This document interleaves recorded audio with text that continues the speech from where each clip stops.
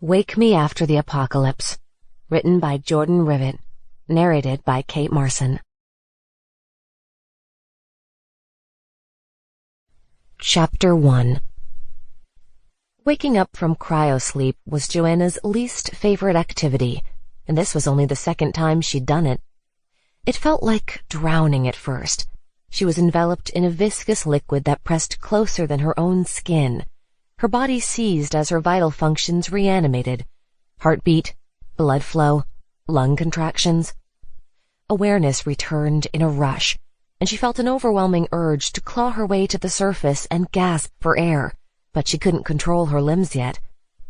Instead, she floated down, until her back touched something solid, and she settled slowly onto the bottom of the tank. She kept her eyes closed as the thick cryo-liquid drained from her face, leaving behind a slimy residue, as though a snail had crawled all over her bare skin. The cryo-machine beeped steadily by Joanna's right ear. Consciousness had shown up before her body was fully warm, unfortunately, so the next sound she heard was her own teeth chattering. The cold ebbed gradually, leaving her nauseous and trembling, suppressing the urge to vomit. A few of her teammates had thrown up in their tanks during their training runs, and she was determined not to emulate them, even as she became aware of a truly foul taste in her mouth. Joanna had only one opportunity to practice waking from cryosleep during her orientation. Then, she emerged from the slippery depths of stasis, already looking forward to a hot meal and a stolen kiss from Garrett. Today's awakening wouldn't be quite as cozy. But after sleeping for over 200 years, she was about to join Garrett and the others in the vital task of resettling the Earth. She could handle a little discomfort. Remain still until program terminates. The disembodied voice startled her, and her limbs twitched, the cryo-liquid sloshing around her. The machine continued to cycle through the countdown sequence. Cryodrain completes in 32 seconds. The recording sounded different from what she remembered, slightly muffled and frantic. She hoped her hearing wasn't damaged. The human body wasn't designed to sleep for hundreds of years, and she expected some negative consequences. At least her heart was beating, an eager patter that got faster the longer she lay there in the receding puddle of goo. Her front half was free of the cryo-liquid now. The sequence wasn't complete yet, but Joanna couldn't wait any longer. She opened her eyes. Red light bathed the stone ceiling above her, refracted through the clear lid of her tank. That's odd. The chamber had a distinct blue tint when she climbed into her tank what felt like the night before, and she remembered the ceiling being a lot higher. Something wasn't right. She blinked through the goo coating her lashes, but the red glare remained. She opened and closed her hands, trying to get the blood flowing through her body. She should be able to move more than this by now. The beeping by her ear became shrill, almost siren-like. Joanna drew a sharp breath, and a gurgling rattle made her jolt in surprise, banging her arms against the sides of the tank. Remain still until program terminates. She'd forgotten about the tubes running into her mouth and nose, delivering a precise mixture of chemicals designed to preserve her body in stasis. Her lips were numb, but she could just see the tubes, outlined in that strange red glow.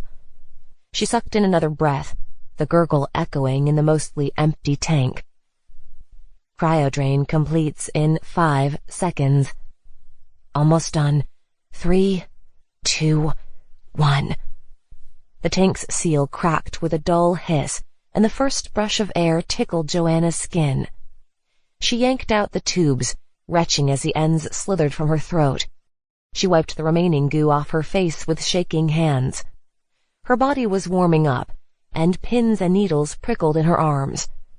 Relieved she could still move, she braced her hands against the top of the cryotank and pushed. It didn't budge. She pushed harder, fighting against 200 years of inertia to open her plexiglass coffin. The lid tipped up and smacked into something with a thunk. She hadn't imagined the lowered ceiling. A huge slab of stone rested at an angle above her cryotank, preventing the lid from opening more than a few inches. Oh no. All of her training warned her not to panic. They talked about not panicking so often during orientation, it became a running joke with her teammates. "We're having apple pie today, Joanna. Don't panic." "Don't panic, everybody, but the boss says we have the day off tomorrow." "Garrett's looking at you again, Joanna. Don't panic." But when Joanna woke up from her 200-year sleep with a big hunk of rock trapping her in her cryo tank, she freaking panicked. She shoved against the lid, trying to move the huge stone slab, adrenaline shooting through her, heart racing, gasping for breath. Her feet slipped in the cryo-liquid pooling at the bottom of the tank, and she banged her elbow hard against the edge. She had to get out. Her muscles seized. Her stomach threatened to empty its contents into the enclosed space. She tried pushing the lower part of the lid and slipped again, smacking her head with an echoing thwack. Red stars spun before her eyes. "That's why you're not supposed to panic, genius." As her vision cleared, she forced herself to breathe, to move deliberately. She felt along the edge of the tank with trembling hands. The gap between the base and the lid was wider than she thought. She might fit through it. She rolled over and stuck an arm and a leg through the opening. Then she sucked in her stomach and squeezed her torso after them. Fortunately, she wore one of the skin-tight leotards everyone had been assigned for their hibernation, another running joke with her team. They'd all laughed about how they'd look like a slimy synchronized swim team when they woke. Well, she appreciated the slick fabric now. Her body popped free of the tank, and she dropped to the ground with a wet smack. When she'd gone to sleep, she had been in a vast cavern surrounded by rows of shiny, hissing machines. Her teammates had filed to their positions in their own cryotanks, chattering nervously as they prepared for their long rest. They should be waking around her in a carefully coordinated order right now. Bright red arrows painted on the floor guided the way to the exit chamber, where dry clothes, food, and everything they needed for the first stage of their mission awaited. But the big red arrow was just about the only thing still there. The faded paint flaked beneath Joanna's trembling hands as she tried to make sense of the ruin that had once been the underground cryo chamber. Rocks and rubble surrounded her, covered in a thick layer of dust. The air smelled old, and each breath left a gritty residue on her tongue. Underused muscles protesting at the effort, Joanna pulled herself to her feet, ducking to avoid the stone slab that had fallen across her tank at an angle. It must have protected her from the rest of the debris, forming a safe little triangle in which she'd continued to sleep after whatever had happened here. She shook her head. A cave-in. That's obviously what happened. But how? The bunker had been constructed with meticulous care deep in an underground mine. Humanity had put the height of its technological abilities into safeguarding this facility. They had learned disaster was coming with just enough time to preserve the species and its advancements, to fill the earth and subdue it once more. Something as simple as a cave-in couldn't have defeated them. Holding on to the stone slab for balance, Joanna climbed out of the little nook where her cryotank rested and surveyed what was left of the cryo chamber. Dread seeped into her as she took in the red-tinted scene. Broken shards of plexiglass, twisted metal, wires and rocks cluttered the half-collapsed cavern. Bits of fabric and plastic, charred, indistinguishable detritus. The chamber had become a tomb of debris and shattered stone. It was impossible to make sense of the carnage, or begin to consider ugly words like bodies or, worse, corpses. All she saw was the rough patina of ruin. One thing was clear in her immediate radius, though. Hers was the only cryotank still intact. Bone-shaking panic overtook her at last. She clambered back into the triangular nook and checked the LED display on her tank, wondering if she'd overslept somehow.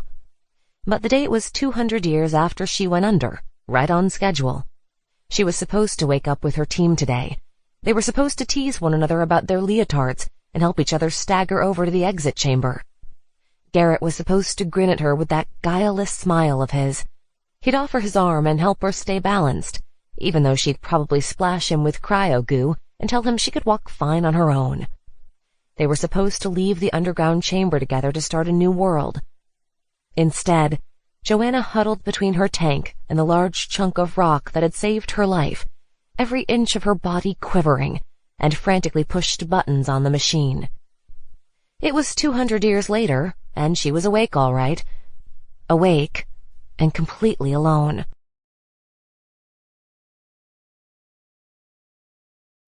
Chapter 2. Hyperventilating was not the right choice in these circumstances. Joanna held on to that thought as if it were a life raft. Don't hyperventilate. That's all you need to do. Keep breathing like a normal human being. She stopped mashing buttons on the tank and wiped some of the excess cryo-liquid from her arms, splattering the dust-covered floor. She'd take one step at a time, as she'd been taught in training. She was supposed to follow the red arrow directly to the exit chamber, so that was what she'd do, even though she had a feeling the protocol she'd studied over the past few months no longer applied. And she hadn't studied it over the past few months, she reminded herself. Her training had happened a couple 100 years ago. "You may experience some disorientation upon waking," she muttered, imitating the earnest words of Dr. Huntington from the program. "This is normal. Remember not to panic." Her voice echoed through the chamber, scratchy from disuse. It was the first time she'd spoken in 200 years. She wished she'd chosen a better line. Something about one small step for humanity would have done the trick. "You may experience some disorientation," she snorted. "Nice one, Joanna." She had expected to experience all this in the company of her teammates. They'd said goodbye to their families, to everyone they had ever known, but they were supposed to have each other. She couldn't really be the only one left. Someone else would pop out any minute now. She peeked out from the nook by her cryotank. Any minute now." Nothing moved in the vast chamber, except for a red emergency light flickering on and off. No tanks opening. No bodies stirring. Joanna swallowed hard, ignoring the bitter taste of cryogel, and climbed out of her nook to examine the nearest tank, number 187. It held her friend Troy, a grim, gangly fellow a few years older than her. He had a frank honesty and gallows humor that had been welcome as they prepared for the end of the world. His tank should have cycled down at the same time as hers, so the pair of them could join the rest of their team in the exit chamber. Now nothing was left of Troy's cryotank but smashed metal, cracked plexiglass, and a slim white object protruding from beneath another slab of rock. She crept closer, trying to identify the white thing in the muted light, and stiffened. Bone. A femur, if she wasn't mistaken. Other small white fragments scattered amongst the metal shards. Joanna lurched backward from Troy's skeleton, senses reeling, and her foot caught on a rock. She flailed her arms, trying to regain her balance, but overcompensated and pitched forward onto her hands and knees. Sharp pain shot through her wrists. Disorientation. Right. She huddled on the ground for a few minutes, pressing her hands and knees into the dust, trying to stave off panic. This couldn't be happening. It was all too much. She wanted to crumple, to flatten her face against the ground and go right back to sleep, but she couldn't give in. Not yet. She'd landed with her head sticking out past her row so she could see up the aisle of tanks. From 1 to 1,000, they were scheduled to commence their countdowns in an orderly fashion. The occupants would awaken a few at a time and follow the red arrows to the exit chamber. It looked as though the tanks closer to the exit had taken a serious beating when the ceiling rained down on them. Crushed pieces of metal and plastic spilled into the aisle, along with trails in the dust from leaking cryo-liquid, long since dried up. Joanna twisted her head the other way, her neck creaking like an old lady's. Before, the machines had stretched as far back as she could see, interrupted only by the stone pillars holding up the ceiling. Now, rocks big enough to build pyramids stretched the width of the chamber. The huge chunks of stone blocked off the rest of the cryotanks completely. The entire back of the cavern had collapsed. "Garrett?" Joanna called. That should have been her first word upon waking in the new age. His tank was back there, number 337. "Garrett, can you hear me?" Her voice echoed, faded.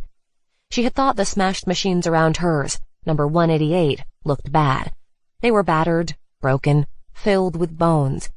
But the tanks from 200 onward were entombed so completely in stone, it was as if they had never been there. Garrett and the others were gone. "Please," Joanna whispered. "Is anyone else awake?" Utter silence answered her plea. Joanna knew she had to move or she really would collapse. She began to crawl down the aisle, away from the rubble sealing away the tanks above number 200. Maybe it was for the best that most of the ruined cryo chamber was inaccessible. She didn't want to see Garrett looking like Troy, all bone and dust. "Don't think about that, Joanna. There will be time for that later. Stick to the program." She kept moving, hand over hand, inch by inch. With each scrape of her knees through the dust, it got a little easier. At last, she built up enough momentum to pull herself to her feet. She lurched unsteadily up the aisle, following the faded arrows whenever they weren't obscured by rubble.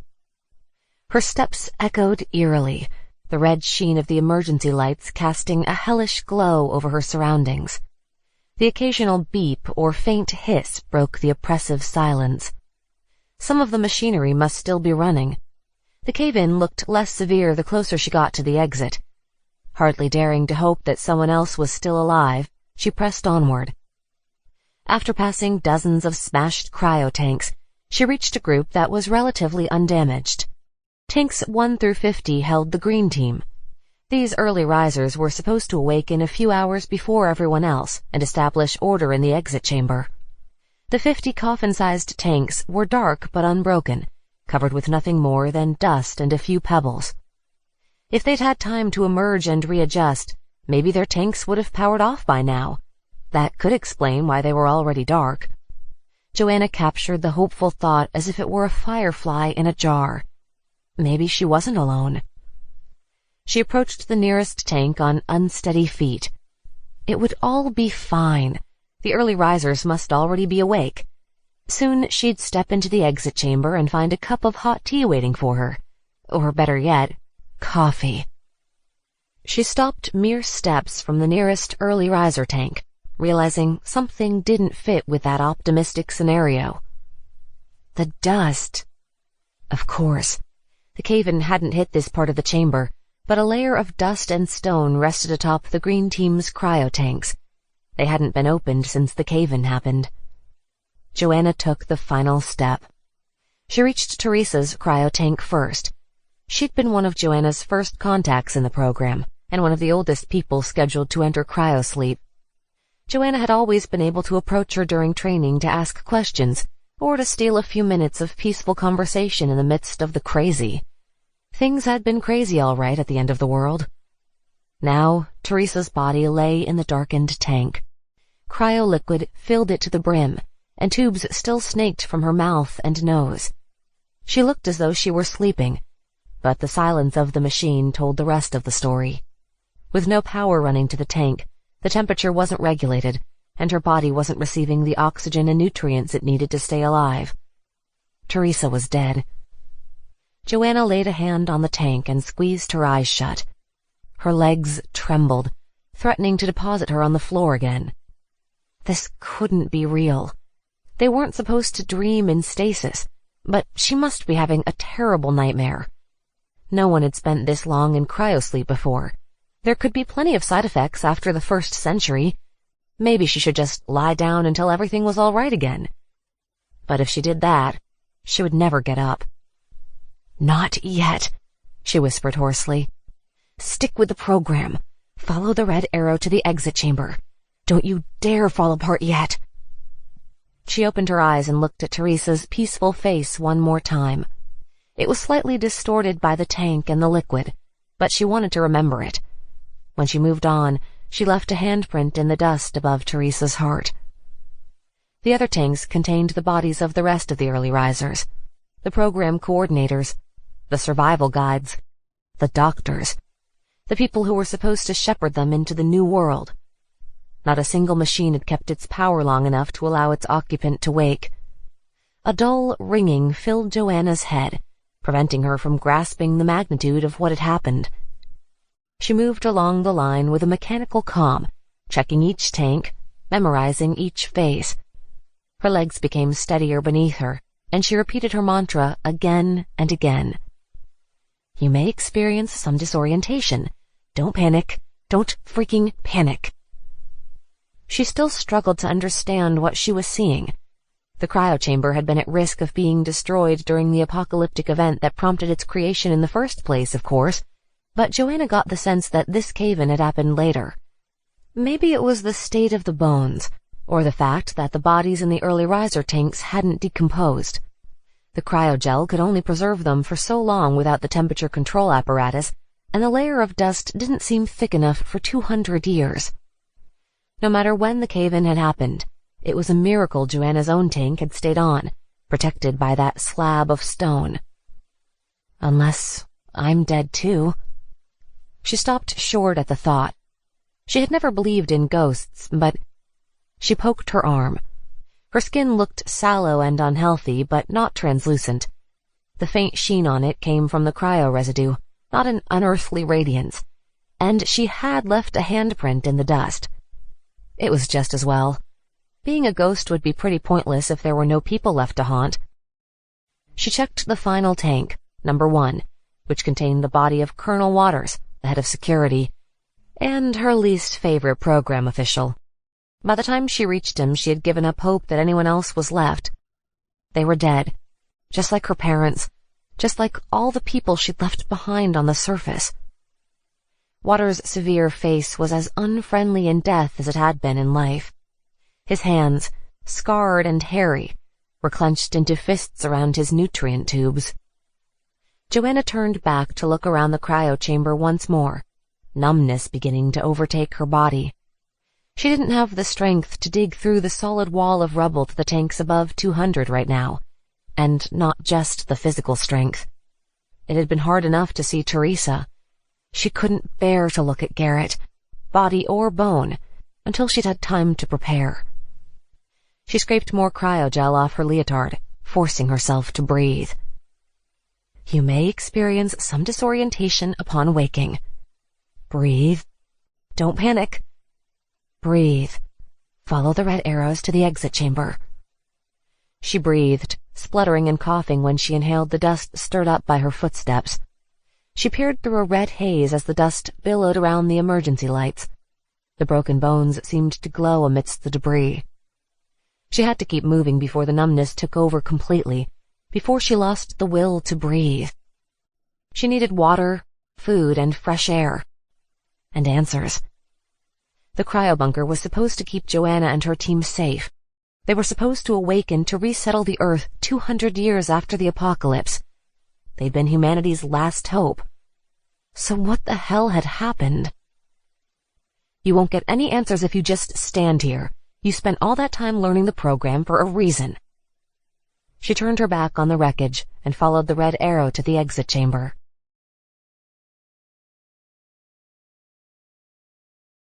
Chapter 3. Before. Joanna was 18 years old when her long sleep began, more than a decade into the cryo-revolution. The breakthrough in cryogenics had happened when she was still young enough to play with toy dinosaurs, when death was something that only happened to old people and goldfish. By the time she finished elementary school, death had become less frightening for everyone.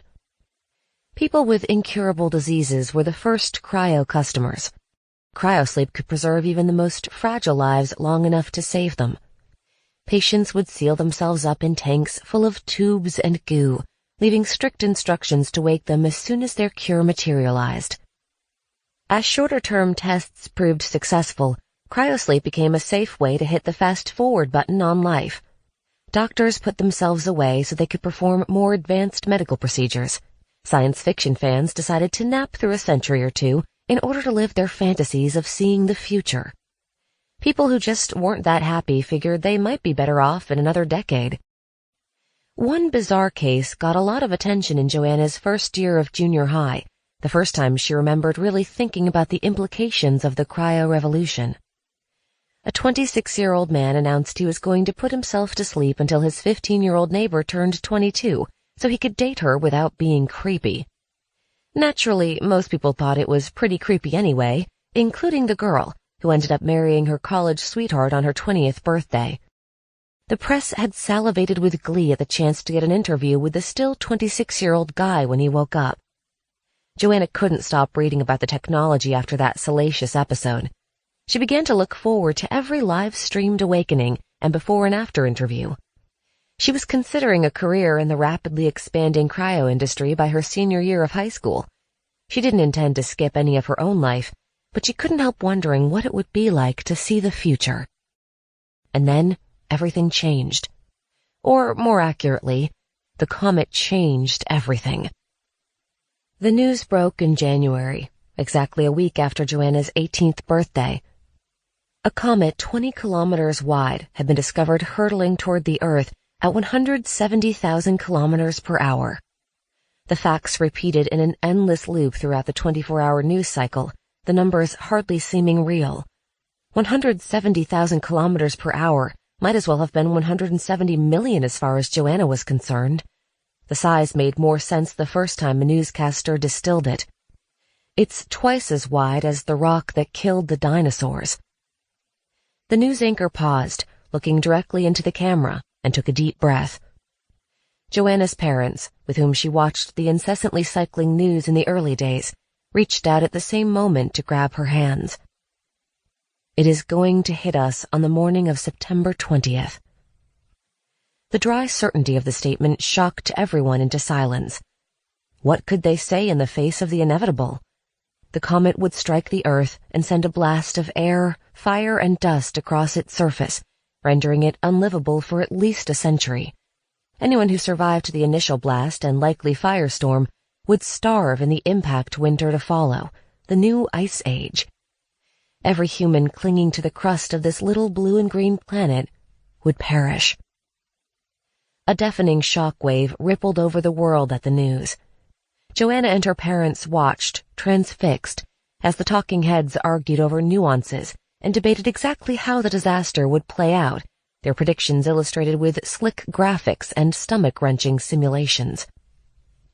Live streams cropped up to follow the progress of the comet, which was dubbed Brandon, a nickname that annoyed Joanna to no end. Hastily assembled apps marked the advancing doom with blinking green lights. The comet was already too close by the time it was discovered, leaving only 9 months until impact. 9 months until the end of humanity. 9 months until the inevitable. Some came up with madcap schemes to destroy the comet, everything from the drill 'em and nuke 'em scenarios of old disaster movies to elaborate plans to shield the Earth from the impact. But the hard truth was that any effort to destroy the rock wouldn't be enough to stop the debris from pummeling the Earth. Single round or scatter shot, humanity was doomed. At first, people looked to the long-defunct space programs around the globe to save them from Brandon. Rumors spread of a terraforming mission to Mars. Joanna loved that idea, imagining what it would be like to blast out of an atmosphere about to become uninhabitable. But space travel technology hadn't advanced enough to build a long-term colony or transport enough people to preserve their species.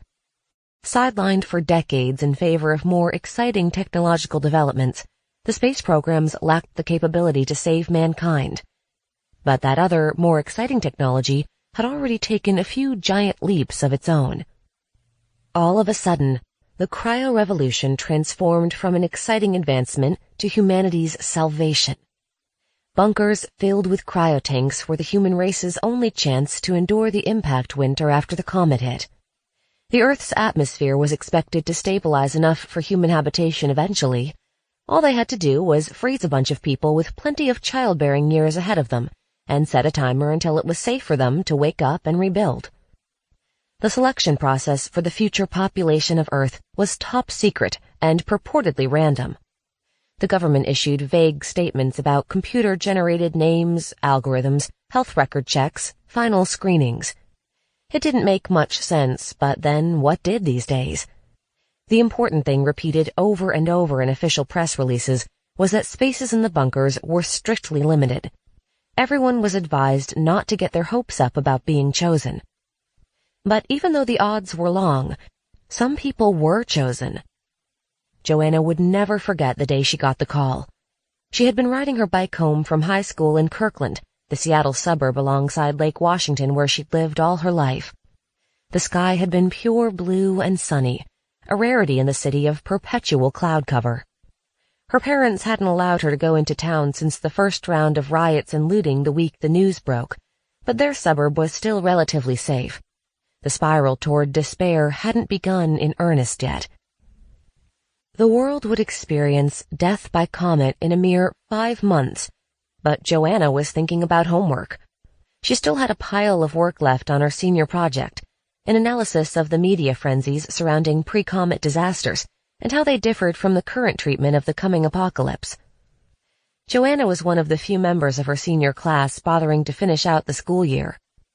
Her classmates were evenly split between those obliterating their sorrows and carnal pleasures and those wanting to experience all the natural wonders of Mother Earth in her sunset days. Most had embarked on a sordid campaign of sex, drugs, and camping trips. That was Seattle for you. Joanna herself wanted to live her life as if it were not going to be cut short. She'd decided to finish high school, though only half a dozen teachers remained, and she was disappointed when the colleges she applied to suspended admissions, given that humanity was expiring a few weeks into September. She'd have liked to know where she got in. Clinging white-knuckle to normalcy was her little way of dealing with the impending doom. When her cell phone rang, Joanna hauled her bike onto the sidewalk to take the call, already steeling herself for bad news. Her family and friends would only choose calling over texting in an absolute emergency, and these days, something had to be really bad to qualify as an emergency. Joanna Murphy? Yes? You are the daughter of Dane and Eliza Murphy? Oh, shit. It's the hospital.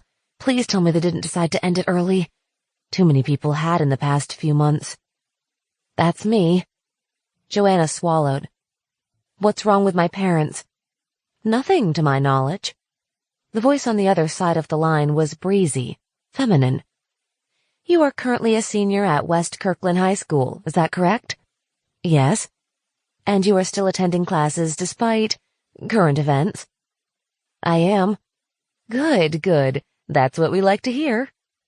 The sound of typing was audible in the background. Let me see. Everything looks okay with your records. Have you had any serious health issues lately? You mean besides the fact that I'm dying? There was silence at the other end of the line. I don't see anything about that here. May I ask what you're dying of? The comet hurtling toward the planet? Oh, yes. The woman chuckled nervously. I mean, apart from that, you are in good health, aren't you? Yes. Are you from the hospital? Oh, goodness, did I forget to introduce myself? I have a whole spiel about...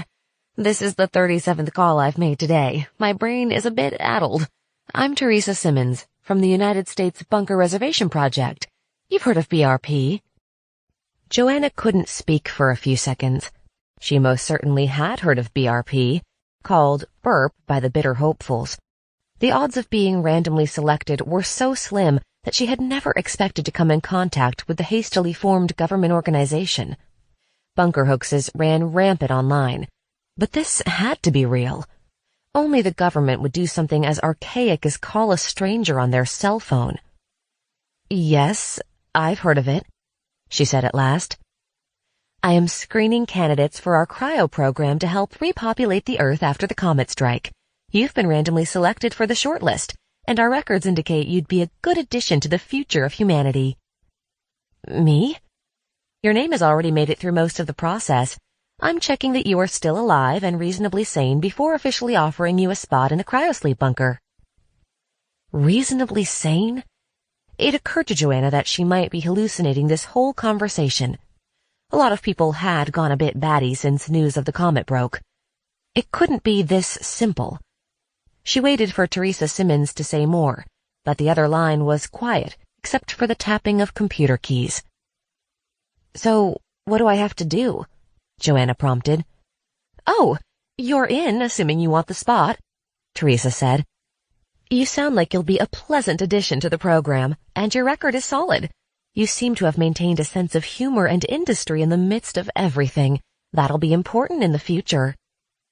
Joanna stared at the sidewalk, the sleepy houses, some already abandoned, and the nearby stop sign, as if they could help her make sense of what was happening. Her heart thudded like a drum. She had mostly tried not to think about the future, or at least the real one. "When is the future?" she blurted out.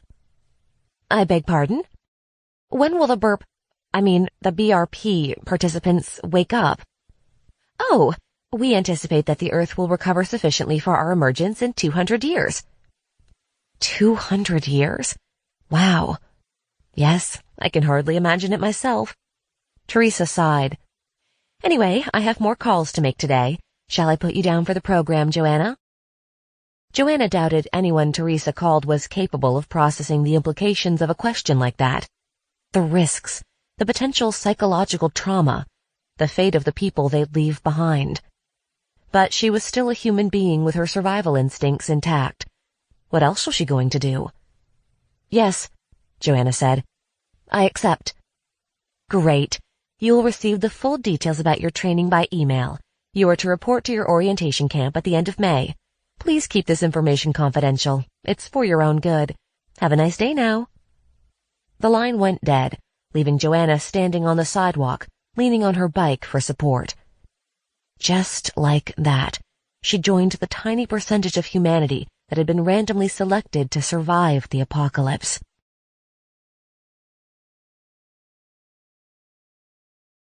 Chapter 4. The door to the exit chamber opened with a gritty squeal.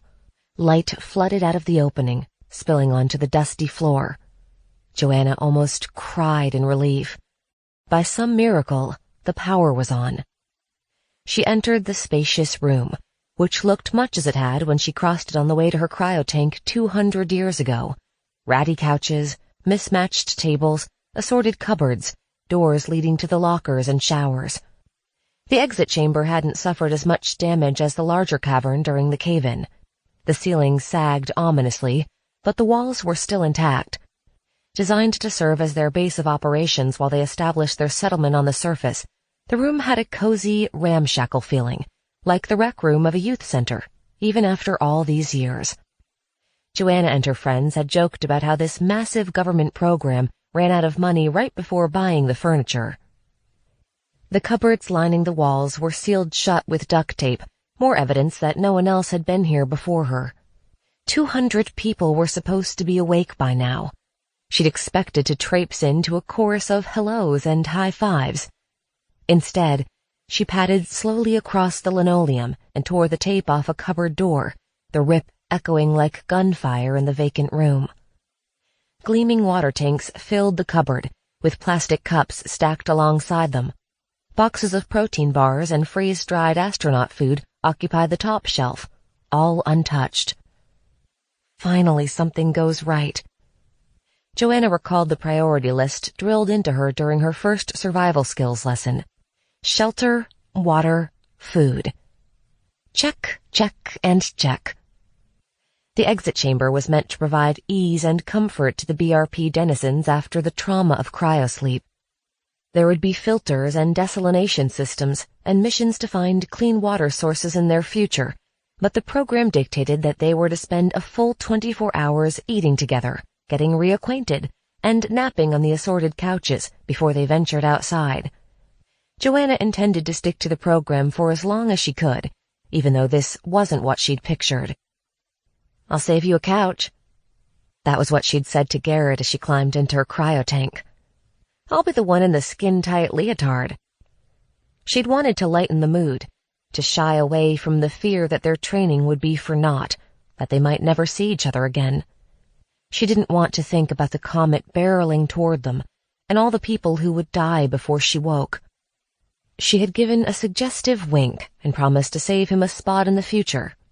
He had blushed in that old-fashioned way of his, squeezed her hand, and wished her sweet dreams. Joanna's chest tightened painfully as she stared at the empty couches. It felt as if only a single night had passed since Garrett stayed at her side until the tank technician shooed him away.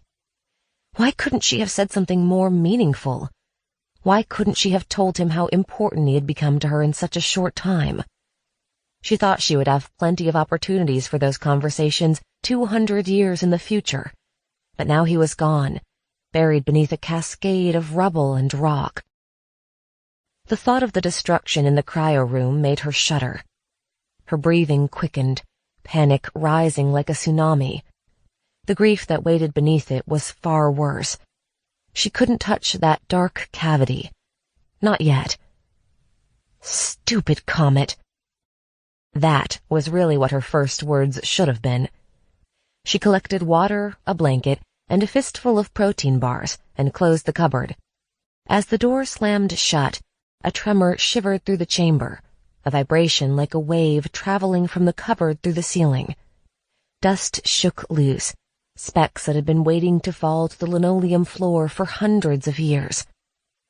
Then the lights went out, plunging the chamber into darkness. Joanna barely had time to gasp before the lights flickered on again. Off, on. She froze, afraid that if she moved another inch, the lights would go out for good. Off. Darkness bloomed before her eyes. On.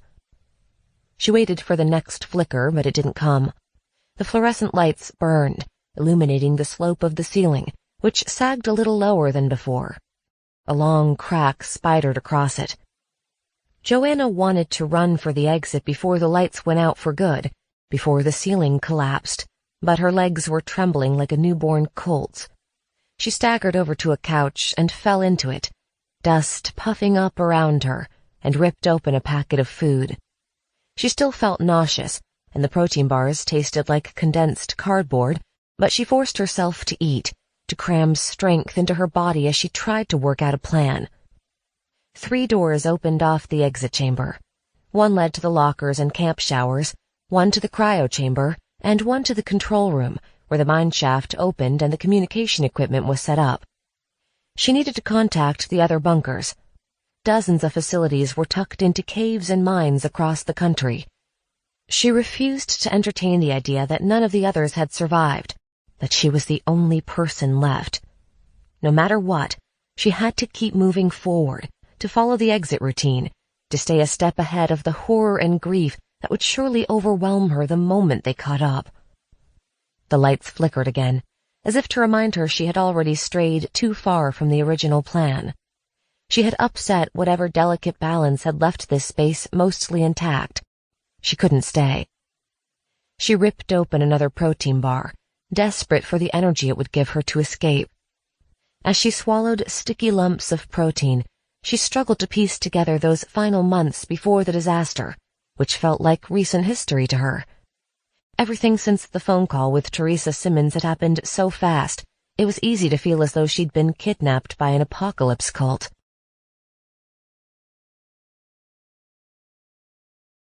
Chapter 5. Before. Joanna left for orientation 3 months and 21 days before the comet strike. Teresa gave her a window of a week in which to arrive at the training camp. Most forms of transportation were unreliable by then, making planning for delays essential. Air and rail transit service became increasingly erratic as the end neared. Train tracks were pulled up to build makeshift bunkers. Pilots decided to change their destinations mid-flight. Bus drivers quit en masse. Driving and hitchhiking were the best ways to get around, but road hazards often weren't cleared away. Highways could back up for miles before a big enough truck came along to bulldoze a path through the obstruction. The breakdown of society was in full swing by the time Joanna made her final drive. She only lived a few hours from the training facility, so she lingered at home, sharing cooking duties with her dad and sitting in the armchair in her mom's study. Her parents had helped her pretend things were normal until the last moment, and she couldn't bear to rush away. In the end, she waited until the morning her arrival window was about to close to say her final goodbyes. Her dad woke her up before dawn, pressed the keys to his old Tacoma into her hand, and told her it was time. "There's an extra can of gas behind the passenger seat, just in case." "I don't have to take the truck," she said. You might need it for— "No telling what the roads will be like," her dad said. "You have to get there safely." "But what if you need to go to Home Depot?" "Just take it, Joe." Her mom didn't say a word as she enveloped Joanna in a fierce embrace in the driveway. It had always been like that with them. She and her mom were on the same wavelength. They rarely needed to say what they were feeling out loud. At last, Joanna loaded her duffel bag into the cab of the truck. It would get stolen from the back the first time she stopped otherwise, and drove out of their suburb. She watched her parents in the rearview mirror until the last possible moment, only looking ahead when she had to swerve to avoid a neighborhood day drinker lurching across her path. Seattle smelled of low-level despair, a mix of gun smoke, uncollected garbage bins, and body odor. Half the shops were abandoned now, and only a handful of the owners had bothered to shutter the windows. The churches were covered with graffiti and filled with people. Joanna left the city's sprawling boundaries and took the highway for as long as possible. The conditions weren't as bad as she feared, helped along by the good weather they'd been having that spring. She only had to slow down for accidents twice, one of which cleared up in record time, as the drivers didn't bother exchanging insurance information. A couple hitchhikers snuck into the back of her truck, but they only stayed with her for 20 miles before hopping off and disappearing over the guardrail. Eventually, she left the highway and wound into the mountains, leaving behind all traces of civilization, or the lack thereof. BRP had commandeered a private boarding school in southeastern Washington for their orientation. The rustic campus was set amidst towering pine trees, with easy access to hiking trails and a nearby river. A fence patrolled by armed guards had been hastily erected just out of sight of the school. Joanna showed her driver's license and passport and endured the scrutiny of a security guard before driving up a forested hill and parking in a gravel lot next to the log admin building. It looked more like a hunting lodge than a school. The sharp scent of fresh pine surrounded her when she hopped out of her truck, and she could have sworn a woodpecker tapped out a greeting. With her duffel bag on her shoulder and her favorite pair of Converse on her feet, Joanna felt as though it were the first day of summer camp. Well, apart from all those guards. The depressing sights she'd quickly gotten used to back home were gone completely. At the reception desk, the intake coordinator scrutinized her IDs even more thoroughly than the guard had. He was a prim-looking young man with his hair neatly parted and slicked down with gel. "You're late." "I thought we don't start until 2, Joanna said. "Had to water my houseplant." The intake coordinator didn't even crack a smile. After making her turn over her cell phone for security reasons, he handed her a name badge on a blue lanyard and directed her to a dormitory. "You're on Blue Team 7. Report to the courtyard in half an hour." "When will—" "All your questions will be answered during orientation. Move along, please." No one was waiting in line behind her, but Joanna took the hint and hurried through the admin building to the door the young man had indicated with a peremptory wave. It opened onto an inner courtyard surrounded by dormitories and classroom buildings.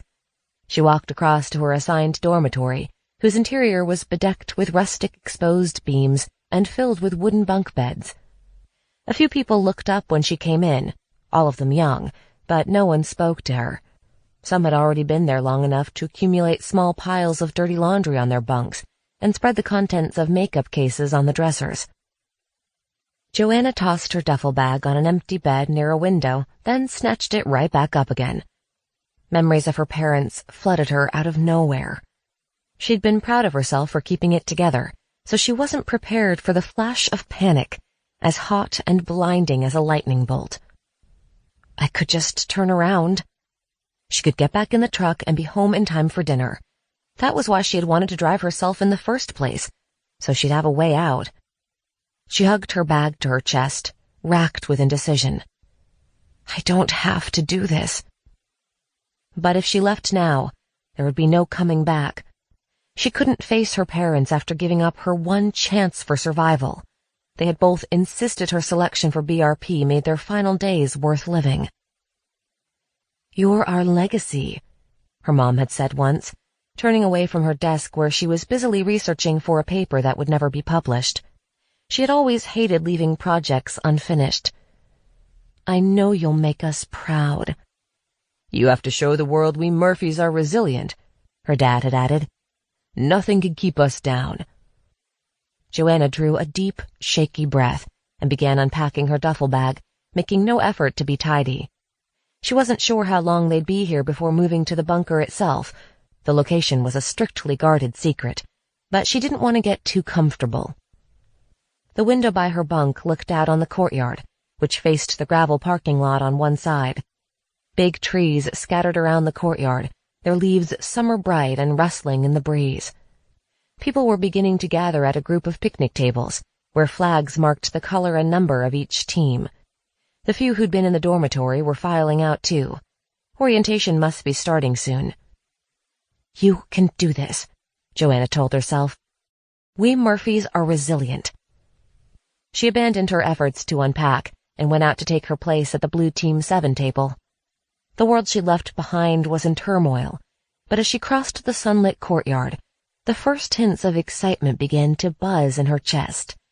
She would finally see what mysterious plans BRP had in store. 5 others, 3 men and 2 women, were already seated at the Blue 7 table when Joanna scooted onto the bench. "Hey, I'm Joanna." A guy with close-cropped black hair, built like a soldier, held out a hand. "Welcome to Apocalypse Camp." "Go Blue Team, right?" Joanna thumbed her name badge. "Hoorah." "So what are we doing?" she asked. "Who knows?" The guy shrugged, his muscular shoulders straining against his camouflage jacket. "Organization doesn't seem to be our bunker's strong point." "As long as they know how to run the cryotanks, I'm happy," Joanna said. They commenced a round of introductions while they waited for further directions.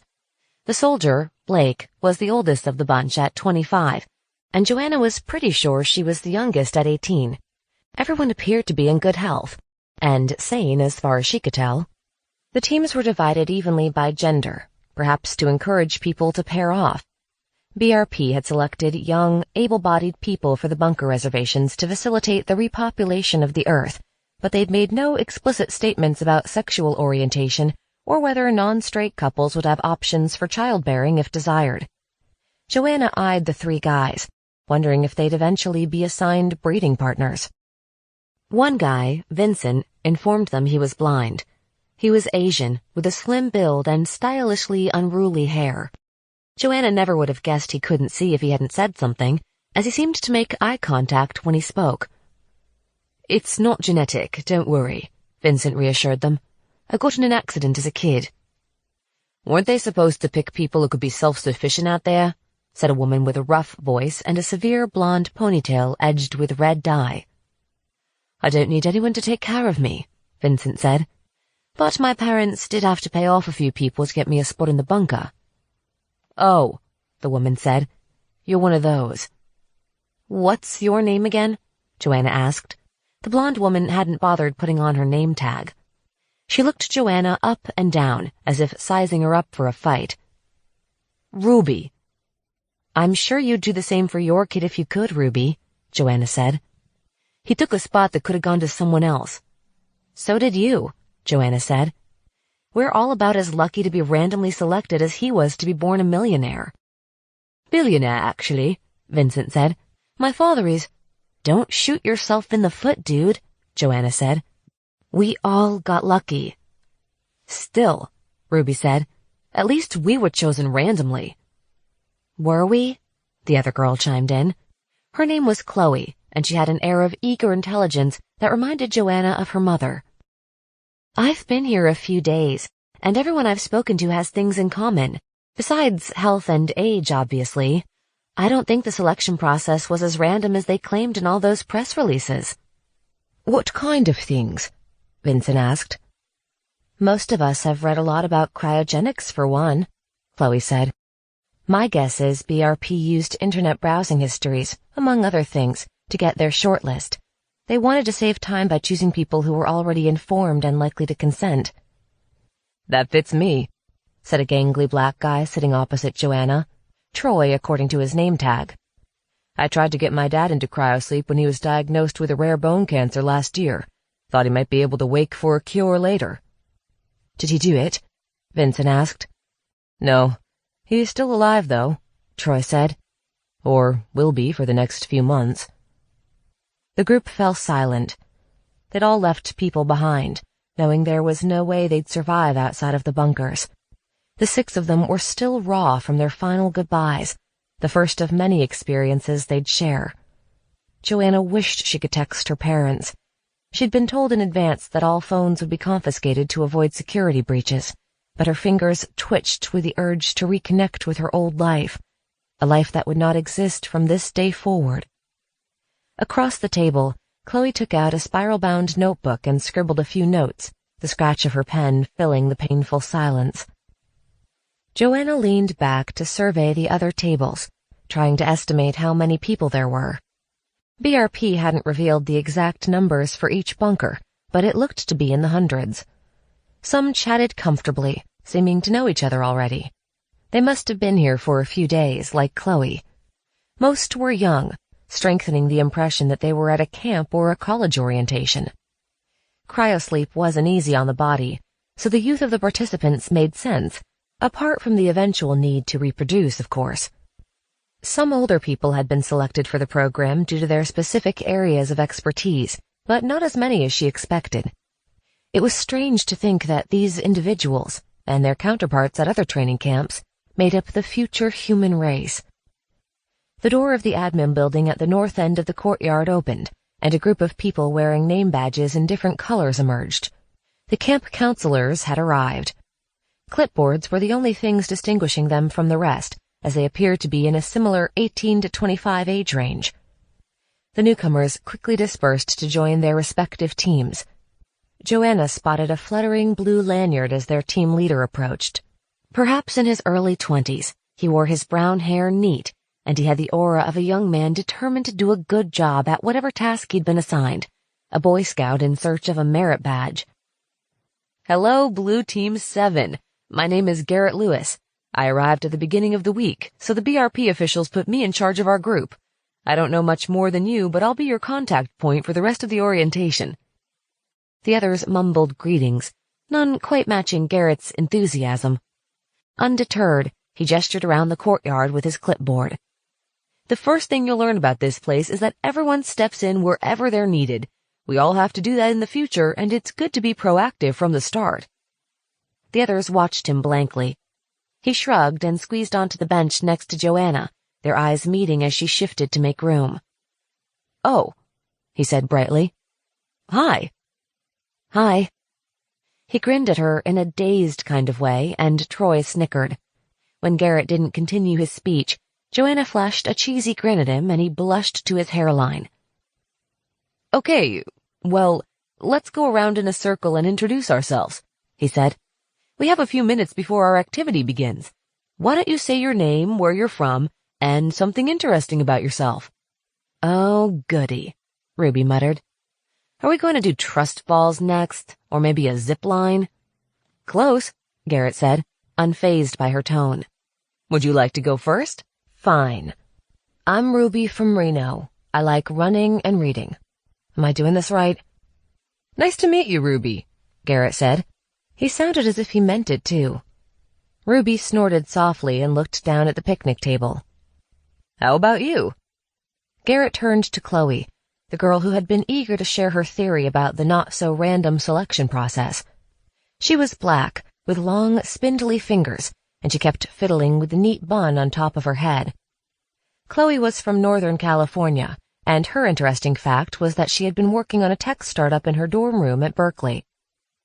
"We were going to launch this winter, but my partners decided to go home as soon as they confirmed the comet's trajectory with their own computer models." Chloe sighed, as if the cancellation of her project was almost as disappointing as the coming demise of humanity. Garrett nodded at Vincent next. When he didn't respond, Ruby elbowed him. "Must be my turn," he said.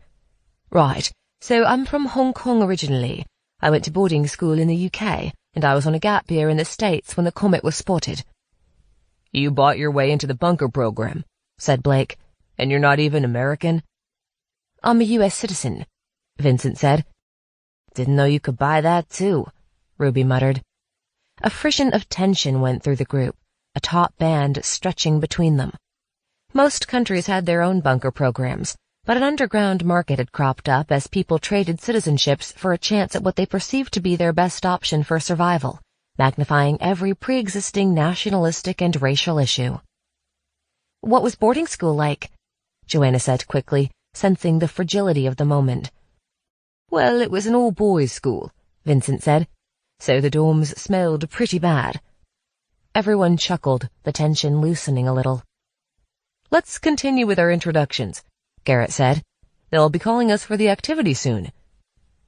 The rest of the group shared their names and personal trivia. When it was Joanna's turn, she told them her claim to fame. She had been the only member of her high school class to graduate in the end. They'd held the ceremony in the gym, and a surprising number of people turned out to congratulate her. She remembered the squeak of her shoes on the waxed floor, the hugs from her friends, the teacher who squeezed her face in both hands as if she could cram a little extra knowledge into her head, the stuffed koala bear wrapped in crinkly plastic that her dad had stolen from an abandoned gift shop. "That's admirable," Garrett said. "You stuck to your responsibilities even when it was hard." "I had a bunker spot by then," Joanna said. "I had something to live for." "Still, you should be proud." Joanna flushed at the praise. "It's your turn, Blue Leader," she said. "Where are you from?" "Montana originally," Garrett said. "I was a junior at Colorado State until recently." "And your interesting fact?" "I have 5 younger brothers," Garrett said. "I feel sorry for your mom," Ruby said. Garrett laughed. "Having a big family was her idea. Not sure she knew how outnumbered she'd be, though." "I'm sure she's happy one of her children got selected for BRP," Chloe said. "She had better odds than most." "They wouldn't let us switch places," Garrett said. He didn't elaborate, his shoulders tightening as he examined a typed schedule on his clipboard. The others shifted awkwardly on the hard benches. The sound of rumbling engines and crunching gravel announced the arrival of a fleet of vans and mismatched school buses at the open end of the courtyard. "All right, folks." Garrett stood, his voice determinedly cheery. "It's time for the icebreaker." "Zip line?" Ruby said sweetly. "Even better." Garrett grinned. "Whitewater rafting. I hope you like the great outdoors." Ruby was still gaping at him as the rest of the group headed for the vehicles. Whitewater rafting was not how Joanna expected to spend her first day at science fiction camp. Garrett explained that BRP wanted to create cohesive teams that could work together in hazardous situations. Everything from their classes to their duties to their van assignments would be organized around their team. "If we can't work together, we have to find out now," Garrett said as they bumped along a pockmarked road toward the rafting site. "That's why they're sending us rafting." "Isn't it dangerous?" Chloe asked. "Don't they want to keep us alive?" "We won't survive without our teams," Garrett said. "And hey, if we die, plenty of people will line up to take our places," Troy said. "If they can find us," Joanna said. "Remember, everything about BRP is top secret. No one knows we're here." She hadn't told anyone but her parents that she got in. She'd tried to tell them the orientation location, but her dad had refused the information outright and warned her not to mention it around others.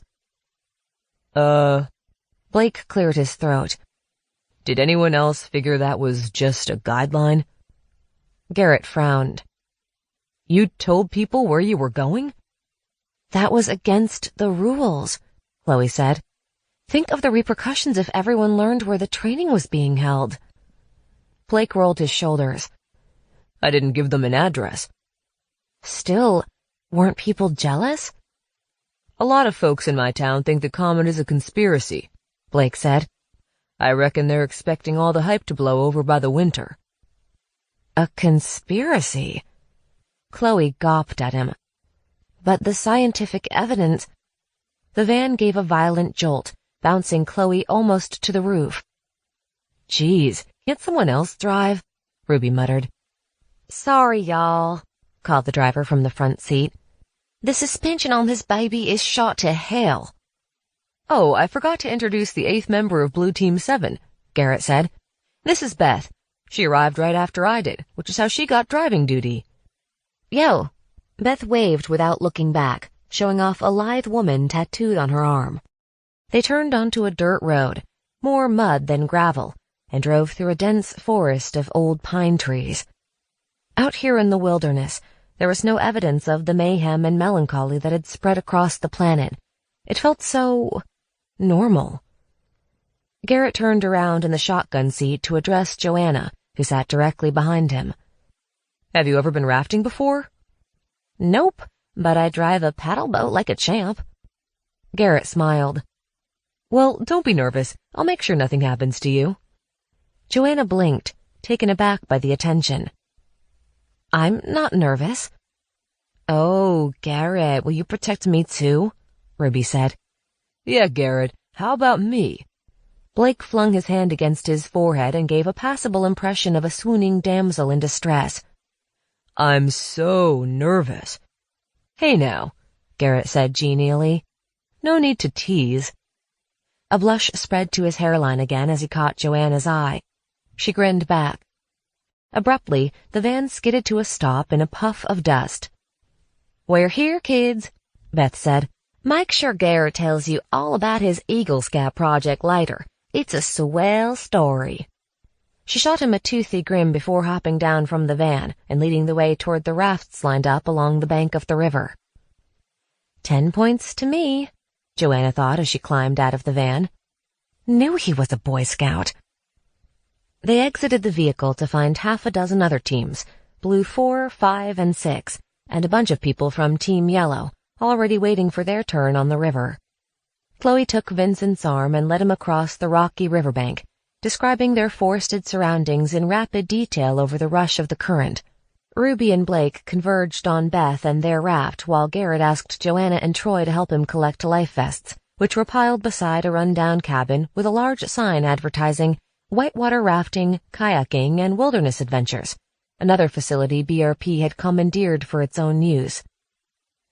I was expecting to find more shiny white hallways and space-age gadgets at BRP, Joanna said as they gathered up the musty orange life vests. Tell me about it, Troy said. I thought they'd given me the wrong address when I rocked up yesterday. There just wasn't enough warning, Garrett said.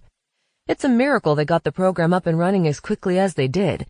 It feels a bit thrown together, but if cryogenics weren't already so advanced, the whole thing would have been impossible. And we would have died out. Just like that. Troy looked up at the pine trees lining the rushing river. Birds flitted from branch to branch, and a pair of squirrels chased each other up the nearest trunk. One carried a bright bit of plastic in its mouth. The planet might not mind being rid of us. It'll have to put up with us a bit longer, Joanna said. I intend to live to 100, if we don't drown in the next 15 minutes, that is. That's the spirit. Garrett grinned at her, and once again he seemed to forget what he was doing. As Joanna met his eyes, the most curious feeling shot through her, like a sip of hot coffee on a rainy morning. This time she was the one to blush and drop her gaze. Whoever had come up with the whitewater rafting idea had been right.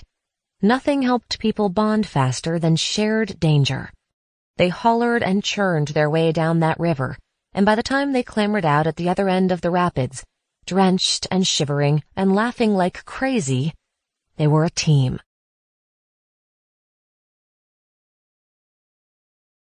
Chapter 6. Joanna finished as many protein bars as she could stomach, keeping an eye on the drooping ceiling. Then, as carefully as if walking through a house of cards, she tiptoed to the row of compact camp showers. The first dozen shower units didn't work. She made her way down the line, her movements mechanical, until she found one with its water tank still intact.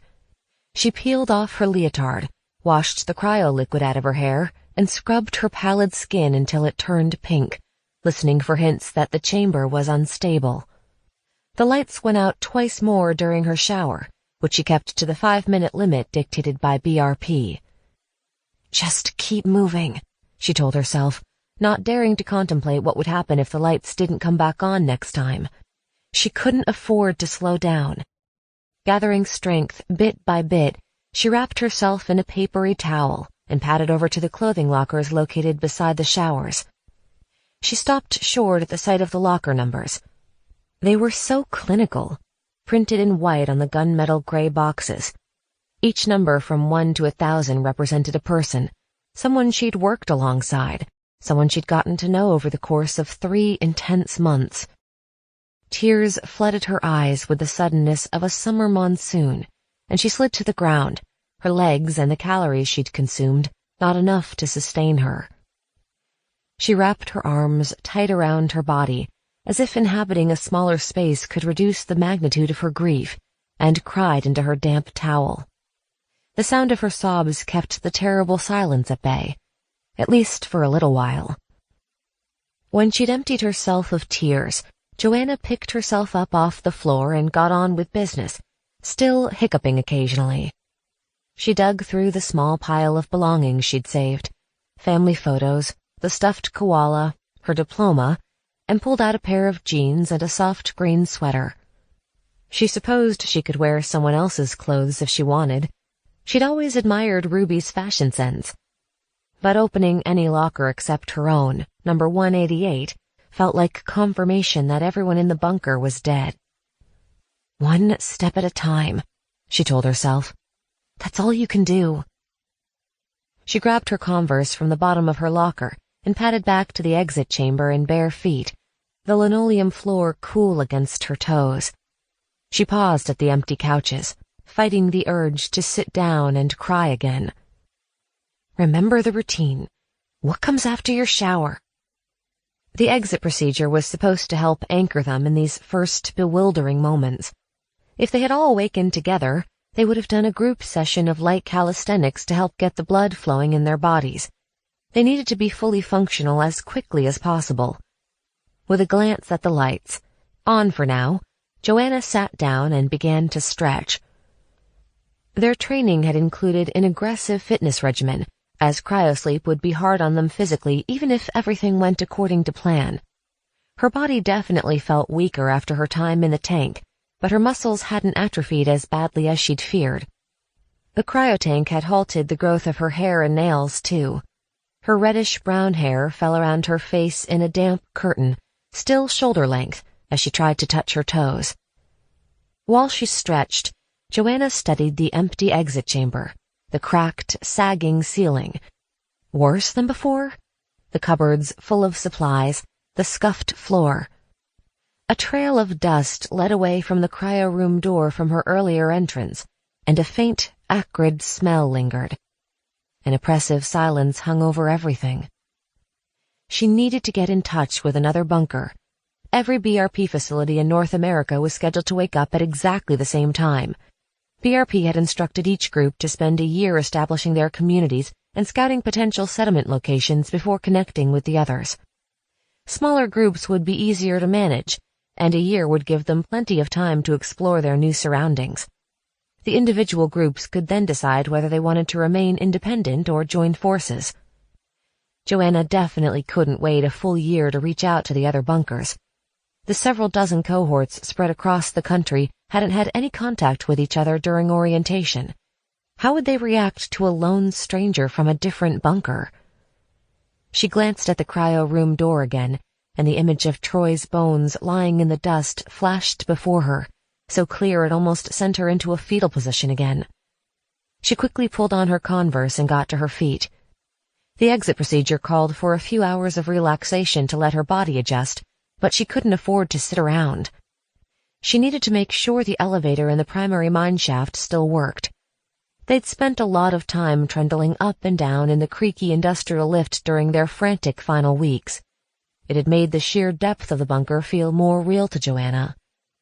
The lift opened into the main control room, which was stocked with computers and high-tech gadgets that would allow her to assess the conditions outside the bunker. It would be her doorway to the surface. Joanna shuffled down the short corridor leading from the exit chamber to the control room. She held her breath, feeling hopeful, and pushed open the door. That was when she knew she was really in trouble. Like the cryo chamber, the control room looked as if it had been through an earthquake. Most of the ceiling and half the emergency lights were still intact, illuminating the fact that a wall had given way, sending a rock slide tumbling across the delicate equipment. That wall had separated the control room from a storage chamber. A vast network of tunnels, left over from the bunker's time as a silver mine, were stuffed full of everything they needed for the future. Tools, fabric, and burst sacks of seeds mixed in with the rubble half burying the computers. Joanna circled the control room, climbing over rocks and pushing power buttons on the equipment. Only 2 computers showed any signs of life. When she switched them on, the screens flickered and the machines hummed, then fell silent. And you were just worried about whether or not you would remember how to work the darn things. They'd all been shown how to use the atmospheric monitoring equipment and communications devices, but she never imagined she'd have to do it by herself, much less fix the equipment if it broke. Chloe, their resident tech genius, had asked most of the questions during that particular training session. It had been all too easy to rely on the strengths of her teammates. "That's what you get for not paying attention," Joanna mumbled. "You were probably too busy picturing Garrett in his cryo-leotard." Her stomach knotted up, the protein bars churning unpleasantly. How was she going to contact the other bunkers? She didn't know exactly where they were located, unless a map was buried in all this rubble. More importantly, how would she know if it was even safe to emerge into the open air? Her legs wobbled dangerously, and she dropped into a dirty swivel chair before they could give out. She twirled back and forth in the creaky chair, considering her options. 200 years was supposed to be enough time for livable conditions to return to the Earth, but no one could know for sure. The BRP early risers were meant to figure all this out before she awoke. As Joanna stared at the jumble of broken computers, she realized it didn't matter if all this fancy gear worked. She could either go up there and risk dying in an uninhabitable atmosphere, or she could stay underground for the rest of her life, eating protein bars, waiting for the lights to go out for good. Worse, every inch of this bunker carried memories of the people who were supposed to help her move forward. She couldn't live here forever with her friends' ghosts. She tapped at the least damaged computer one more time. It remained stubbornly dead. No way to verify the safety of the surface air. No way to continue following the program. Joanna swiveled in a complete circle, surveying the decimated control room. She had a simple choice here: stay or go. "You can't follow the program anymore," she said into the silence. Her voice was shaky at first, but it grew stronger.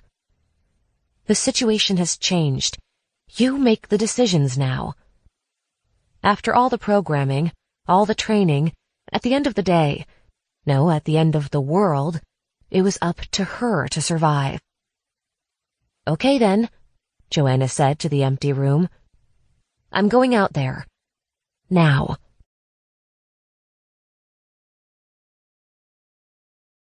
Chapter 7. The mineshaft doors wouldn't open. Freaking Murphy's Law. Joanna stabbed at the button again and again. It made a tinny dinging sound, but the lift doors didn't budge.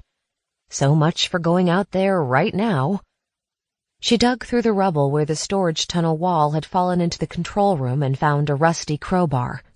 She also discovered a stack of emergency survival packs, which she searched for a flashlight to stick in her back pocket. Hopefully some of the storage chambers hadn't been damaged in the quake.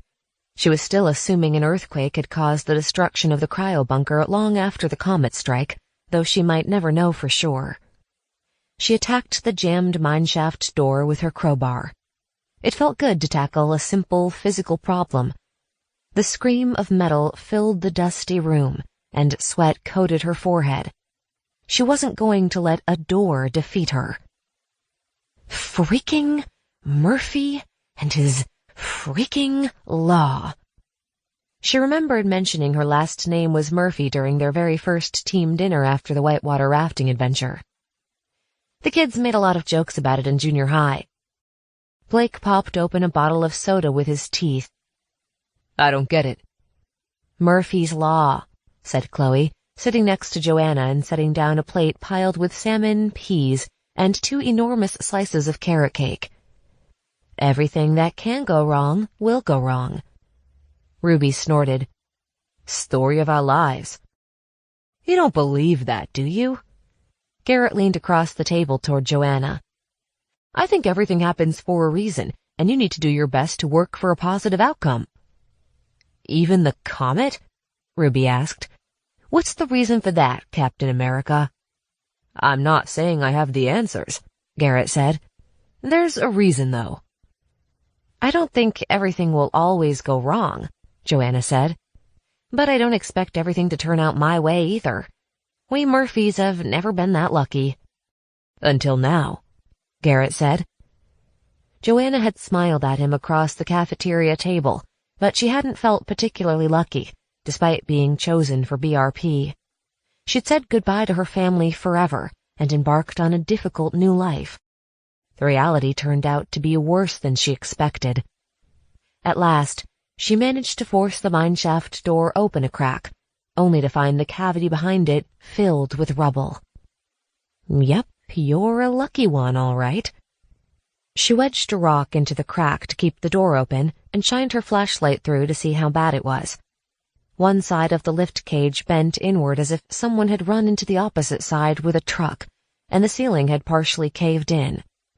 Rocks and dirt from the collapse weighted down the intact part of the cage roof, but she couldn't tell how high it was piled, or if the mineshaft was blocked entirely.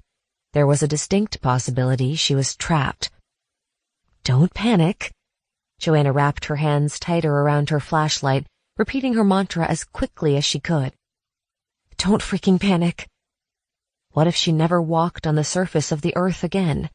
What if she was condemned to live down here with the bodies forever, pacing between the exit chamber and the lockers, eating nothing but protein bars, slowly going mad from the lack of human interaction? It was anyone's guess if she'd lose her mind or run out of breathable air first. I said don't panic, she said desperately. Stay calm and think about your options. The bunker had a backup mineshaft on the opposite side of the cryotank chamber. Reaching it would require tunneling through the collapsed cavern past 800 cryotank coffins. She wasn't sure she'd ever be ready for that, or if it was even possible.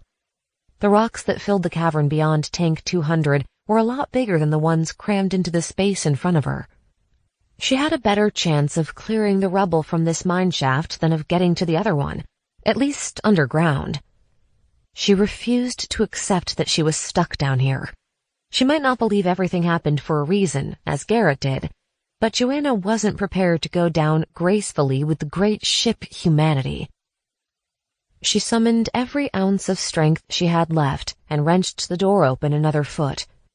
The jerky motion released a particularly large and jagged stone, which must have been anchoring the whole pile. A torrent of dirt and rocks rushed out of the mineshaft after it, nearly knocking her over. Clouds of dust billowed into the control room like soot from a cartoon chimney. Coughing and spluttering, Joanna retreated to the exit chamber. As she stumbled through the doorway, the light fixture closest to her sparked and went out. Then another. A crack echoed through the chamber, as loud as a thunderclap. She halted, eyes stinging from the dust. Another crack, louder, deeper. Another light, gone. Then silence. Joanna didn't dare breathe. Only 3 lights remained, illuminating the deepening fissure in the ceiling. She wanted to run, to ascend to the surface, to scream. But every step, every sound threatened to knock something askew. She blinked, trying to clear the grit from her eyes, and then, as if the stir of the air was all it took, the ceiling split open like a melon. Rocks and dust rained down on the ratty couches, snuffing out the last of the lights. Joanna dove for cover, flattening herself against the wall and covering her head with her arms. A grumble like a jet engine, like a hurricane, assaulted her senses. Darkness and dust billowed. Stones pelted her tender arms. Then, as quickly as it had begun, it was over. The rocky rainfall ceased. Silence reigned once more. Joanna was as alive as she'd ever been. She pulled the flashlight from her back pocket and clicked it on, opening a tunnel of light in the swirling dust. A huge chunk of rock had landed not 3 feet from her. That was way too close. She stumbled to the cupboards to grab as many supplies as she could, praying all the loose rocks had already fallen. She needed to get out of here before the next collapse. She had surely just used up a lifetime's share of luck. Half the cupboards were still accessible, containing plenty of food and water for one person. She'd barely started digging into the large storage area on the opposite side of the control room. Once she found a way up the mine shaft, she could make a decent camp on the surface. She clung to optimistic thoughts, trying not to look at the spot where she'd sat down to stretch, now covered in 3 feet of debris from the collapsed ceiling. Just get the water and go. You can do this. She stuck the flashlight in her mouth to free her hands, and the beam landed on the door to the cryo chamber. The things she'd seen there were already taking on a nightmarish quality in her memory. The bones, the broken tanks, the bodies. She never wanted to walk through that door again. But there could be a way to access the other mine shaft, one she'd been too distressed to notice when she first emerged from stasis. And she couldn't help hoping that she'd been wrong and someone else would be awake, and alive after all. Stamping down her trepidation, she tiptoed to the door and opened it as gently as possible. The cryo chamber looked like a bombed-out science lab. The emergency lights still burned red, except for the blue glow seeping from beneath the stone slab hiding cryotank number 188. With the lights out in the exit chamber, she could end up camping in her old cryotank if she was really stuck down here. That's a nice thought. Fighting the urge to throw up, Joanna advanced a few paces into the chamber. The stone slabs blocking the far tanks looked as solid as ever. The mineshaft on the other side of those rocks might as well be on the other side of the planet. She couldn't possibly dig past the debris without bringing the rest of the chamber down on herself and the bodies. She shuddered. Stop thinking about the bodies, Joanna. That's not helping anyone. The collapsed section of the chamber called to her, haunted her. Tank 337 was back there. Garrett's tank.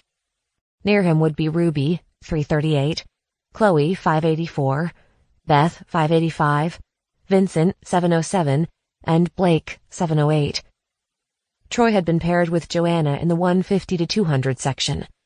Except for the 50 early risers, they were supposed to wake up in twos, spaced out enough that they could help one another out of their tanks and then gradually reassemble their teams.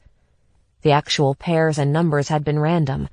Joanna could just as easily have been with Garrett in the 300s, where those pyramid-sized stones had come down. Instead, she had been randomly selected to survive. Garrett thought everything happened for a reason. Well, screw that. She eased the door to the cryo chamber shut, collected 2 heavy water tanks, and picked her way across the darkened exit chamber to the control room. That was enough facing her ghosts for one morning. She had to keep moving forward. Or, in this case, up. The dust from the mineshaft was settling over the control room computers. Wrenching open the door had discharged even more rocks and loose dirt than she expected. She climbed over the rubble and into the battered lift cage for a better look. Some large rocks still blocked the shaft above, wedged tight against its sides, but they weren't too packed in now that she had released the bottom few feet of debris. She pocketed her flashlight, slithered around the rocks blocking the shaft, and scrambled toward the top of the cage. She felt around the intact section of the roof and touched something hard and metallic. Strange. She clambered farther up the rock pile, feeling her way carefully. The thing was long and coiled, serpentine even. If there's a snake down here, I'm going back to sleep. With lots of grunting and a little swearing, she got her head through the space between 2 big rocks. Bracing herself against the cage, she pulled the flashlight back out of her pocket and switched it on. Coils of thick cable rested neatly atop the intact section of the cage, as if it had been placed there intentionally. Joanna shined her light up the shaft. One more huge rock was lodged across it, blocking more than half the gap. Above that, the way looked clear. Unfortunately, with the cables no longer attached to the hoist system up above, this lift wasn't going anywhere. A glint of dull metal revealed a service ladder still attached to the wall of the mine shaft, not the wall that had caved in, fortunately. If she ever wanted to walk on the surface of the earth again, she would have to climb. Her training definitely hadn't covered this.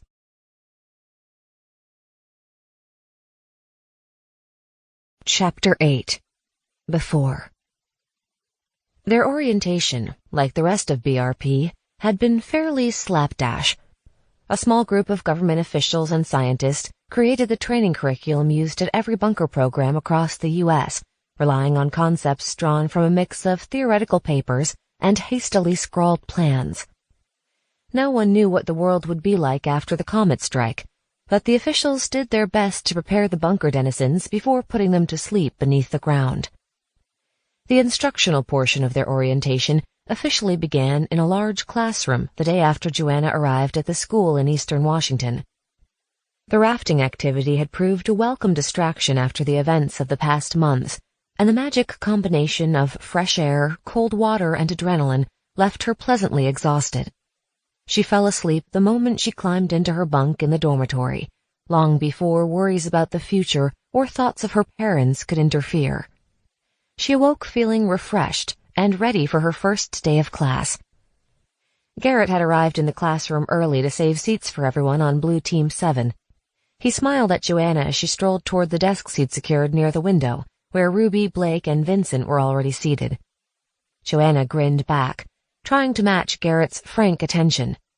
She was so busy gazing confidently into his eyes that she didn't notice a pair of long legs sticking out from the front row. She tripped and went sprawling. "Smooth," Ruby said. Joanna leapt up, face red, and took a bow as a few people from other teams laughed good-naturedly.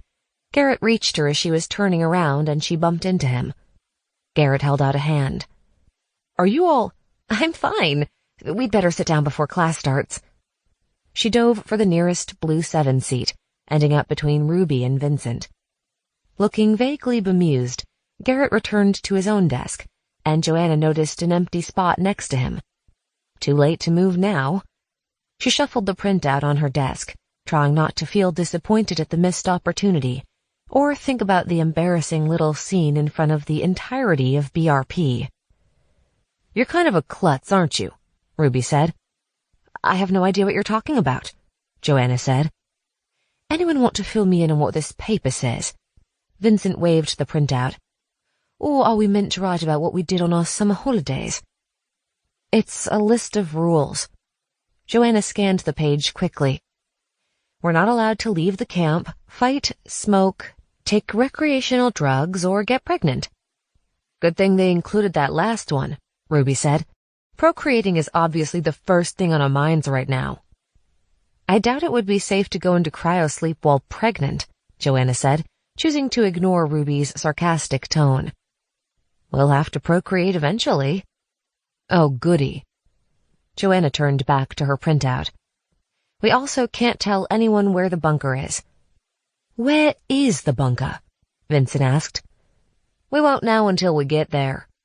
Beth, the tattooed woman who'd driven their van yesterday, squeezed into the seat behind them. "I've been trying to get an answer about that all week."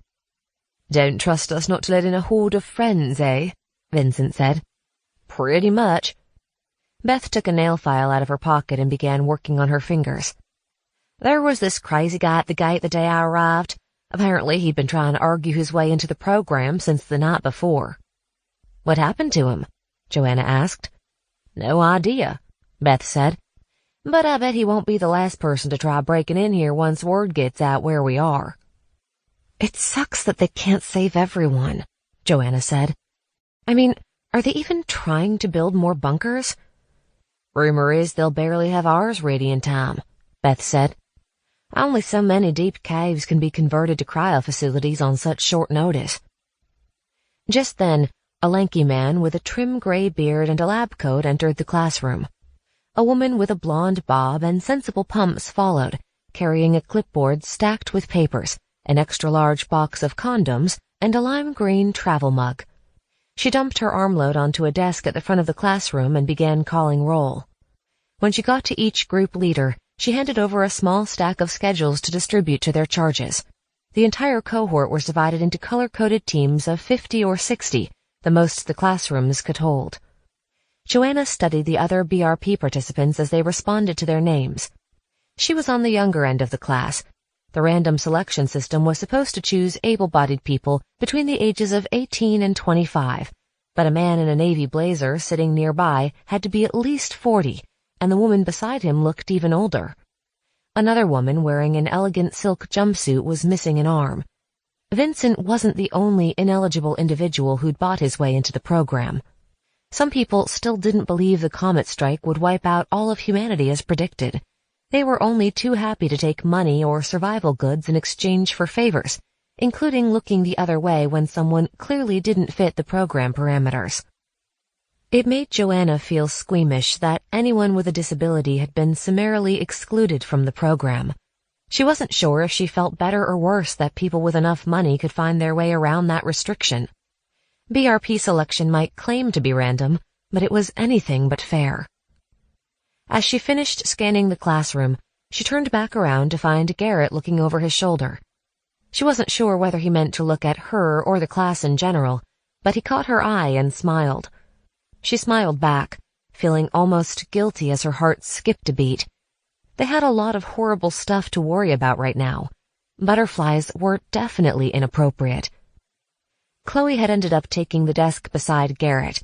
She hardly seemed to notice her seatmate, too busy scribbling notes in the margins of the printout. She only put down her pen when the blonde woman finished her roll call. "Now then," the woman said. "My name is Teresa Simmons. I spoke to some of you on the phone during the screening process. I am the Northwest Regional Bunker Reservation Project Coordinator. I will guide you through your orientation until we move to the bunker facility for your final processing." Joanna was pleased to put a face to the voice she'd heard over the phone. Teresa seemed perpetually busy and frazzled, but she had a warm smile. "Please come to me if you need anything, or if you have any questions about the program," Teresa continued. "You will notice from your handout that we can't let you leave the school, so please don't sneak off to Target to buy socks or anything like that. I should be able to get you whatever you need within reason, so just ask." After going over a few logistics, Teresa introduced the man with the gray beard. "Dr. Huntington will explain the basics of the bunker reservation program. Your other instructors will teach survival skills, coordinate your fitness regimen, and help you plan our future community. We have a lot to cover in a short amount of time, but I have confidence in all of you." "Thank you, Teresa." Dr. Huntington stepped forward as Teresa bustled out the door, no doubt to deliver a similar speech in the next classroom. "You are all involved in an exciting project. I hope you appreciate the opportunity to be a part of history. Our bunkers represent the best hope for humanity." His voice took on an oratorical quality, a faint sheen of sweat coating his brow. "Together, we will resettle the earth. Our species will prove its resilience, and our ingenuity will usher in a new era. Mother Nature herself will be thwarted when we re-emerge from the bunkers to begin anew." "Sheesh, do you think they all talk like this?" Ruby whispered to Joanna. "Hey, they're thwarting Mother Nature herself," Joanna said. "Are you saying you're not impressed?" Ruby rolled her eyes. "I'll be impressed if we survive." "You think we won't?" "A lot can happen in 200 years. "True," Joanna said. "But even if we don't make it, some of the bunkers will." Dr. Huntington explained how the cryotanks worked, his words quickly dissolving into technical speak, laced with a generous dose of hyperbole. Joanna did her best to listen, but she'd already read enough to know the basics of modern cryogenics. She found herself paying closer attention to Dr. Huntington's body language than his words. The feverish light in his eyes, and the quick, jerky way he waved his hands, gave the impression that he truly believed the cryo program was fulfilling some great destiny. It was refreshing after the doom and gloom of the previous months. Dr. Huntington had to be in his 50s, though. She wondered if he would even get to enter cryosleep with them in the end. After Dr. Huntington's speech, they met Colonel Jeffrey H. Waters of the United States Army. The square-jawed soldier lectured them about security and how important it was not to wander from the facility. "It's a dangerous world out there," Waters barked. "People will try to get in here, and you cannot let them, not if you want to survive. Do not give out information about the program. Do not accept packages from strangers. Do not walk around alone. Your lives depend on it, and so do the lives of everyone in this camp. I won't have my perimeter compromised by some bleeding heart who thinks they can sneak their friends into cryo with them. We are at war as far as I'm concerned." Joanna found herself sitting up straighter while Colonel Waters spoke, as if he'd expect a salute at any moment. In a nearby seat, Blake listened with a similar upright posture and laser focus, his own military training showing. He told them he was a U.S. Army veteran. Joanna wondered how exactly Blake had ended up prepping for cryosleep instead of guarding the perimeter. A survival expert with a bushy beard and a fishing vest took the floor next, and that was when Joanna borrowed a spare pen from Chloe to take notes. She had been on a few weekend camping trips, but she didn't have the skills to survive in a potentially inhospitable environment. They didn't know exactly what the atmosphere would be like 200 years after the impact. They could only guess at how many plants would survive, lying dormant when the smoke, ash, and dust blocked out the light. The bunkers were being loaded up with seeds and farming supplies. It would take a while to grow crops of their own, and they hoped some plants, both edible and those useful for building shelters and fires, would have time to flourish before they awoke. No matter what, a lot of hard work lay ahead. Joanna took a break from sketching a wiki-up shelter to glance over at Vincent, who appeared to be listening attentively to the lecture. She wondered how many of the officials knew his secret. He had insisted he wouldn't be a liability, but she couldn't help worrying about him. She wasn't sure she could do the manual labor establishing the settlement would take. She couldn't imagine doing it without the use of her eyes. Judging by the glazed look on her classmates' faces, Joanna wasn't the only one feeling a little fried by the time the morning session ended. They shuffled to the cafeteria in silence, the reality of what they'd be dealing with in the future finally sinking in. For the first time, Joanna wondered if she'd made a terrible mistake. What if she just wasn't cut out for survival? Garrett joined her in the lunch line. "How are you holding up, Joanna?" "Think anyone will notice if my brain dribbles out of my ears?" Garrett chuckled. "That was a lot to take in. They weren't kidding about covering everything in a short amount of time." "How much of the survival stuff did you know already?" Joanna asked. "A bit," Garrett said. "Like they said, the biggest issue will be assessing our environment when we get there. We don't want to waste our seeds by planting them at the wrong time or choose a poor spot for our settlement. Or eat poisoned berries on our first day." "That too." The line moved, and Joanna and Garrett advanced a few steps. He stopped a little closer to her than before, and she caught a whiff of his strong, clean scent, like fresh laundry. Sheesh, he even smells good. "Wouldn't it have been better if they just chose people who know all this stuff already?" Joanna said. "Something doesn't quite add up about the program." Garrett picked up 2 lunch trays and handed one to Joanna. "Maybe it's better to have people start from scratch so we all learn the same things. They seem really invested in group harmony here." "I've noticed. I'm surprised we haven't sung Kumbaya around a campfire yet." They filled their plates almost to overflowing. The food was surprisingly good at Apocalypse Camp, and everyone wanted to make the most of it before they had to start growing their own food. When they walked to the Blue 7 table together, Garrett pulled out a chair and offered it to Joanna. He was almost too much of a throwback to be real. She wondered if all young men from Montana were still taught to hold chairs for girls in this day and age. Garrett took the seat next to hers and attacked his plate with gusto. Nothing seemed to faze him, and his upbeat presence helped to soothe Joanna's worries. Still, she sensed she was missing something about BRP, something important. Earth would be an all-new planet when they awoke, and they didn't have enough time for astronaut training. They would exercise and attend lectures, but then they'd be thrown into a lifeboat, along with a handful of experts, and told to work together or perish. She had to wonder if this was really the best way. Later that afternoon, they trooped outside for their first team workout. They gathered behind the main dormitory building, where a mere 50 feet separated the school from the forest. The sound of rustling trees and the fresh scent of summer filled the air. The sun shone bright, as if to remind them they were about to be destroyed by another burning celestial blob. Blake had been appointed fitness leader for their group and 3 other teams, Red 2 and 3 and Blue 6. BRP was quick to assign responsibilities to the participants, as Garrett's team leader status and Beth's driving duties demonstrated. They were told they were being empowered to take ownership of their community as soon as possible. Joanna figured BRP was just short-staffed. The 4 groups stretched and did jumping jacks to warm up, while Blake gave them a pep talk. "You're about to put your bodies through hell," he said. "My job is to make you as strong as possible before you go under." "Will it make a difference?" Joanna asked. "I thought cryosleep keeps you in absolute stasis." "This is uncharted territory," Blake said. "No one has been put away for that long. No telling what it'll do to the body." Chloe raised her hand, and Blake acknowledged her with a crisp nod. "What if we wake up and can't move?" she said. "You'll feel like shit whether you can move or not," he said. "Trust me on that one." Chloe's eyes widened. "You've been in cryosleep before?" Blake hesitated for a moment before nodding. "What was it for?"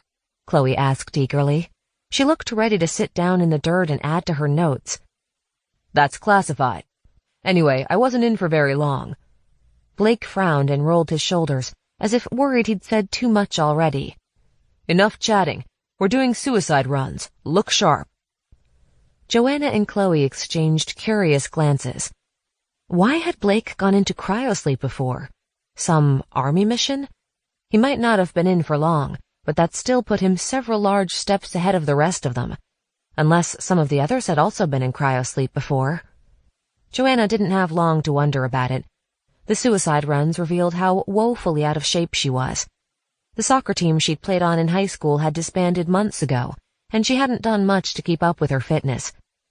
Before long, she was gasping like a guppy on a kitchen floor, and she stopped worrying about her teammates' cryosleep histories.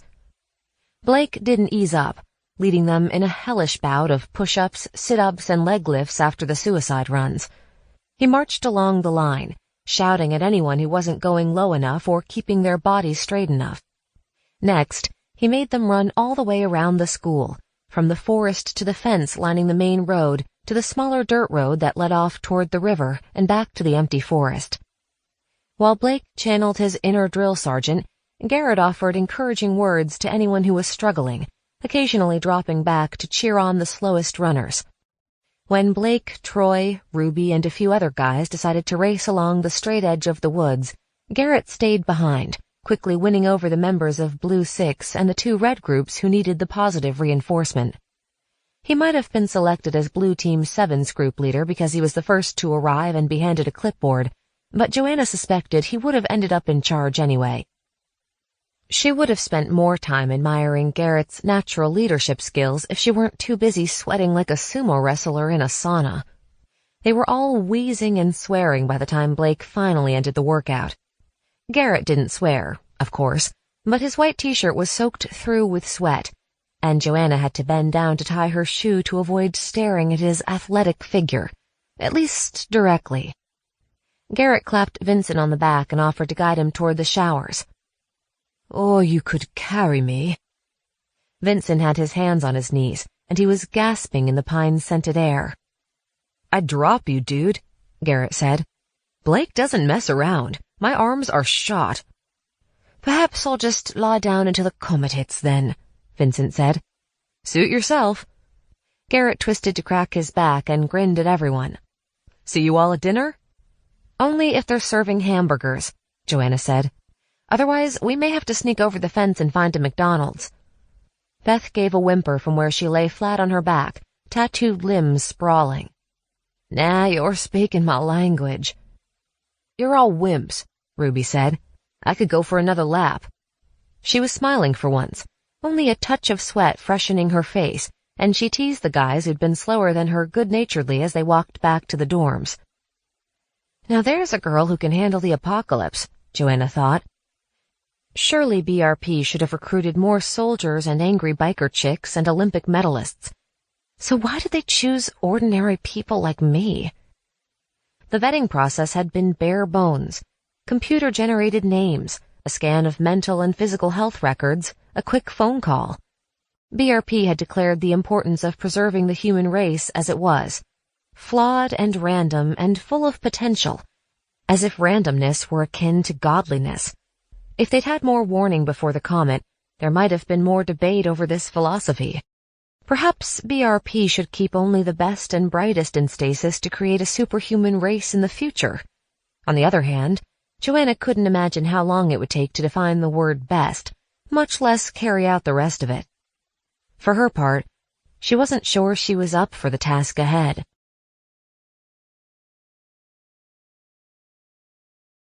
Chapter 9. Despite Joanna's youth and the boot camp fitness regimen, the prospect of climbing out of the bunker intimidated her. The cryochamber was 1,500 feet beneath the surface, and the service ladder attached to the mineshaft wall was the only way up.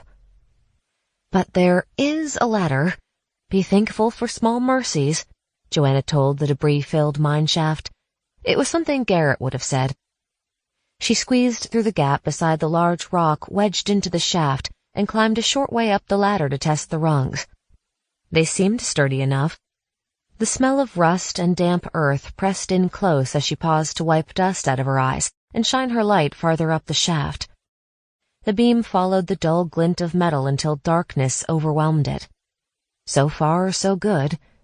Just because the ladder was intact down here didn't mean it would be all the way up, but it was better than nothing.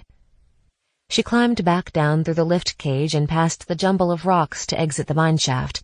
Brushing dirt out of her hair, she considered whether to attempt the ascent right away. She must have been awake for at least half a day by now, but she didn't know how long it would take to climb 1,500 feet. She couldn't stand the thought of spending the night so close to the bodies of her friends. At least on the surface, any corpses that hadn't been incinerated when the comet hit would have decayed long before now. A pleasant thought, she muttered.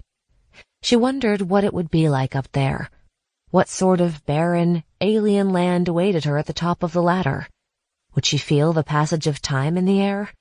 More importantly, what if the top of the mineshaft was blocked, as the bottom had been at first? What if she climbed 1,500 feet and then couldn't get out? You won't know until you get up there, Joanna. No point in obsessing over it. Something else drew her to the surface, more powerful than her desire not to sleep in a room full of bones. The mineshaft on the other side of the cryochamber. If any part of the cavern had remained intact, people could even now be emerging over there. There was a chance, however slim, that she wasn't the only survivor. That tiny possibility made the decision for her. The sooner she reached the top, the sooner she could see the other mineshaft for herself. She would camp beneath the stars that very night. The first order of business was to rig a safety system. She combed through the half-collapsed storage room, where she found plenty of heavy-duty rope, but no climbing carabiners. The storage room's easiest to access from the exit chamber had been stocked with items BRP believed they'd need in their first few weeks. Survival packs, a few tools, water filters, and first aid kits. The deeper tunnels surely contained climbing gear, but they were packed so tightly she'd have to remove everything box by box, an operation that would take weeks, if it didn't trigger another cave-in. Keep it simple. All you need is rope and the right kind of knot. She paused in the midst of examining a heavy nylon coil. And maybe you should stop talking to yourself. She tucked her flashlight under her chin, sat on a pile of rubble, and unpacked a dusty survival knapsack, setting aside the heavier items so she could carry extra rope. She removed most of the food, leaving only enough for a day and a night, and crammed in extra water bottles. She could retrieve more food after assessing the conditions on the surface, and she was getting tired of freeze-dried protein anyway. When she finished, the survival pack was light enough to carry up the ladder, along with a whole lot of strong nylon rope. As a final touch, She slung a pickaxe through her belt loop. As she secured a makeshift harness around her waist, she was surprised to find herself feeling positive about her chances of survival. At least she was doing something. As the end of the world approached, their instructors had told them staying busy was the best way to stave off an existential crisis. They were encouraged to focus on their lessons and their teammates, and not think too much about the outside world. The enforced cheeriness was almost as important as their survival training. BRP might have been misguided in some ways, but they'd been right about this. Holding tight to optimistic feelings, Joanna returned to the mine shaft and clambered over the bottom layer of debris in the broken lift cage. She looked up the dark shaft, stomach lurching. 1,500 is a lot of feet. The longer she waited, the darker it would be when she reached the surface. She was desperate to feel the breeze on her face, to sleep under the wide open sky. She might be buried alive, but she didn't intend to stay that way. Here goes nothing. She checked the rope around her waist once more, adjusted her backpack, and began to climb.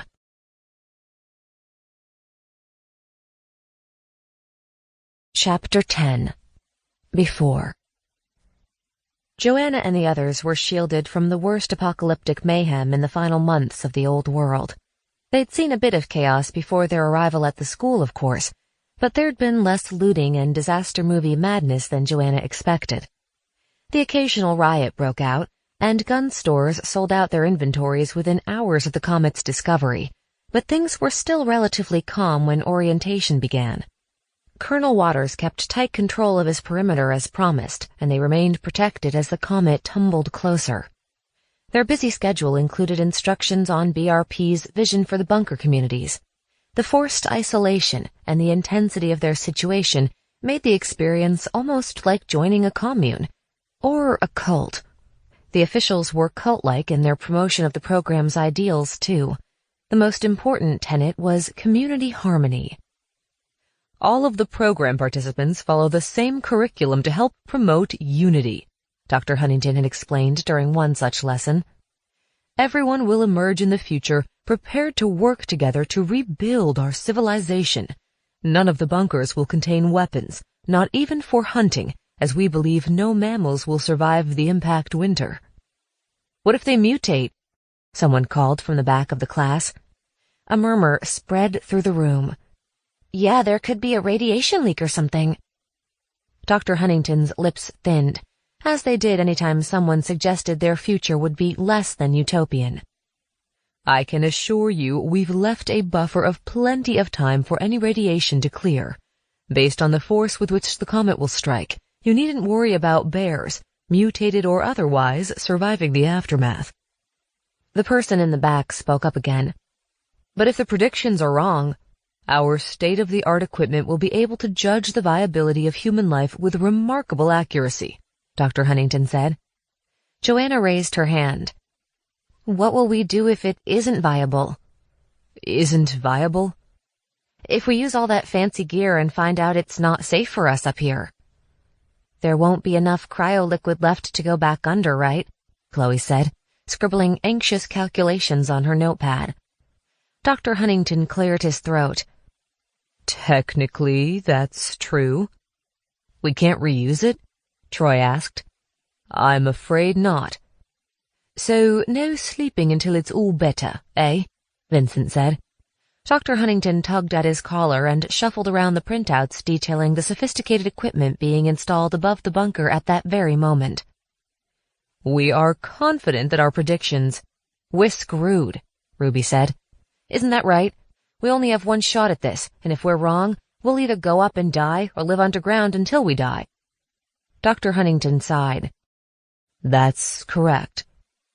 Glad that's cleared up, Troy said. When's lunch? A few people chuckled, and Dr. Huntington's neck went bright red. Look here.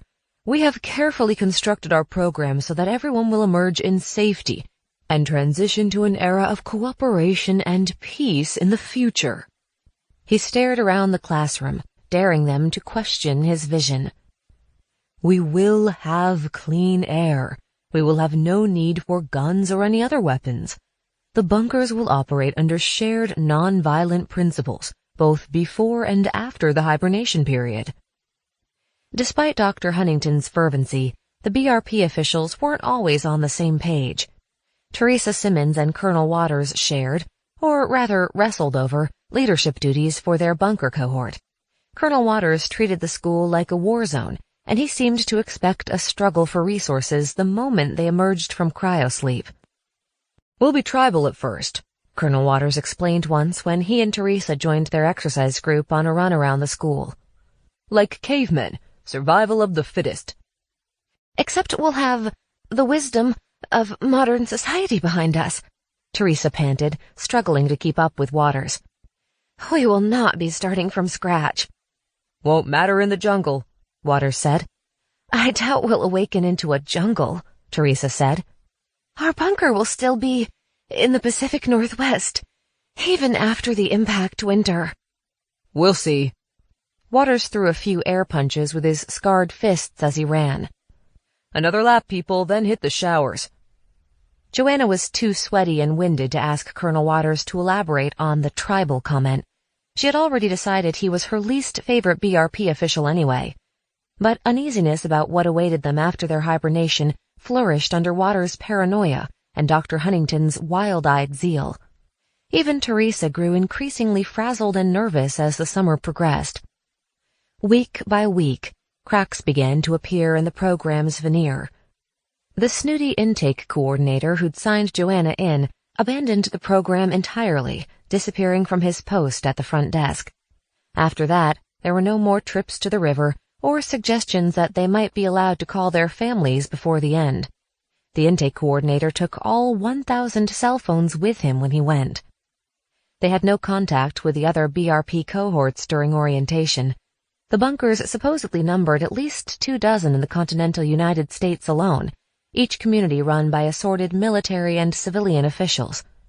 When Joanna asked Colonel Waters why they couldn't talk to the cohorts they'd have to work with in the future, he grumbled about security and marched away without another word. She had to wonder if all the bunker groups were sticking to the nonviolent program ideals as strictly as Dr. Huntington wanted them to in these desperate, chaotic times. Though skeptical about the program, Joanna got along well with the rest of the Blue Team 7. They helped each other through the demanding survival lessons and workouts, ate at the same table, arranged pick-up basketball games with other teams, and even claimed a specific tree in the courtyard as their official hangout. They had become a family, clinging to each other more intensely after leaving their own families behind. One afternoon, Joanna flopped down under their tree to wait for the others. She'd spent most of her free period before dinner trying to master a sheer lashing that had given her trouble in wilderness survival class earlier that day. Eventually, she gave up and retreated to the sunny courtyard. She lay flat on her back as green light filtered through the tree above and grass tickled the back of her neck. The weather had been unusually good since they arrived at the school. The sky was a blue, soft enough to make her want to reach up and touch it. The perfect weather felt like the Earth's parting gift to humanity. Most people wouldn't live to see winter, but at least they could enjoy one more idyllic summer. September was drawing closer. Soon they would move to the secret bunker location and prepare for their descent into the Earth. As the date neared, the people who hadn't made it into the program were a physical presence pushing at the edge of Joanna's mind. She felt unworthy of her spot in the bunker when so many had been left out. BRP was doing its best to distract them from such thoughts, and from asking too many questions, she'd noticed. But sometimes, the doubts were inescapable. Something tapped her shoe, and she lifted her head to find Garrett looking down at her. She sat up quickly, brushing the grass out of her hair as he joined her beneath the tree. "Where are the others?" she asked. "Troy is teaching them how to fight over by the basketball court." "To fight? Seriously?" "Just some simple wrestling," Garrett said. "He was an all-state champ in high school." "They expect to use sport wrestling on mutant bears in the future?" "That or aliens." "Oh, right." Joanna grinned. "I forgot about them." Chloe had shared a theory that extraterrestrial life forms had sent the comet to clear the planet for their own use. She suggested with some seriousness that they could wake up to find the Earth already repopulated by a new species. "Think there's any chance Chloe's alien theory will come true?" Joanna asked. Garrett shrugged. "I gave up on guessing what would happen in the future a while back. This whole thing is so surreal." "I feel scared out of my mind if I think about it too much," Joanna said. "You seem pretty calm." "That's what happens when you have a bunch of younger brothers." Garrett picked up a fallen leaf and turned it around in his hands. "They always think you're in control. You go along with it enough, and eventually you start to believe it." "Well, you have me convinced," Joanna said.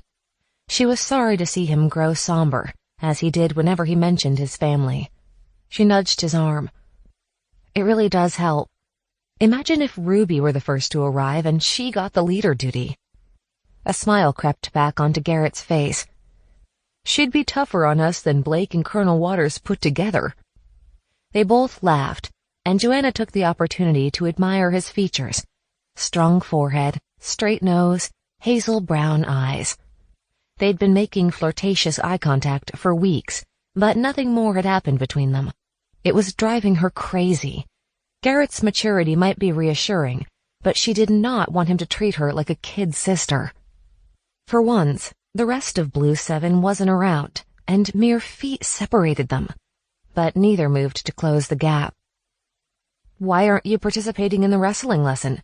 Joanna asked when she realized it had been too long since either of them spoke. "I don't think we'll be doing any fighting in the future," Garrett said. "Or at least I hope not. Not even against mutant alien bears? If I see one of those, I intend to run." Joanna laughed and shuffled a little closer, hoping to catch a hint of his fresh laundry scent. "What about the other bunkers?" she said. "What if they don't want to be friends after we wake up?" "They're learning the same protocol as us," Garrett said. "We're all on the same side. No reason to fight." "People don't always follow protocol," Joanna said. "The other day during our run, Colonel Waters was talking about this big survival of the fittest free-for-all. He thinks we'll end up dividing into tribes like it's Lord of the Flies or something." Garrett twisted the leaf in his hands thoughtfully. Joanna followed the line from his strong hands up to his lips, which were full and warm-looking. She had to remind herself to focus on whatever they'd been talking about. Tribal warfare, right. "If we have to hit the reset button," he said at last, "the least we can do is make the world better the second time around." He reached over and tucked the leaf behind Joanna's ear, his thumb brushing lightly over the curve of her cheek. Her pulse jumped, her thoughts racing. They were alone for once. Had he noticed her looking at his lips? She looked at them again. "Stop it!" It was a terrible time to start something. They should wait until after their hibernation. They should be responsible bunker citizens, focusing on their preparation, their profound duty to preserve the human race, their solemn mandate to— "Joanna?" She started, and her eyes went to his lips again. "Yes?" At that moment, the others charged across the courtyard to join them, chattering like magpies. Garrett sat back, giving her a faint smile. "Never mind." Joanna glared at her teammates. Couldn't they have waited a few more seconds? Troy led Vincent by the arm, looking particularly tall and gangly next to Vincent's diminutive frame. Chloe skipped along beside them, more bird-like than usual in orange spandex leggings and a billowing blue top. Blake and Beth followed more slowly, still talking over the match. "Who won?" Garrett asked. "Vincent," Blake said. "Really?" "He's a scrappy fellow," Troy said. "Didn't expect him to take me down so quickly." He tapped Vincent on the shoulder to indicate he could sit. The rest of the team joined him, sprawling on the grass around Joanna and Garrett. They had been careful not to draw attention to Vincent's need for guidance. They didn't want people to know he technically wasn't qualified for a berth in the cryo bunker. Whoever had been paid off to get him into the program could still have a change of heart. No matter their private thoughts about how he got into BRP, none would betray him now that he was in their crew. "You do a quick intake of breath before you make a move," Vincent said to Troy. "Also, I was my school's judo champion. You'd have done better if you knew what you were up against. Troy snorted. Now you tell me. You were so fast, Chloe said. It's a good thing we won't be fighting any zombies, Vincent said. My aim isn't quite as good as my grappling. It's other survivors I'm worried about, Blake said darkly. He sat on his heels, ready to spring into action at any moment. What if the other bunkers wake up and decide they want to be in charge? Joanna and Garrett exchanged glances. Blake's comment was eerily similar to their conversation of moments ago. Not so much we can do about it now, Garrett said. We'll take the challenges as they come. That's a cop-out, man, Blake said. We should prepare for the worst. Garrett frowned. If we don't stick to the program, how can we expect the others to? Make 'em, Blake said. BRP should have a better chain of command, or at least a head bunker. They should have been more organized from the start. He sized Garrett up, not bothering to hide the challenge in his eyes. Assigned people with actual experience instead of randomly handing out leadership duties, for example. Garrett didn't rise to the dig. People tend to do better than they thought possible when faced with seemingly overwhelming obstacles. BRP is relying on our resilience. I want to prove their faith in us is warranted. Blake rolled his eyes. Sure you do, Blue Leader. Garrett didn't respond, and an awkward silence spread between the two men. Vincent tipped his head to the side, as if listening to the spike in tension. Troy cleared his throat. I think we can all agree BRP could have done a lot of things better. They didn't have much time. Blake snorted but shifted to a less aggressive stance. Troy was one of the only people in the whole cohort he seemed to respect. Isn't it strange how quickly everything is counting down? Beth said. Feels like we just got here, but we'll have to pack up and head to the bunker soon. It's better than sitting around for ages worrying what will happen, Joanna said. Best to keep moving forward. Well, I feel like I'm in a video stuck on fast forward, Chloe said.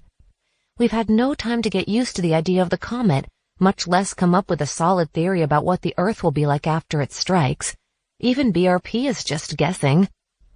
We'll have plenty of time to get used to it after cryosleep, when it won't be theoretical, Garrett said. I agree this is happening fast, but at least we have a real chance at a future. He slid his hand across the ground so that it rested on top of Joanna's where the others couldn't see. And we won't be alone.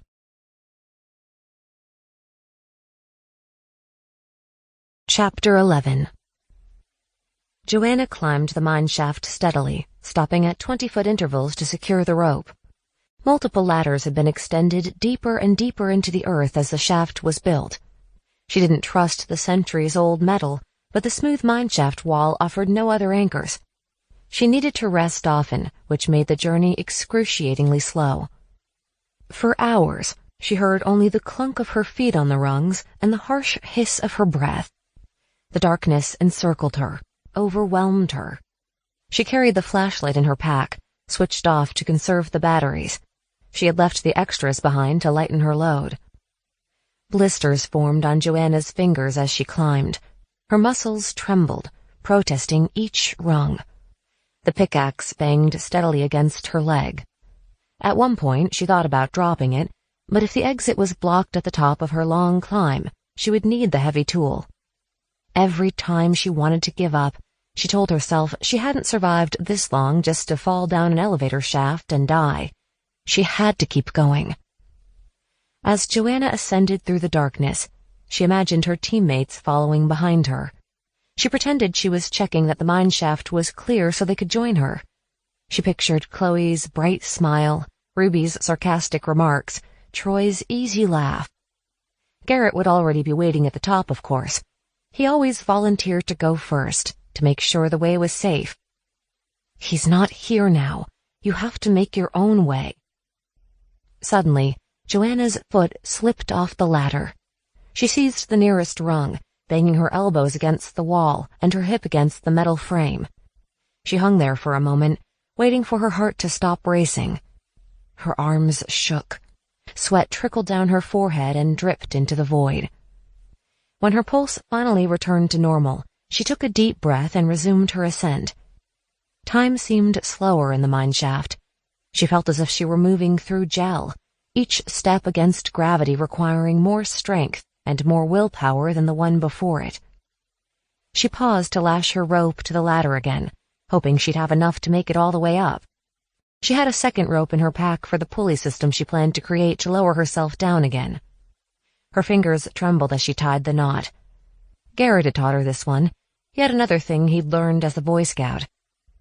She finished the knot and paused. Her labored breathing sounded unnatural in the empty mine shaft. She felt as if ghosts shared the space with her, whispering down her neck and tugging at her feet. She had to keep moving. She grabbed the next rung and it came off in her hand, giving away so suddenly that she lost her balance. She lurched sideways, her feet swinging wide over the chasm. The rope pulled tight around her waist. The ladder groaned ominously. Shit! She lunged for a better grip, the harness squeezing tighter around her middle. The broken rung slipped out of her hand and fell into the black depths below.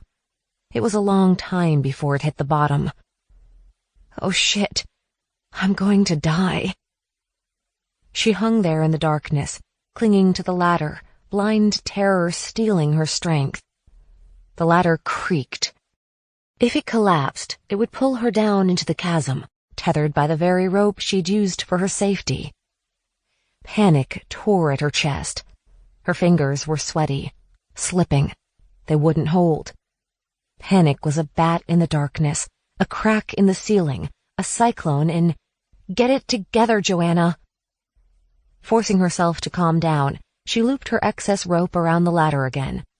Very carefully, she climbed over the missing rung to a safer one above it. The rope tightened. The knot held. She stopped to give her withered muscles a chance to recover, hugging the ladder and steadying her racing heart. One at a time, she wiped her hands clean on her jeans. Her blisters throbbed, tiny, vicious jellyfish beneath her skin. She didn't dare reach for the flashlight. She wished she could push back the darkness through sheer force of will. Only the faintest glow came up the shaft from the bunker below. The more time she spent here, the harder it was to tell whether light was actually reaching her, or if she'd adjusted to the dark like some sort of mole person. She tried to imagine the blackness above was full of stars. Soon she would see the sky again, the real, post-apocalyptic sky. But instead of conjuring an image of the starry firmament, she ended up picturing the soft darkness of their dormitory back at the orientation school, full of the close, warm breath of her sleeping companions. Before. Sometimes people lay awake crying. Every last one of them was in mourning, and they'd been given precious little time to work through their grief. It was especially bad when BRP hadn't fully wiped them out with endless tasks and training. One such night, Joanna tiptoed out of the dormitory so she wouldn't have to listen to the soft, shuddering sounds. She wrapped herself in a blanket and sat on the dorm's back stoop, watching the rustling forest. The crisp air carried a strangely sweet scent along with a sharp smell of pine. She breathed it in, remembering hiking trips with her parents and cold, windy nights sitting by bonfires with her friends from high school. She wished BRP hadn't banned all contact with the outside world. She didn't even know if her mom and dad were still at home. It was getting harder to recall the sounds of their voices. She tried not to think about them too much. It was easier to focus on her day-to-day activities than on the people she'd left behind, or on what was to come. But alone with the dark forest and the cold, piney air, it was impossible not to picture their faces, to replay funny conversations they'd had, to hold their memories as if they were hot coals from a fire. A twig snapped nearby. A moment later, Teresa Simmons emerged from the darkness and paused in the patch of light from Joanna's doorway. She was fully dressed in a maroon coat and hiking boots, her blonde hair frizzy and unkempt. She looked at Joanna in silence for a minute, then sat on the stoop beside her. "Couldn't sleep?" Teresa asked. "Didn't want to miss such a nice night." Joanna didn't think it was right to tell Teresa how many BRP denizens cried themselves to sleep each night. Teresa looked tired, stretched thin by the weight of her responsibilities. She had enough reasons of her own to weep without shouldering that burden. "It's good to stop every once in a while," Teresa said. "We still have so much to do, but I worry you all won't have enough time to appreciate the world before it changes forever." "You're doing the best you can," Joanna said. "Why are you out so late anyway?" "I heard a rumor someone was planning to leave the school tonight. I was hoping to head them off." Teresa glanced at her. "It wasn't you, was it?" "Not me." Joanna wiggled her bare toes. "I wouldn't get that far." "I'm glad to hear it." Teresa scanned the dark tree line. Nothing moved except the gently waving branches. "I'm probably too late anyway. The men down at the fence will stop our runaway." She gave a hollow laugh. "Waters will see to it." Joanna frowned. She had heard of people from other teams sneaking away to rejoin their families, but she hadn't seen anyone being intercepted and brought back. How exactly would Waters see to it? "Why do you think people leave?" she asked. "I mean, this is their only hope to survive, isn't it?" "Yes," Teresa said. "Yes, it's their only hope. But knowing that and actually believing it are different things. People become skeptical about whether the experts are telling the truth. They get an idea in their head that we're lying or completely wrong, and they let it eat away at them. It's a hard thing to accept, especially with families waiting outside who can't join them." "Why didn't BRP select family groups for the program?" Joanna asked. "Wouldn't it be easier to bring in people who already knew each other? That way we wouldn't all have to leave everyone behind." "The possibility was discussed," Teresa said, "but it would complicate things. Would we take the family members who fit into our narrow age parameters but not their parents and children? And what about in-laws and mixed families? Where would we draw the line between who counted as family and who didn't? And plenty of families come with their own baggage. The pressure could aggravate old tensions that we wouldn't even know were simmering until it was too late. It's much simpler to bring in individuals and encourage them to bond as a new unit." Joanna nodded, pulling her blanket tighter around her shoulders. "I guess sometimes a fresh start is good." "That's exactly what it is," Teresa said. "It's a fresh start in so many ways. I wish it were easier for people to accept. Too many still think there's a chance we could be wrong about the comet, and that it'll be better for them to just wait it out on the surface." "That would be quite a surprise when we woke up." Teresa smiled, wrinkles spidering around her eyes. "Yes, I suppose it would be." She stood and brushed the dirt from the stoop off her trousers. "You'd better get some sleep, Joanna. We have another big day of training tomorrow." She hesitated, then gripped Joanna's shoulder. "Promise me you won't abandon the program. There are consequences for trying to leave." Joanna blinked, surprised at her vehement tone. "I'm not going anywhere." "Good." Teresa tightened her grip for a second, then released her. "Good." Then she disappeared into the dark to resume her patrol around the school. After. Joanna clung to the cold ladder in the mine shaft, trying to summon the willpower to move her aching muscles and continue toward the surface. What if BRP had been wrong all along? What if she emerged from the darkness and discovered there had been a terrible mistake? What if there was no comet, and the doubters had it right? She could find herself in a world where humans were so advanced they might as well be aliens. Would that mean her whole team had died for nothing, down in the center of the earth? "You're not doing yourself any good," she said, her voice echoing eerily. "You have to keep moving forward. Isn't that what you always say?" She had made it this far. There was nowhere to go but up. She took a deep, dusty breath and kept climbing.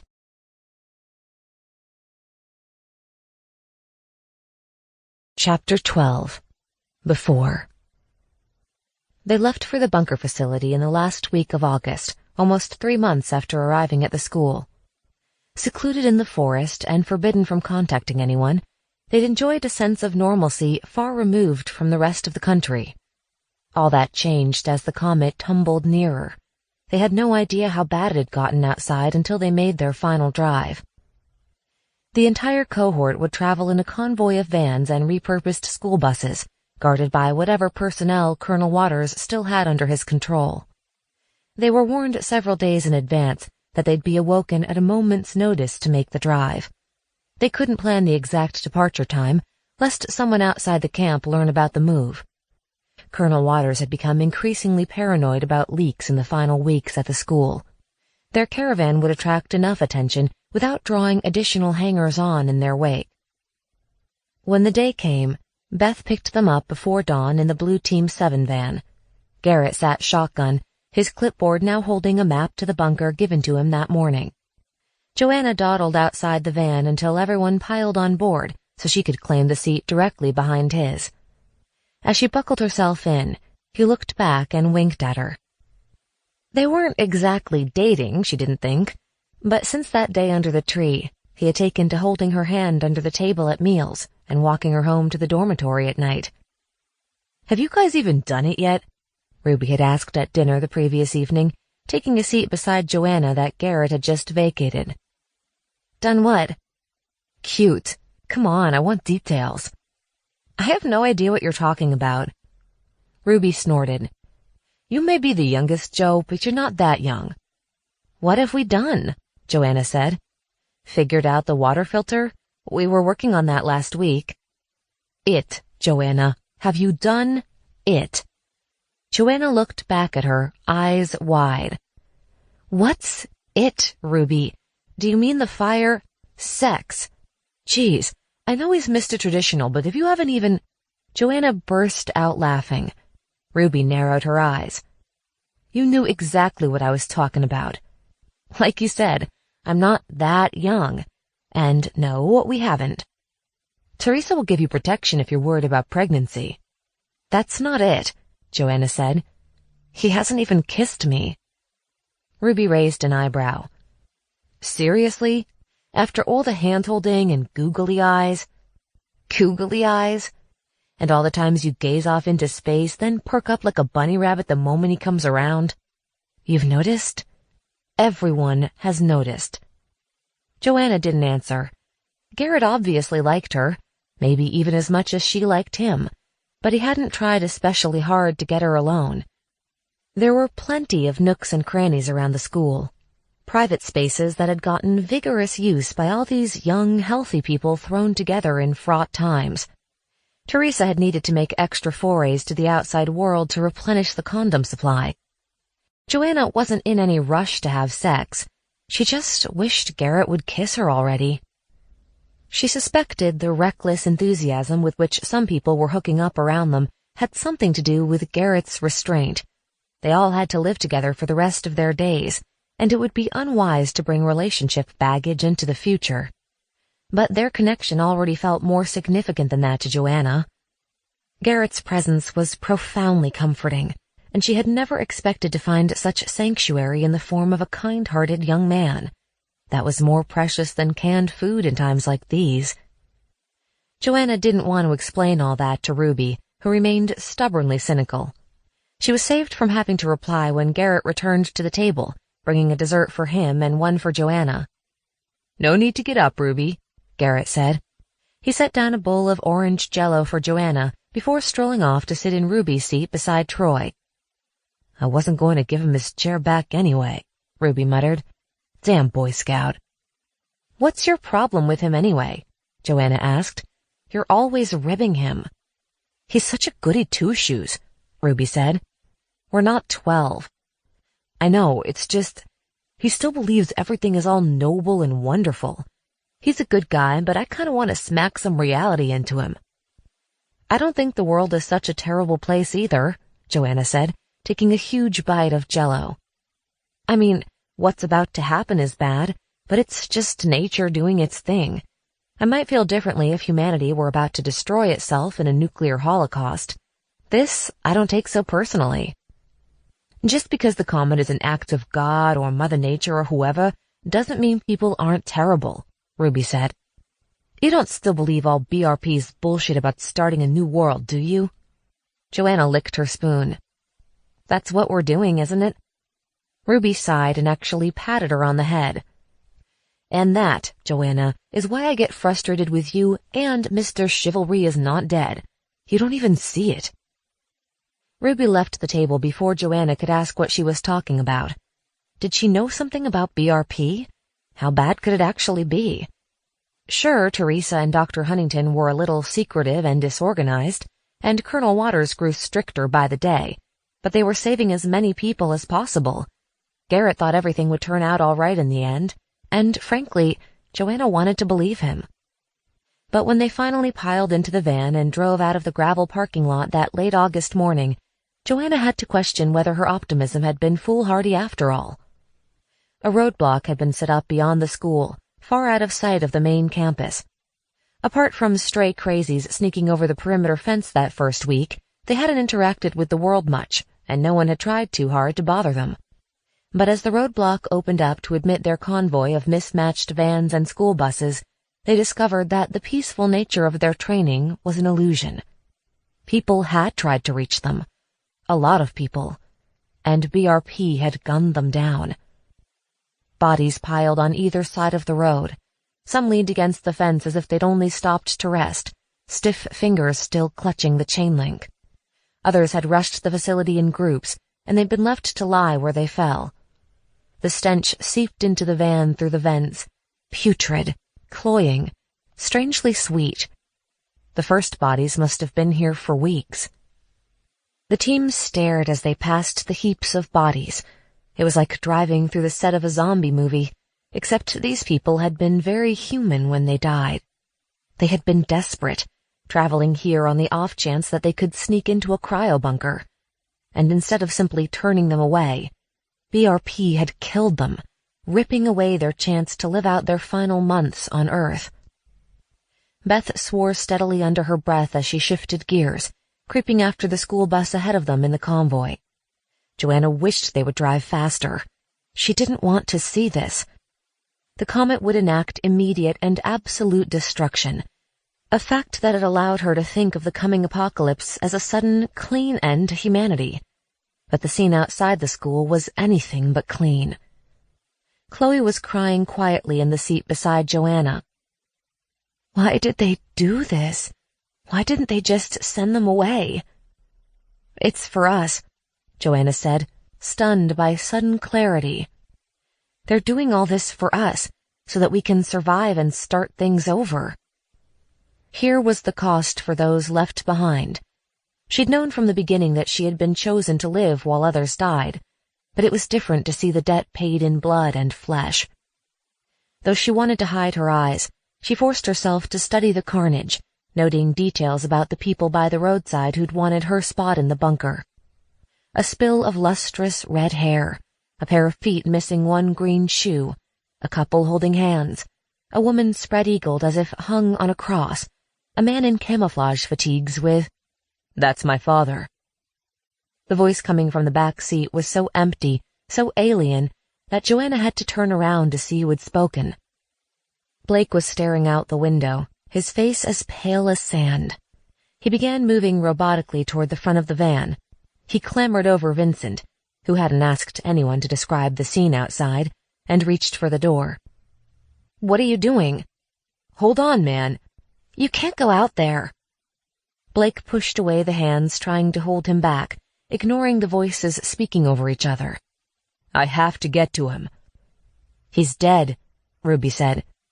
"Ruby," Garrett began, his voice low. "Don't you dare tell me to be nice," Ruby snapped.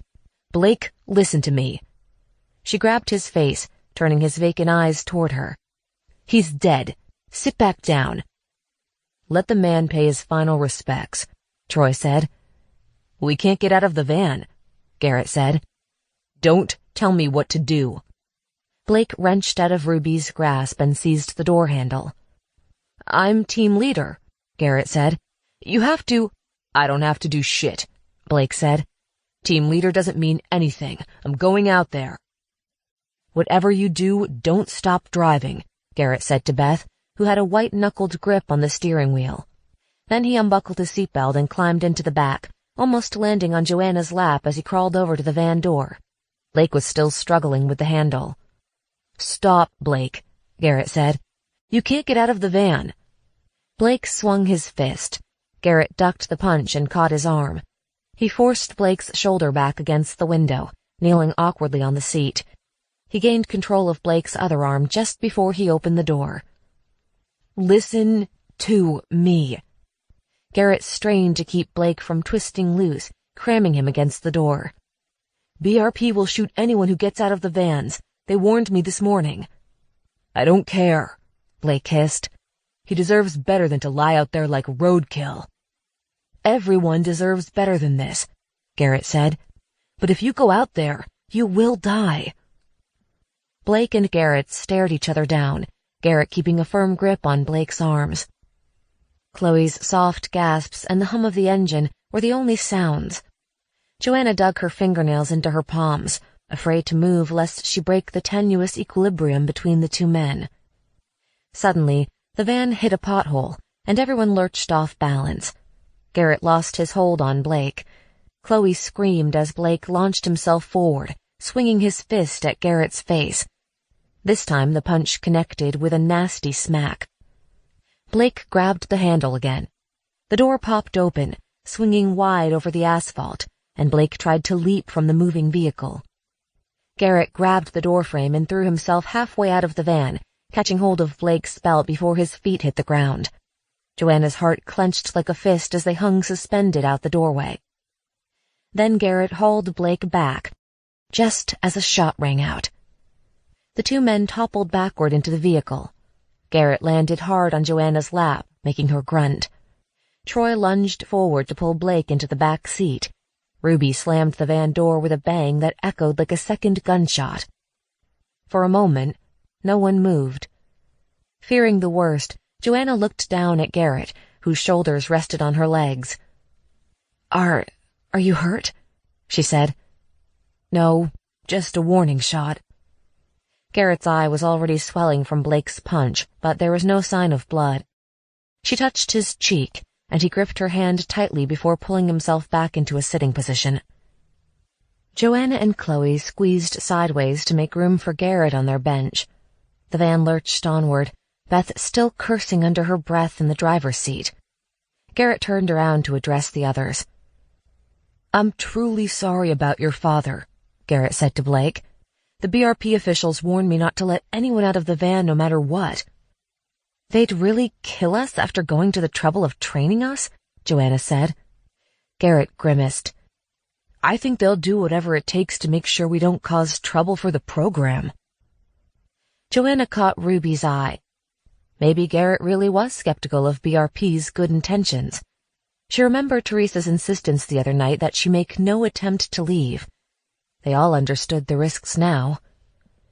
"We're really in the lost days," Vincent said. "It's starting to actually feel like it." He paused. "And smell like it." "Why do you think Blake's father came out here?" Chloe said quietly. Did he really believe they'd let him in?"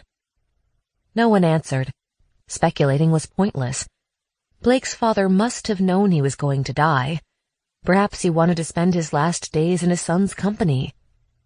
Joanna shied away from the thought of her own parents. She believed them to be steady, rational people who would never run off to break into a secure government facility. But could anyone know how they'd act in these circumstances? She had tried to view her parents' impending deaths as an abstraction or a historical event, a strategy BRP encouraged. But it was getting harder to maintain the fantasy. Poor Blake had come face to face with cold, corporeal reality.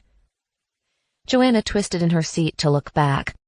Blake was staring out the van window, muscular arms folded over his chest, tears streaming steadily down his face. Troy thumped him on the shoulder once, then left him alone. Everyone stayed quiet as they left the school behind. Garrett didn't move back to the front seat, staying squished against Joanna on the bench as they continued onward through an apocalyptic wasteland every bit as bad as the movies. Burned-out cars and trucks littered the roads. People walked aimlessly, some sticking out their thumbs, others trudging along at a steady pace, still others holding up signs about judgment and horsemen and the end being nigh. The service stations and isolated houses they came upon were burned or barricaded as often as not. Joanna was glad they stuck to the less populated areas. She didn't want to know what the cities were like right now. "It wasn't as bad when I drove here," she whispered to Garrett. A muscle worked in his jaw. "Same." The seams of society were coming apart at last. Despair painted every face they saw. These people knew their days were numbered. These charred wrecks were the last things they'd see before the firestorm encircled the earth and killed everything but the cockroaches. It would be worse if they made it through the initial impact. Then they'd face the choking atmosphere, the loss of daylight, the slow death of the impact winter.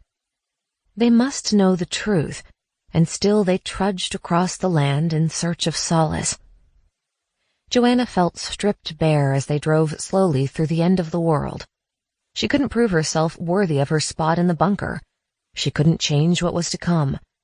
She shivered as the weight of inevitability came crashing down. Garrett slipped his arm around her shoulders, and she leaned into him, smelling clean laundry and safety. Chloe hiccuped in the seat next to her. Ruby and Vincent murmured quietly behind them. In the back, Troy sat in vigil with Blake, and in the front, Beth drove them onward with a steady hand. Joanna took comfort in their quiet voices, in their warmth seeping into her skin. These 7 people, randomly assigned and squished together in this grumbling old van, were all she had left to hold her together.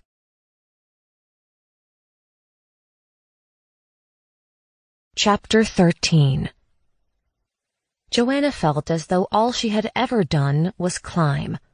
The car ride she'd spent tucked under Garrett's arm happened so long ago, it might as well be a dream. She was a ladder person now, condemned to climb endlessly through the dark until she went mad. Her song was the thud of her shoes on the rungs, the tug of the rope around her waist, the rhythm of her breath. She imagined the ladder was a treadmill, churning slowly beneath her hands and feet, going nowhere. She was trying to remember which circle of Dante's hell was a ladder in a mine shaft when her knuckles rapped against metal. That was new. She felt a smooth plane above her. Yes, definitely new. Could it be the door at last? She prodded the dark expanse above her head. She couldn't tell exactly what it was, but the ladder appeared to end here. She tied another knot in case she slipped and retrieved her flashlight, praying she wouldn't have to climb any higher. The flashlight beam nearly blinded her. She turned it on and off a few times as her eyes adjusted, slowly getting a sense of her surroundings. The mineshaft continued another 10 feet, then the concrete walls changed to steel bars. A metal cage enclosed the top of the mineshaft, beyond which she could just make out the vaulted ceiling of the mine headframe. She had made it to the top at last.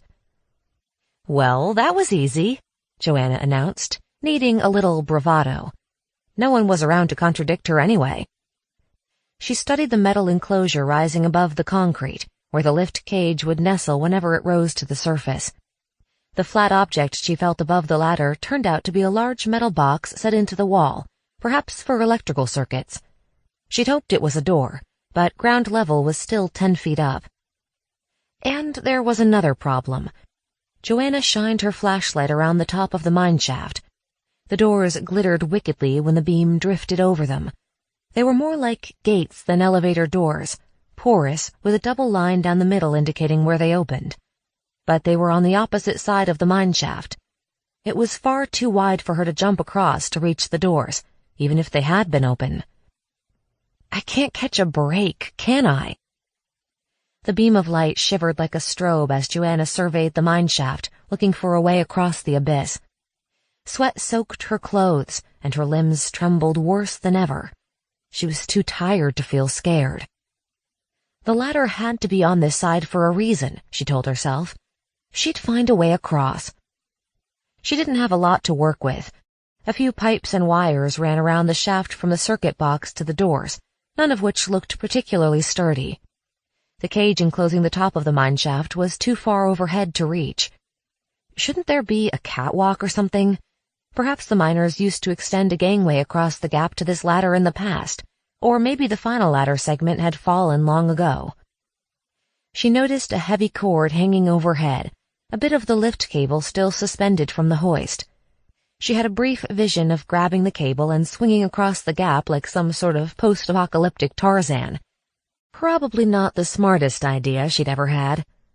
She examined the mineshaft's circumference for a more practical solution. A sturdy-looking pipe ran along the wall a few feet above the electrical box. That might support her feet. If she could reach the bottom of the cage, ground level, she could hold onto the bars while she shuffled around the mineshaft on that pipe. She didn't think she had enough strength left to pull herself up to the cage itself. Joanna slung another loop of rope around the ladder for extra security, trying to ignore the aches in her body. If her muscles hurt now, she didn't want to think about how they'd feel when she was hanging from the metal cage by her fingertips. She tugged the harness around her waist to make sure it wouldn't come loose in the final moments, then climbed from the ladder onto the narrow electrical box. It protested her weight with a metallic grunt. From this higher position, she reached for the cage overhead, shaking nearly hard enough to vibrate off her perch. Just a little bit more. Her fingers tapped against the concrete wall. Still too far. She reached for the bars, all too aware of the yawning blackness behind her. It was going to take more than this. Rallying the last of her courage, Joanna bent her knees and jumped. Her hands closed around the bars at the bottom of the cage. Before she could think better of it, she swung to the left, launching herself away from the electrical box. Her feet smacked into the pipe running along the wall with a clang like a bell. Toes scrabbling against the wall, she managed to find her balance on the pipe, still holding tight to the metal cage. The pipe groaned ominously. Joanna inched carefully to the left, gripping the bars overhead. She supported most of her weight on the pipe to relieve the pressure on her fingers as she edged hand over hand around the mineshaft. Her shirt snagged and caught on the rough wall as she tiptoed around the chasm. The stench of her sweat pressed in on her, mixed with a chalky sense of concrete and dust. Spots floated before her eyes from the effort, and her blisters burst one by one, leaving her hands slick with fluid. By some miracle, she made it around to the doors. She tried to stick her fingers into the crack between them, but couldn't quite manage. She stretched, trying to gain another inch, maybe two. Her foot slipped. Don't panic, don't panic, don't panic. But Joanna was out of strength. Plastered against the wall, toes on the pipe, barely holding onto the rough metal bars above her head, she couldn't pull herself up the rest of the way. She was stuck. Joanna swore, the word echoing back down the mineshaft, and tears filled her eyes. White-hot pain scorched every muscle. It was a matter of seconds before her hands slipped free. She couldn't do it. She had made it this far, but she didn't have enough strength left for the final push. It was over. Then, just before she let go, her parents' faces rose before her. Her father's high forehead and gray stubble, her mother's blue eyes and round cheeks. Her parents had been filled with hope for Joanna's future, even when they knew their lives were about to end. They had wanted so badly for her to survive. You can't give up, Joanna. She wasn't sure if it was their voices in her head or her own. Otherwise, this was all for nothing. Her fists clenched tighter around the bars. She gave one final push with her toes and hoisted herself upward.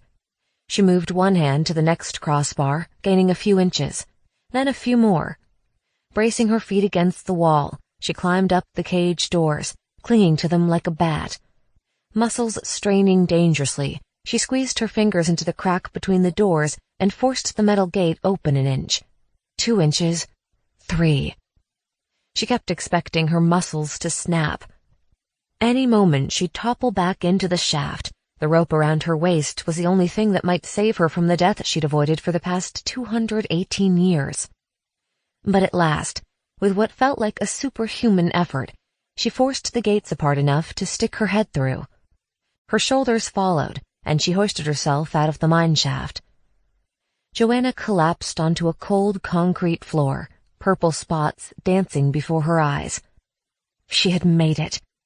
She summoned the energy for a triumphant fist pump, then flopped back to the ground.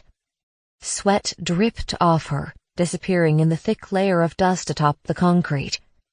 It took a long time for her heart rate to slow, for her to accept that she had solid ground under her at last. When her vision cleared, she sat up, whimpering at the pain in every muscle, and looked around a familiar space. The shaft house had industrial-strength walls, dirty floors, and not a single comforting feature. But it didn't matter. Joanna was back on the surface of the earth.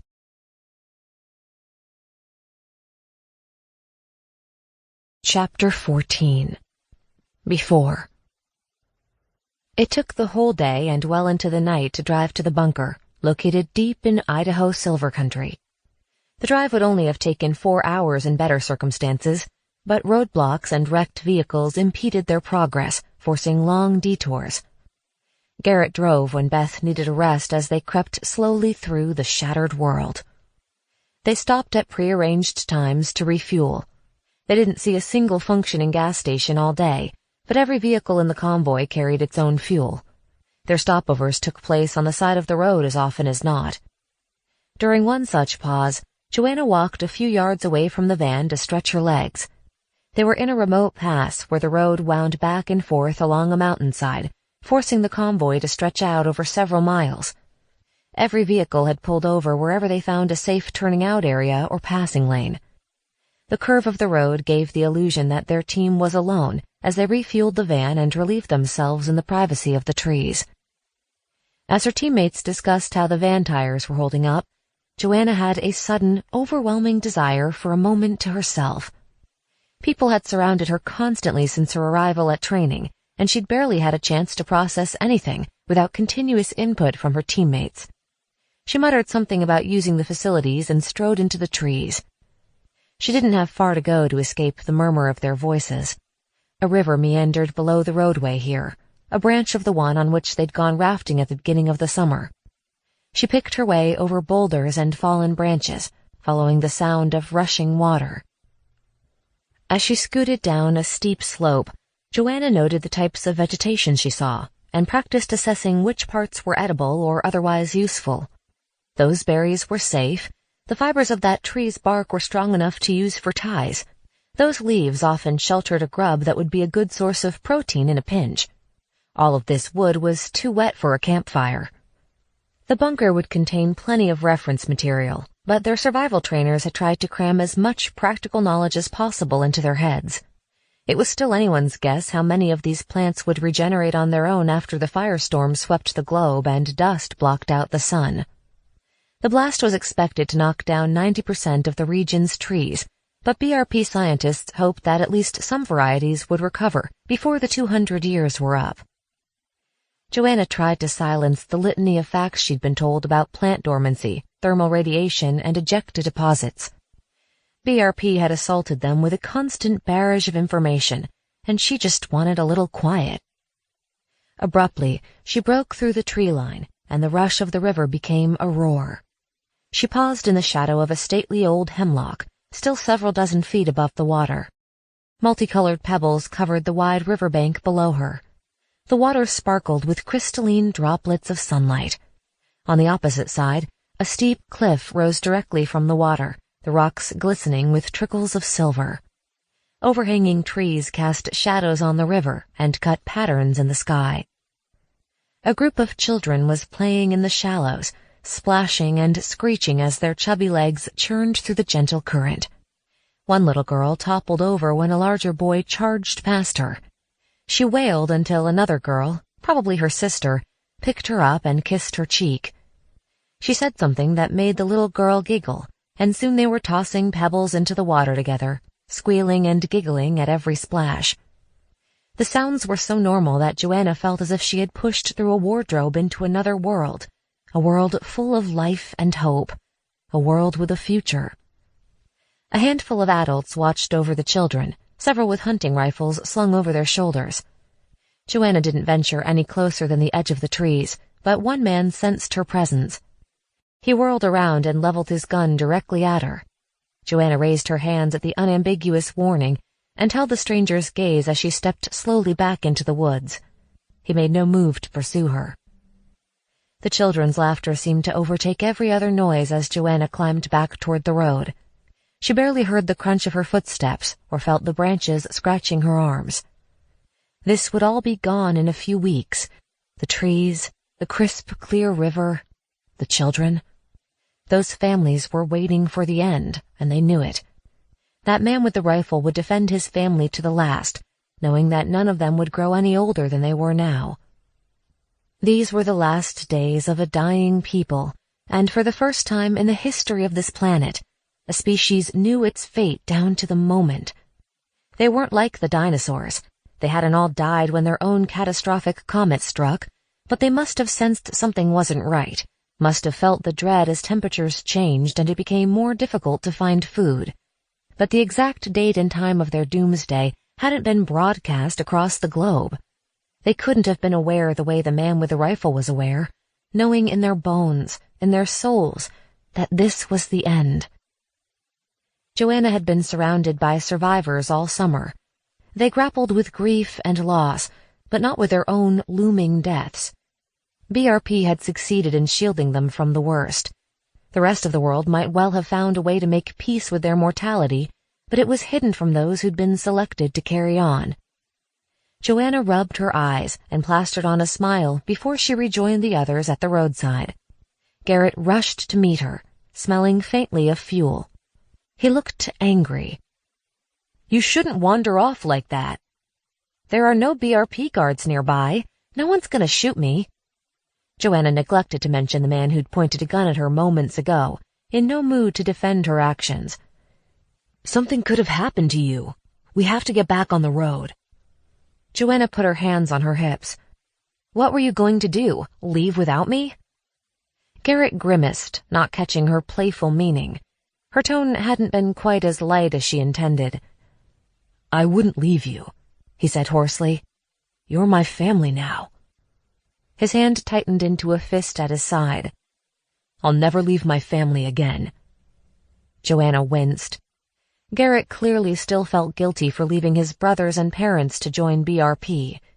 She wanted to reach out to him, but what comfort or wisdom could she offer when her own guilt was just as severe? "You didn't have a choice," she said. "It would have been wrong not to take this chance to survive. I'm sure your family understood." "Understands." "What?" "Understands," Garrett repeated. "They're still alive." "Of course, I'm sorry." "No, you're right. They wanted me to do this." Garrett's shoulders deflated. They shuffled their feet on the gravel roadside, not speaking. Joanna wished she hadn't made light of his worry for her, and she wished she could offer him the kind of solace he gave others. She had left her family behind, too. They all had. But Joanna had always expected to outlive her parents, and they had protected her.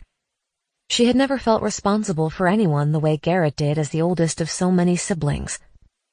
"All aboard the Magic Apocalypse bus," Beth called, breaking them out of their awkward silence. Garrett gave Joanna a pained smile and returned to the van.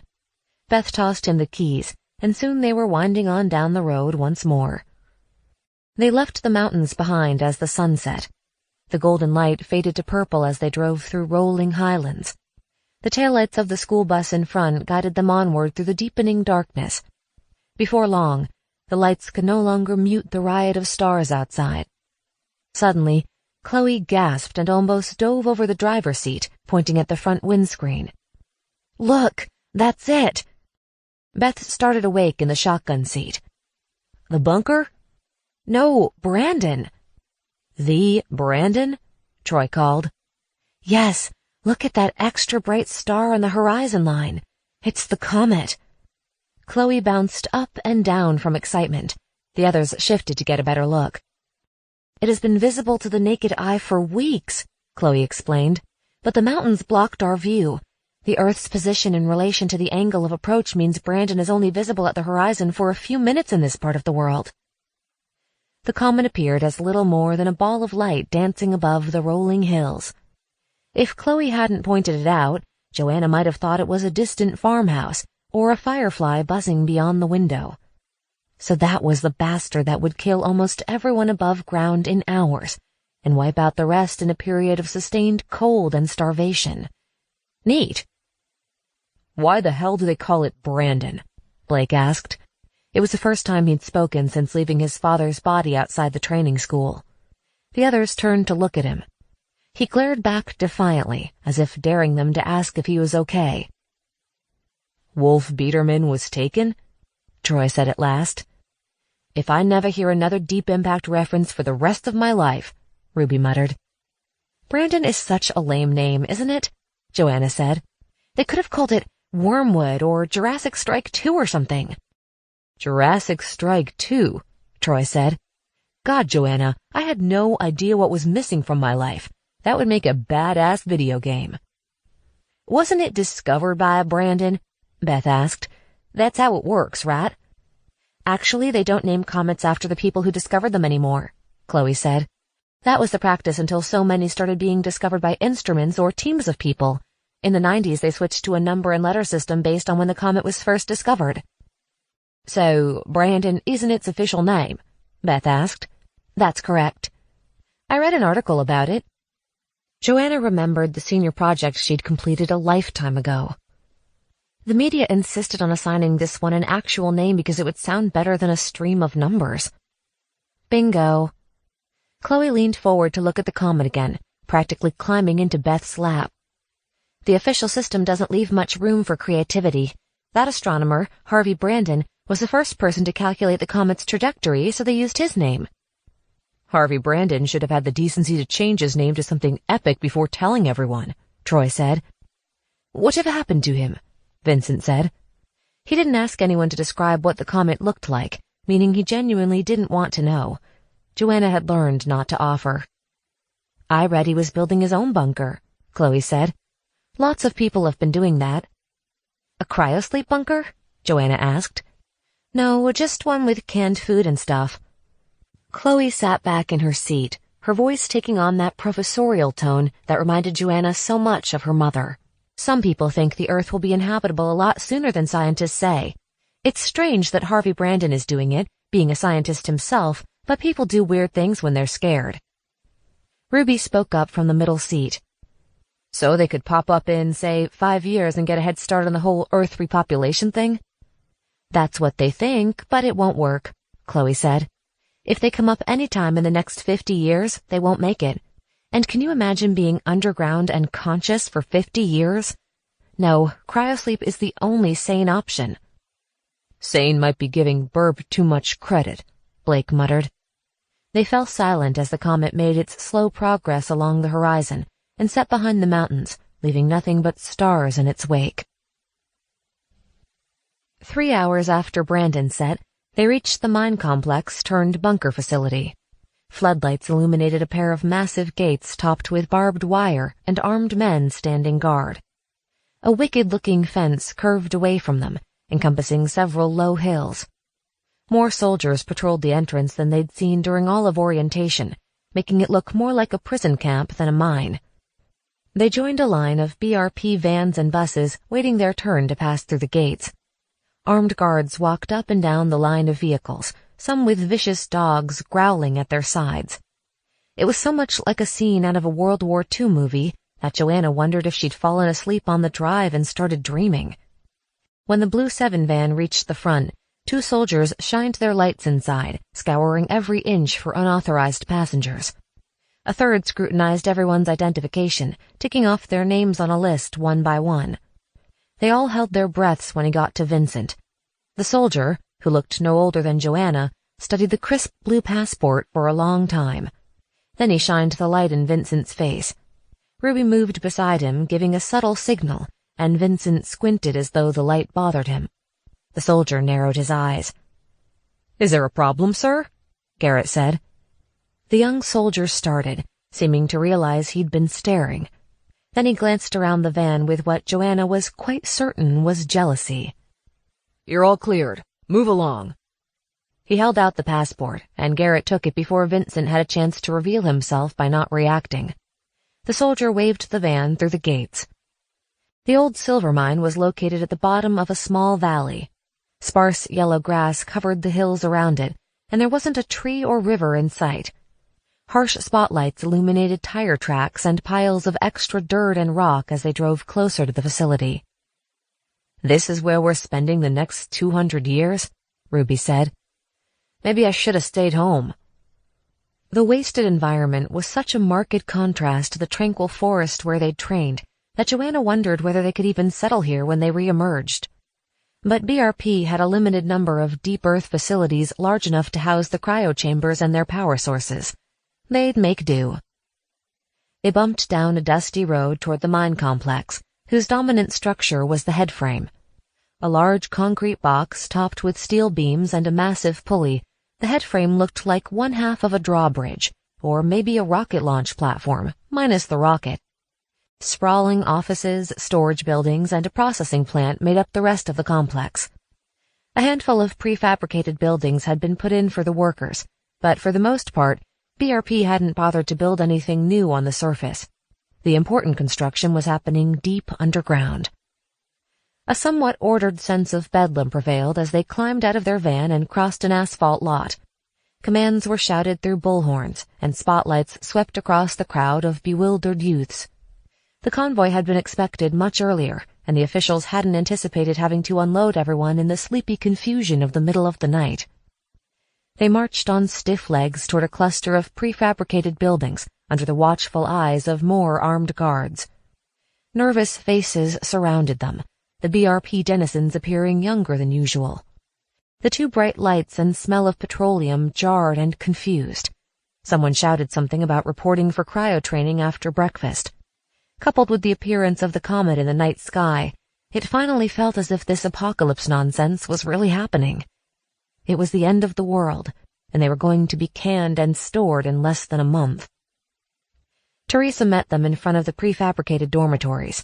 She handed out room keys, new name badges, and a detailed instruction packet, including a schedule for their cryo-sleep trial runs. Her familiar, busy energy was welcome after the traumatic drive and the tense arrival. After accepting her key and name badge, Joanna lingered by Teresa's side. "Can I help with anything?" "Aren't you tired from the drive?" "I just sat there," Joanna said. "You look ready to drop. I can help." Teresa gave her a weary smile. "I need to stay here, but if you find me a cup of coffee, I'll give you my firstborn child." "I'll pass, thanks. Where do I find the coffee?" Teresa gave her directions to the building being used as BRP headquarters. "Don't let anyone stop you." Teresa tapped the stack of name badges. "Wear it where any guard can see." "Yes, ma'am." Joanna pushed her way through magenta teams 3 and 4, who had just arrived in an old school bus. She waved at a few people she knew from their casual basketball games before heading in the general direction of the headframe. The controlled chaos continued as more vehicles rumbled down the dusty road and disgorged their passengers. The spotlights whirring over everything made Joanna feel as though she were attempting a prison break. She hurried across the complex to the headquarters building, which used to be a processing plant. Made of grim concrete, it only had a handful of windows and looked decades old. Joanna slipped through a huge metal door and turned down the first hallway, as Teresa had directed. The ore processing equipment had been replaced with hastily constructed walls painted maggot white and thick doors that made her think of an asylum.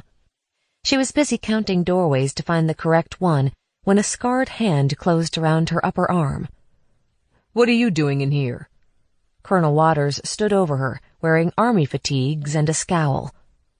"Teresa sent me to—" "Are you in the program?" "Yes.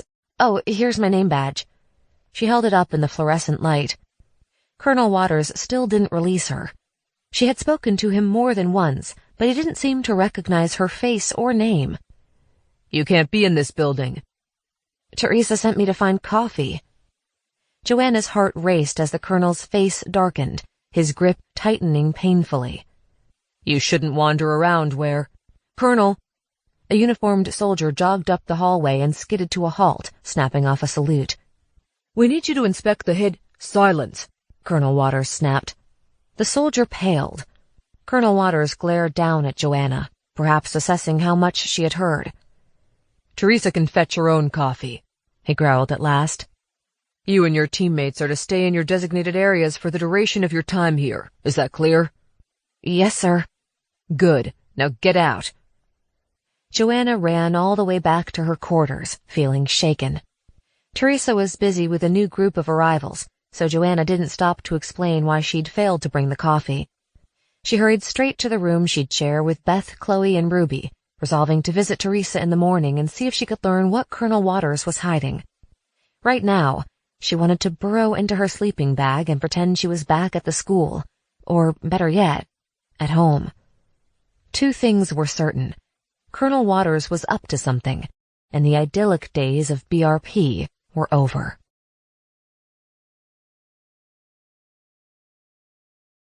Chapter 15. Joanna lay flat on her back, muscles throbbing, slowly gathering the strength to stand. The shaft house looked relatively unchanged after 200 years. The windowless walls and concrete floor were just as ugly as they had been when she last walked through those doors and descended into the earth. Above her, the head frame rose into blackness. She couldn't tell if the whole thing was still standing, but the ground-level walls appeared sturdy enough. They had been reinforced to protect the mine opening against seismic activity before Brandon slammed into the earth. All their previous speculation about what the world would be like afterward rolled through Joanna's mind. What if they'd been wrong about humanity dying out? What if the comet had missed them at the last moment, and no one woke them to say it was safe to come out? Perhaps the rest of the world had cackled over the idea of the BRP Select sleeping beneath the earth, believing they were the chosen ones. Life could have gone on without them. Joanna might find the image amusing if she hadn't seen the bones beneath the earth and the stones covering her friends' cryotanks. Keep moving forward. Her hoarse voice echoed in the windowless room. She hauled herself to her feet, shrugging off her safety harness and knapsack, and crossed to the outer door. It was locked. She jiggled the handle, wondering if someone would have locked it from the inside or the outside. BRP had recruited volunteers from among the soldiers to protect the bunker entrance, but Joanna didn't know whether they'd stayed at their posts until the bitter end. Put to sleep 48 hours before the comet was to strike, she hadn't witnessed the impact. She had to keep reminding herself it had actually happened. She pulled the pickaxe from her belt loop and went to work on the lock, which wasn't one of the fancy science fiction keypads she had always imagined on a secret government facility. Just a big deadbolt on an old industrial building. She succeeded in breaking the lock and jammed the pickaxe between the doors. Time to see what kind of world I'm dealing with. What'll it be? Alien invaders? Barren wasteland? She pried the doors apart with blistered fingers, fighting for every inch. It was still light out, and a pale beam of daylight fell across her hands, splitting her chest in two. When the gap was big enough, she tossed the pickaxe aside and yanked on the right-hand door. It burst open with a violent screech, sending her tumbling onto her backside. Then Joanna looked up into the future. 100 shades of green filled the doorway. Wild plant life curled and spread across every visible inch. Pale white buds decorated the vines curtaining the doorway. The vines swayed as a gust of wind swept into the shaft house, swirling the dust around her. Pure sunshine filtered through the greenery to touch her face. Joanna pushed herself to her feet and tottered to the doorway. She parted the vine curtain and, stepping up because ground level was higher than before, walked out into the brave new world. In place of the desolate mining complex full of trucks, concrete, and engine exhaust was a secret garden, verdant and wild. Apart from the shaft house and head frame, the processing plant was the only structure still standing, a mere shell covered in creeping vines and coarse grass. The rest of the buildings had disappeared, knocked flat and overtaken by riotous life. Joanna took a deep breath. The air was crisp and pure, smelling of fresh leaves and dirt untouched by ash or poison. Gut-deep relief swept through her, so powerful she almost collapsed on the fresh grass. The air on the surface wasn't going to kill her after all. She walked slowly across the green earth. the very same earth that had once been covered with asphalt, wondering at the springy moss beneath her feet, the buzz of life in the air. The whole world felt new, cleansed. She could almost believe the firestorm had never reached here at all. Dr. Huntington had told them 200 years would give the earth enough time to recover, and long-dormant seeds would sprout once more. But she had still imagined a gutted landscape where they'd have to scrape together food and cultivate desolate farms in the rocky ground. But this place looked healthier than it had when it was a mine. Time had been gentler on the surface of the earth than the acts of man. Trees crowned the once barren hills surrounding the complex. The forest didn't have the venerable look of the Pacific Northwest woods she remembered. No ancient hemlocks towered into the sky here. But the trees had had enough time to grow a comforting nest around the old mine complex and fill the air with rustling branches. Joanna paused between the shaft house and the processing plant and turned in a slow circle, taking it all in. The sun hung low over the horizon, already assuming the dreamy quality of early evening. She felt as though she were on a different planet. The way the plants curled across the ground and cloaked the ruins was unlike anything she'd ever seen. She couldn't reconcile this wild garden with the concrete chaos she had left behind. If it weren't for the familiar shape of the head frame rising over the shaft house, she'd believe her cryotank had been moved while she slept. Only one thing soured the beauty of the green-drenched world. It was untouched, which meant no other survivors had been here, from her own bunker or any other. She still held on to the tiniest ray of hope that some people had survived the cave-in and escaped out the other mine shaft. She wanted to walk over and see for herself, but it was a few miles away, and twilight was approaching fast. Joanna needed to make some decisions before nightfall. Her knees picked that moment to wobble, reminding her she'd just completed a marathon climb out of hell. She needed rest, and soon. She hobbled back to the shaft house to retrieve her knapsack. The windowless structure would provide the best shelter that night, but she didn't particularly want to sleep in this musty concrete box, as if she were still underground. The thought made her skin feel too tight for her body. By contrast, the breeze drifting through the doorway was warm and inviting. She'd had enough of being contained. Turning her back on the mineshaft's dark maw, she hoisted her pack over her shoulder and hurried outside. Darkness was falling quickly. Joanna had to make camp before the stars came out in force, not wanting to use too much flashlight battery. The effort of climbing the ladder was beginning to catch up with her. Her stomach clenched and gurgled, reminding her she hadn't eaten in hours. She was tempted to flop down to sleep on the grass covering what had been a parking lot. Shelter was always a survival priority, but the air was warm and dry, and her aversion to sleeping inside a building was growing stronger. She briefly considered the processing plant, but the walls looked as though they might fall down if she glanced at them sideways. At last, Joanna decided to scale a pile of rubble and sleep there. Being high up ought to keep her safe. She didn't know if any predators stalked this new world. She ascended the rubble carefully, scrambling around until she found a stable plateau, a wide slab of concrete resting about 15 feet above the ground. The headframe rose on one side and the processing plant on the other, silent sentinels keeping watch.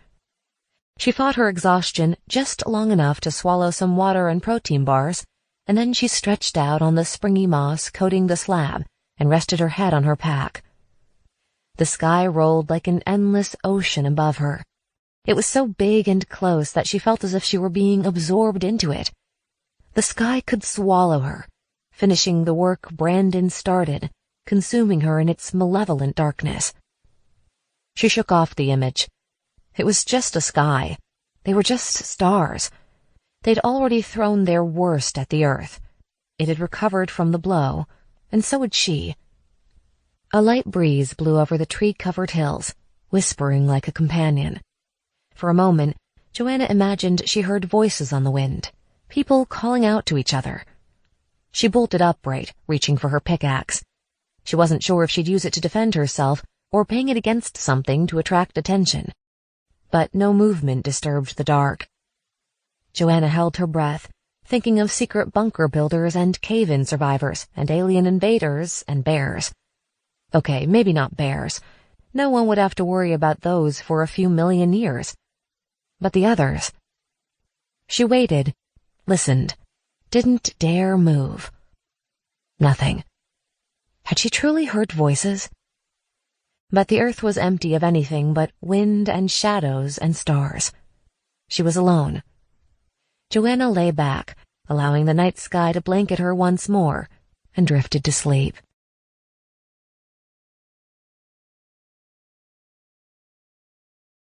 Chapter 16.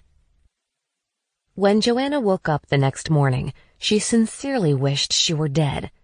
If she thought climbing the mineshaft was excruciating, it was nothing compared to the way she felt after sleeping on a stone slab after climbing the mineshaft. Agony throbbed in every muscle, and her body cramped up when she so much as took a deep breath. She should have taken a week or two to build up her strength. Climbing a 1,500-foot ladder after waking from cryosleep was a stupid thing to do. The bunker might have been crumbling around her, the lights dying one by one, but she had completely underestimated what the climb would do to her body. "Idiot," she muttered.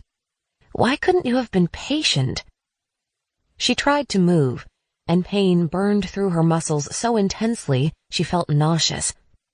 She managed to sit up long enough to force down some water, whimpering pitifully. It was physically impossible to stand. Sleeping on this slab high above the ground had seemed like a good idea last night, but she didn't think she could get down now. She slumped onto her back. "Oh, just climb 15 feet up and sleep in the open. Great idea, Joe." She had felt triumphant when she hauled herself out of the mineshaft. She had dragged herself from the depths of the earth through pure grit. She had overcome cosmic odds, resurrected herself from an artificial death. And it had been a terrible mistake. Despair tugged at her like hands reaching up from the bunker to pull her back underground. What if she ran out of food and water before she could walk? She'd only brought a small supply, assuming she'd be able to zip down to the exit chamber to retrieve more after she set up a pulley system. She only wanted to look around on the surface. She hadn't considered that she might not be able to move. Someone on her team would have thought of this. Probably Ruby, who knew the toll different levels of strenuous physical activity took on the body. Joanna had gone running with Ruby a few times back at orientation, suspecting that exercise was the way through Ruby's cranky exterior. She seemed to appreciate Joanna's company, and had even confessed her ambition to run a marathon on every continent. This was why they had focused so much on team building. They needed each other. No matter how hard Ruby tried to avoid connecting with people, she projected physical and mental strength with every stride. Blake had his army background. Chloe was a tech genius. Garrett had his whole Captain Boy Scout persona. But Joanna was just a normal girl. She wasn't sure where her true strength lay. At the moment, she didn't have any at all. She tried to move again, and the pain held her like a vice.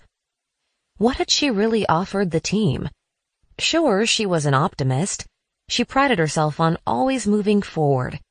But even that failed her now, when her lack of foresight had consequences. She should have stayed underground.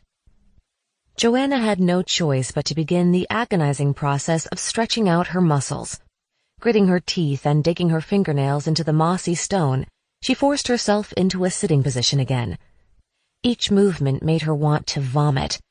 She doubted she'd be able to climb down from her plateau at all today. So much for your plan to check out the other mine shaft. At least she had a decent view of the mine complex. The morning sun glistened on the wild greenery, and white and yellow blossoms adorned the scrub. Most of these plants had probably been growing here for 50 years, but they made the place seem fresh, like a garden at first bloom.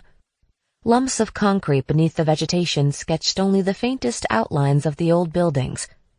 Without the skeletal shape of the head frame, Joanna wouldn't have recognized this place if she had stumbled upon it accidentally.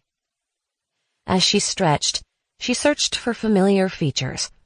That stand of trees with concrete peeking out around the stumps had been the storage building where the cryoscientists stayed. There was the hill where the border gate had been, doubtless the first thing to fall after the impact. The processing plant turned BRP headquarters on the western side of the complex was mostly intact. Vines grew on its weathered walls, easing out of cracks and slowly overtaking the empty windows. The building gave her chills even as a ruin. The BRP officials had become increasingly frantic at the end, forgetting their own advice not to panic. Many of the soldiers, technicians, and builders didn't stick around when they realized the bunker didn't have enough space for them. They dispersed to spend time with their families, and the newly arrived BRP denizens were called on to finish their work as the comet tumbled nearer. The entire complex had roiled with trucks and noise and the low drumbeat of panic. Stalking the bunker was billed as a team-building exercise. To the last, BRP drilled home the message that the teams would be the key factor in ensuring the success of the mission. Humanity only had one shot. If someone didn't get along with the team or didn't pull their weight, they were doomed. Most rose to the challenge, which meant they barely had time to remember their own names during those final weeks at the mine. As Joanna surveyed the overgrown ruins, she wondered if the disorderliness of the final days had contributed to the eventual cave-in down below. Had some frazzled BRP scientist miscalculated the structural integrity of the mine? Had some careless error cost her friends their lives? She prayed the other bunkers had fared better than theirs. Maybe she'd get to ask them one day. A bare patch of earth on the far side of the complex must be where the nuclear power source for the bunker was buried. Joanna's survival suggested it still generated some power. That could prove useful, if she lived long enough to make it down from her pile of rubble. One step at a time. You've made enough rash decisions for 1 week. Joanna massaged her legs, a task that would have been easier if her arms didn't hurt so badly, and resolved to take her time before moving from her perch. She could find no sign that anyone had been here for a very long time, the ruins undisturbed by man or beast. She'd thought she heard voices the night before, but she was sure now that it must have been the wind. Stranded atop her concrete island, she found it difficult to push away the memories of the 3 weeks she'd spent above ground here. Every detail was still so sharp. That overgrown gravel patch was where Beth had gotten in a shouting match with a woman named Priya from Red Team. Tensions had run hot at the end, and the argument had been over something stupid, a careless word or an accidental jostle. Joanna hadn't ever heard the full story, but she remembered Garrett diffusing the situation with calm words and a cheery smile. That hilltop on the other side of the headframe was where Chloe had cried on Joanna's shoulder after she asked Vincent to kiss her and he said no.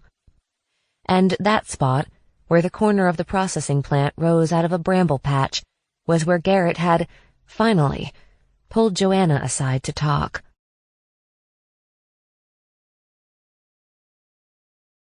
Chapter 17. Before. In an effort to alleviate stress, Joanna accompanied Ruby on her usual morning run, a decision she deeply regretted by the second lap around the mine complex. She felt pretty fit after enduring Blake's Apocalypse boot camp, but Ruby was on another level. Joanna was trying to think of an excuse not to complete a third lap when Garrett emerged from the BRP headquarters building and beckoned to her. What was he doing in there? The former processing plant continued to be a source of mystery. Joanna hadn't been inside it since the first night, and she couldn't get a straight answer out of Teresa about what Colonel Waters was hiding there. Mind if I quit here? Ruby shrugged, jogging in place as a convoy of supply trucks crossed their path and rumbled toward the shaft house. Her blonde ponytail, still edged with red dye, bobbed like a lure. Far be it from me to stand in your way when Prince Charming calls. Joanna rolled her eyes. He could have found out something about whatever Waters is up to. Do what you gotta do. The last truck grumbled past them, and Ruby sprinted away through a plume of dust. Joanna joined Garrett, a little breathless from the exercise. It had been difficult to steal private moments since they arrived at the bunker. Between trips down the mine shaft to stalk the storage tunnels and quick rotations through their cryosleep trials, The team barely had time to eat together anymore. Joanna had all but given up on getting Garrett alone. But when he drew her into the shadow of the former processing plant to talk, his face flush with emotion, she realized he must be ready to make their relationship official. She almost wished he'd chosen a better moment. Sweat plastered down her hair. She wore a frayed t-shirt she'd already decided not to save in her locker, and her lungs were rebelling against her for going running. Garrett seemed tired too, not helped by the faint green shadow under his eye from the shiner Blake had given him. "You look like you could sleep for 200 years, she wheezed. "What's up?" "It's my brother's," Garrett said. "Oh." Joanna quickly reassessed the situation. He wasn't about to declare his feelings or reveal a BRP conspiracy. She leaned against the concrete wall, trying for a casual posture. "You heard from them?" "Teresa let me make a call." "How did you—" "It's not important." Garrett glanced around. Shouts rose from where Purple Team 1 was unloading solar panels from a truck, not near enough to hear their conversation. "Please don't tell anyone. I don't want to get Teresa in trouble." Joanna promised not to repeat the information. "What did your brother say?" "They built a bunker in Montana," Garrett said. "They got access to a cave system. It's not very deep, but they've been filling it up with supplies. It has ventilation and everything. It'll be ready before Brandon gets here." Garrett searched her face for a moment before continuing. "The officials say bunkers where everyone stays awake won't keep them alive long enough for the atmosphere to clear." "But you want to join them anyway." Joanna should have known his thoughts would turn this way. "I should never have abandoned them," Garrett said. "I could have helped with the work these past months." "Do you really believe their bunker will survive after everything we've learned?" "I don't know." Garrett rubbed the back of his neck. "What if BRP is lying to us, making us think non-cryo bunkers won't save us so we'll go along with their program?" "You sound like Ruby." Garrett grimaced. "She might not be so wrong." So even Garrett's uncomplicated belief in the program had turned to skepticism. Perhaps it was inevitable. "Chloe knows more about the science of it than any of us," Joanna said. "She says the calculations are correct. A homemade bunker will only delay the inevitable. How long will your family supplies last?" Garrett hesitated. 4 years. "That's it?" "Maybe we'll play board games for those 4 years and then die anyway. At least we'll be together." Joanna took a deep, steadying breath. "So you're leaving?" Garrett met her eyes. "Only if you come with me." "What?" Joanna felt as if she'd suddenly been made responsible for a precious and breakable object, like a Fabergé egg, or maybe a human baby. The rumble of activity around them faded away. "I know it's not fair to ask," Garrett said, "but I meant it when I said I wouldn't leave you, Joanna. I want you to come with me. If we can get hold of a vehicle, we should reach my family before they seal their cave." Joanna stared at him, trying to process what he was asking her. This was much more serious than becoming boyfriend and girlfriend, which was all she had wanted out of this conversation. But she really did believe Chloe's assessment. If they drove off to Montana and hid underground, they would be dead in 4 years, assuming they even managed to cross the pre-apocalyptic wasteland to get there. The planet would not be habitable in so short a time. They would have no chance to reclaim the Earth, no new legacy. Joanna's parents' faces flickered in the dust curling around the complex. The rumble of the trucks returned, along with the murmur of voices from the rest of the BRP cohort. This wasn't just about her and Garrett. They were all a legacy for their families.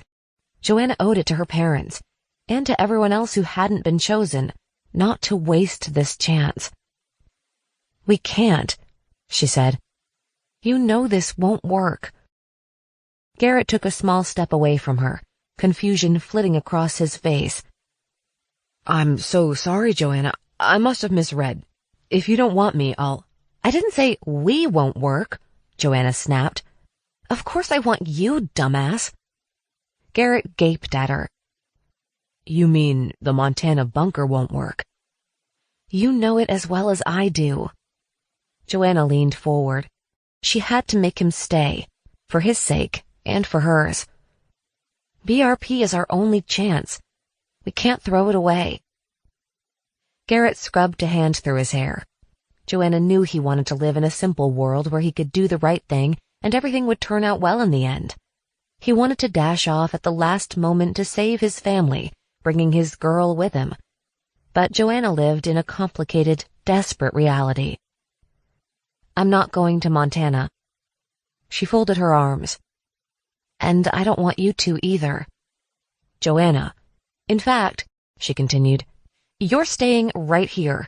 I need you, and so does the team. You said yourself, we're your family now. He looked at her for a long time.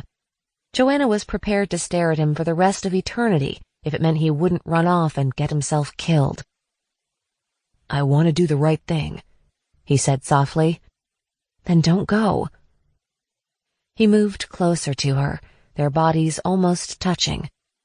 Joanna's heart thundered as he brushed the back of her hand with his fingertips. She could hardly bear to be so close when he might be about to leave. But she couldn't reach out to him, not until she had an answer. Garrett gave a deep sigh. Okay, Joanna Murphy. I won't go. His lips quirked in a half-smile. Did you really mean that? You want me even though I'm a dumbass? Joanna grabbed his face with both hands and kissed him.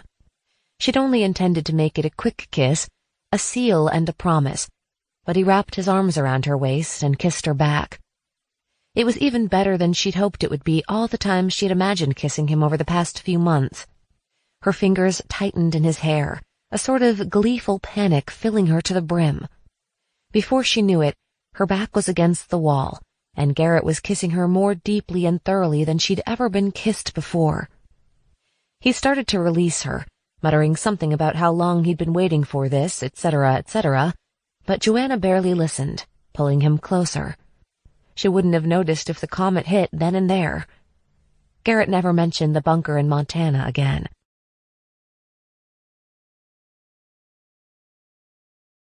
Chapter 18. It took Joanna all day and another night to recover from climbing the ladder. Miserable didn't begin to cover the experience.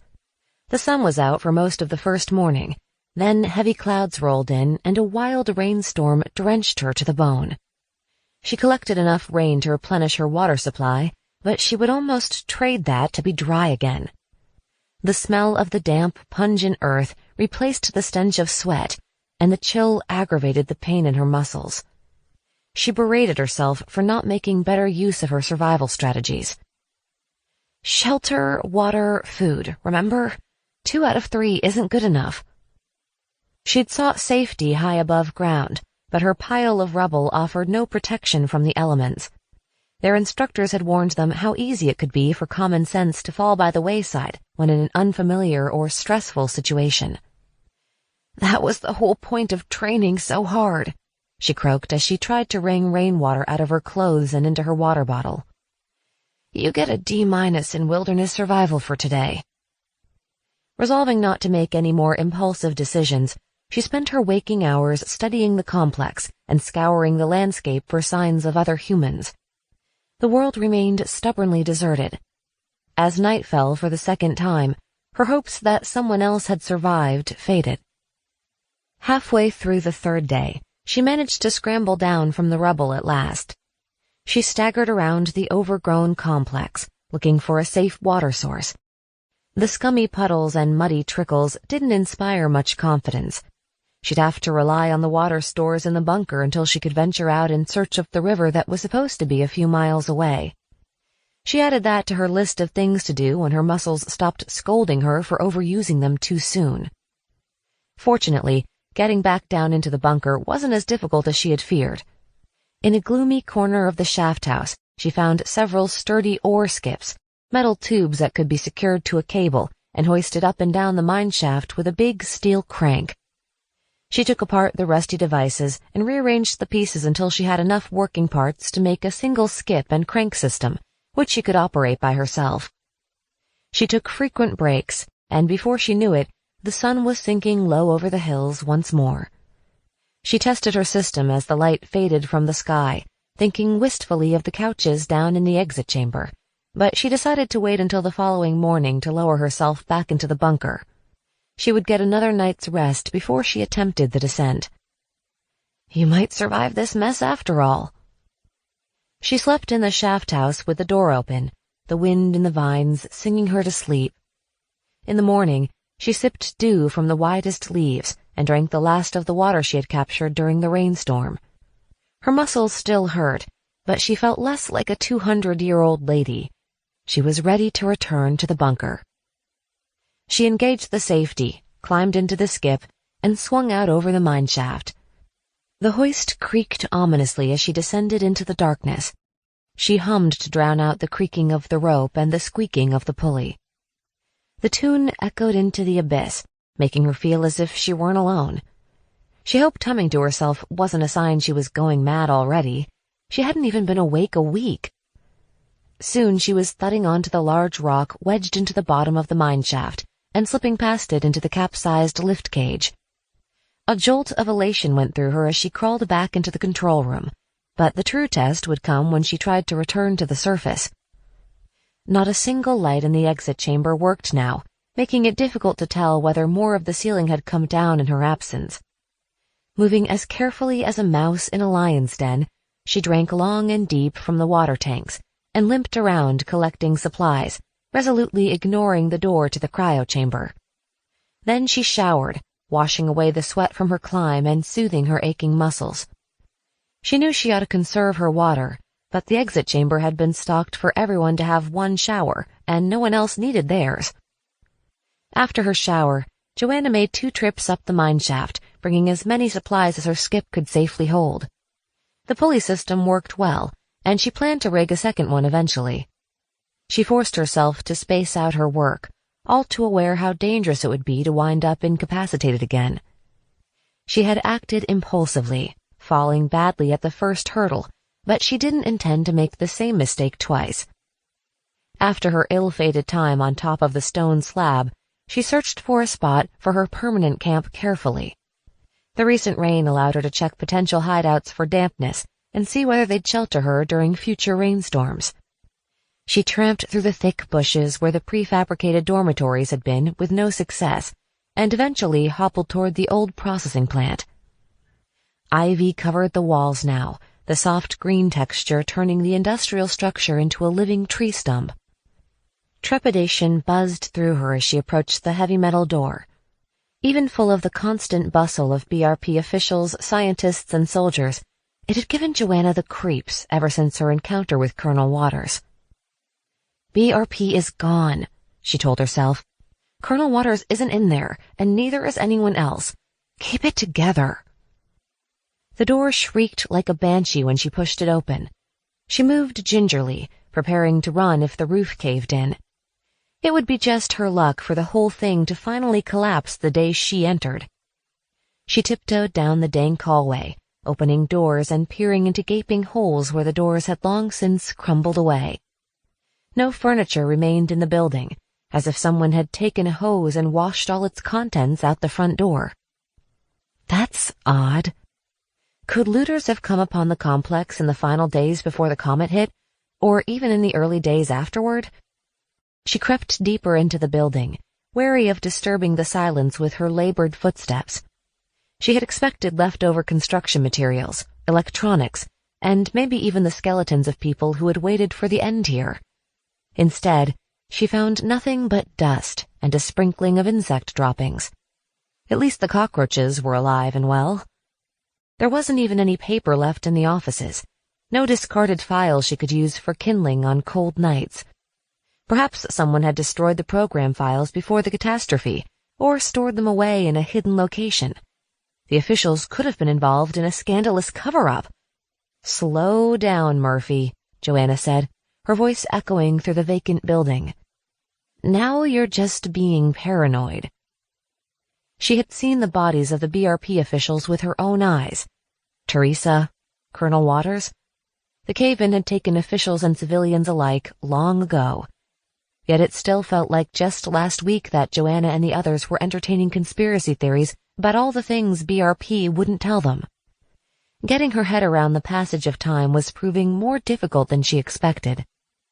Still, time alone couldn't explain why the processing plant was empty. Joanna reached a stairwell at the end of the partitioned hallway. Shadows cloaked the upper level. The lab up there had been filled with cryotanks, which Dr. Huntington used to give all the BRP participants a trial run. She supposed he'd also used the participants to test the tanks, many of which had been fresh from the manufacturer. Stress had replaced some of Dr. Huntington's fervency after they arrived at the mine. He seemed irritated that the program wasn't being executed as well as he felt it deserved. They were forced to rush through every step as the doomsday clock counted down. Rumor had it the participants weren't just practicing when they reported to this building for their cryo trials. In fact, they were being tested to find out whether they'd panic. If they couldn't handle the immersion process, they were removed from BRP, condemned to perish after all. Joanna had witnessed a member of Yellow Team 2 being shown the gates after he flipped out during his trial. Apparently, he'd thrashed and choked and put long scratches down a technician's arm before finally succumbing to cryosleep. Dr. Huntington woke him a few minutes later and sent him packing. In the dim light of the ruin, Joanna couldn't tell whether the second-floor lab was as vacant as the ground-floor offices.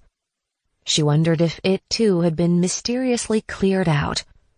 She mounted the bottom stair, and it groaned ominously. "It's like being home alone," she told herself. "They're just house noises." She tried the second step. The groan became a loud creak. She felt a nudge of intuition, like a hand on her arm, and jumped off the step an instant before the entire staircase collapsed with a thunderous crash.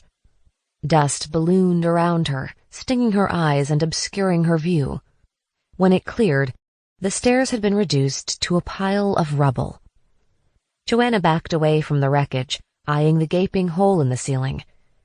Just as she was wondering if any other staircases would get her to the second floor, a loud bang echoed down the hallway. She stumbled in surprise, her feet catching on unseen debris. "That's it, I'm out of here." She limped back the way she came and discovered the heavy metal door at the front of the building had fallen shut. "Just the wind," she murmured. "No need to freak out, it was just the wind." She pushed open the door, whispering a prayer of thanks that she wasn't locked in, and hobbled back out into the sunshine. She paused to take deep, calming breaths.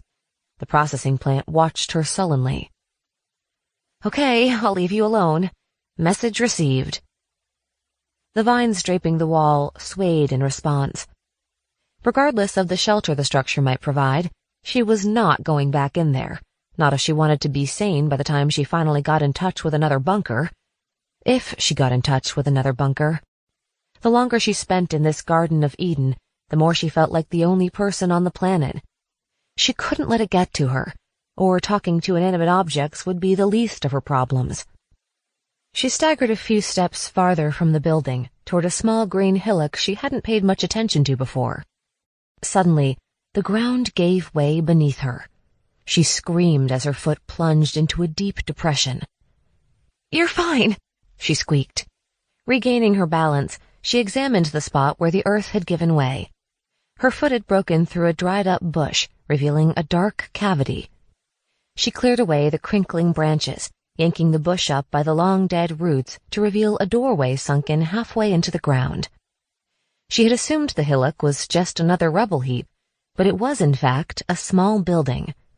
Ground level had risen throughout the complex, whether from settling ash or periodic floods she couldn't be certain, but this structure looked as though it had already been partially set in the ground before that. Standing only one level high, with long grass and shrubbery growing over the top, it looked more like a hobbit hole than a house.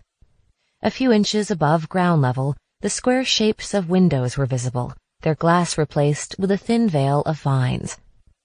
Jackpot! Joanna hacked through the bushes to clear a passage to the door. It was made of thick wood, any paint long since flaked off.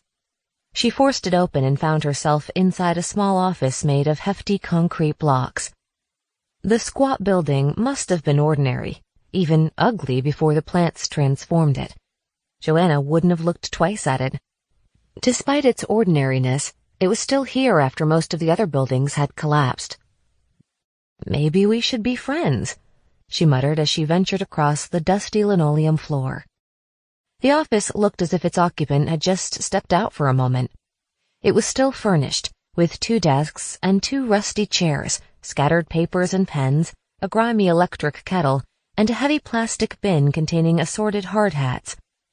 Joanna picked out the smallest hard hat for herself and put it on. On the wall by the door, a metal rack held half a dozen hunting rifles. Dust covered the weapons, just like everything else in the forgotten space.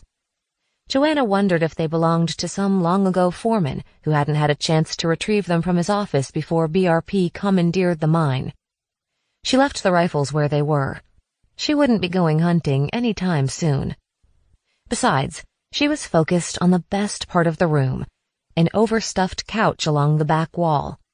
She crossed the office in 5 steps and sank into it, welcoming the softness on her sore muscles, despite the choking plume of dust that mushroomed from it when she sat. She marveled at how this modest space had withstood the pressures of time and weather and everything else the atmosphere had thrown at it. The building's placement partway underground had protected it from the worst effects of the impact, almost as if the little hut had also been sleeping deep underground for the past 2 centuries. But the windows made all the difference in the world. The glass was long gone, of course, but daylight filtered through the vines, reminding her she wasn't buried alive after all. She had some cleaning to do, but Joanna was pretty sure she'd found her new home. All it needs is some pictures on the wall. She glanced around, thinking of another thing she was probably never going to have again. And indoor plumbing.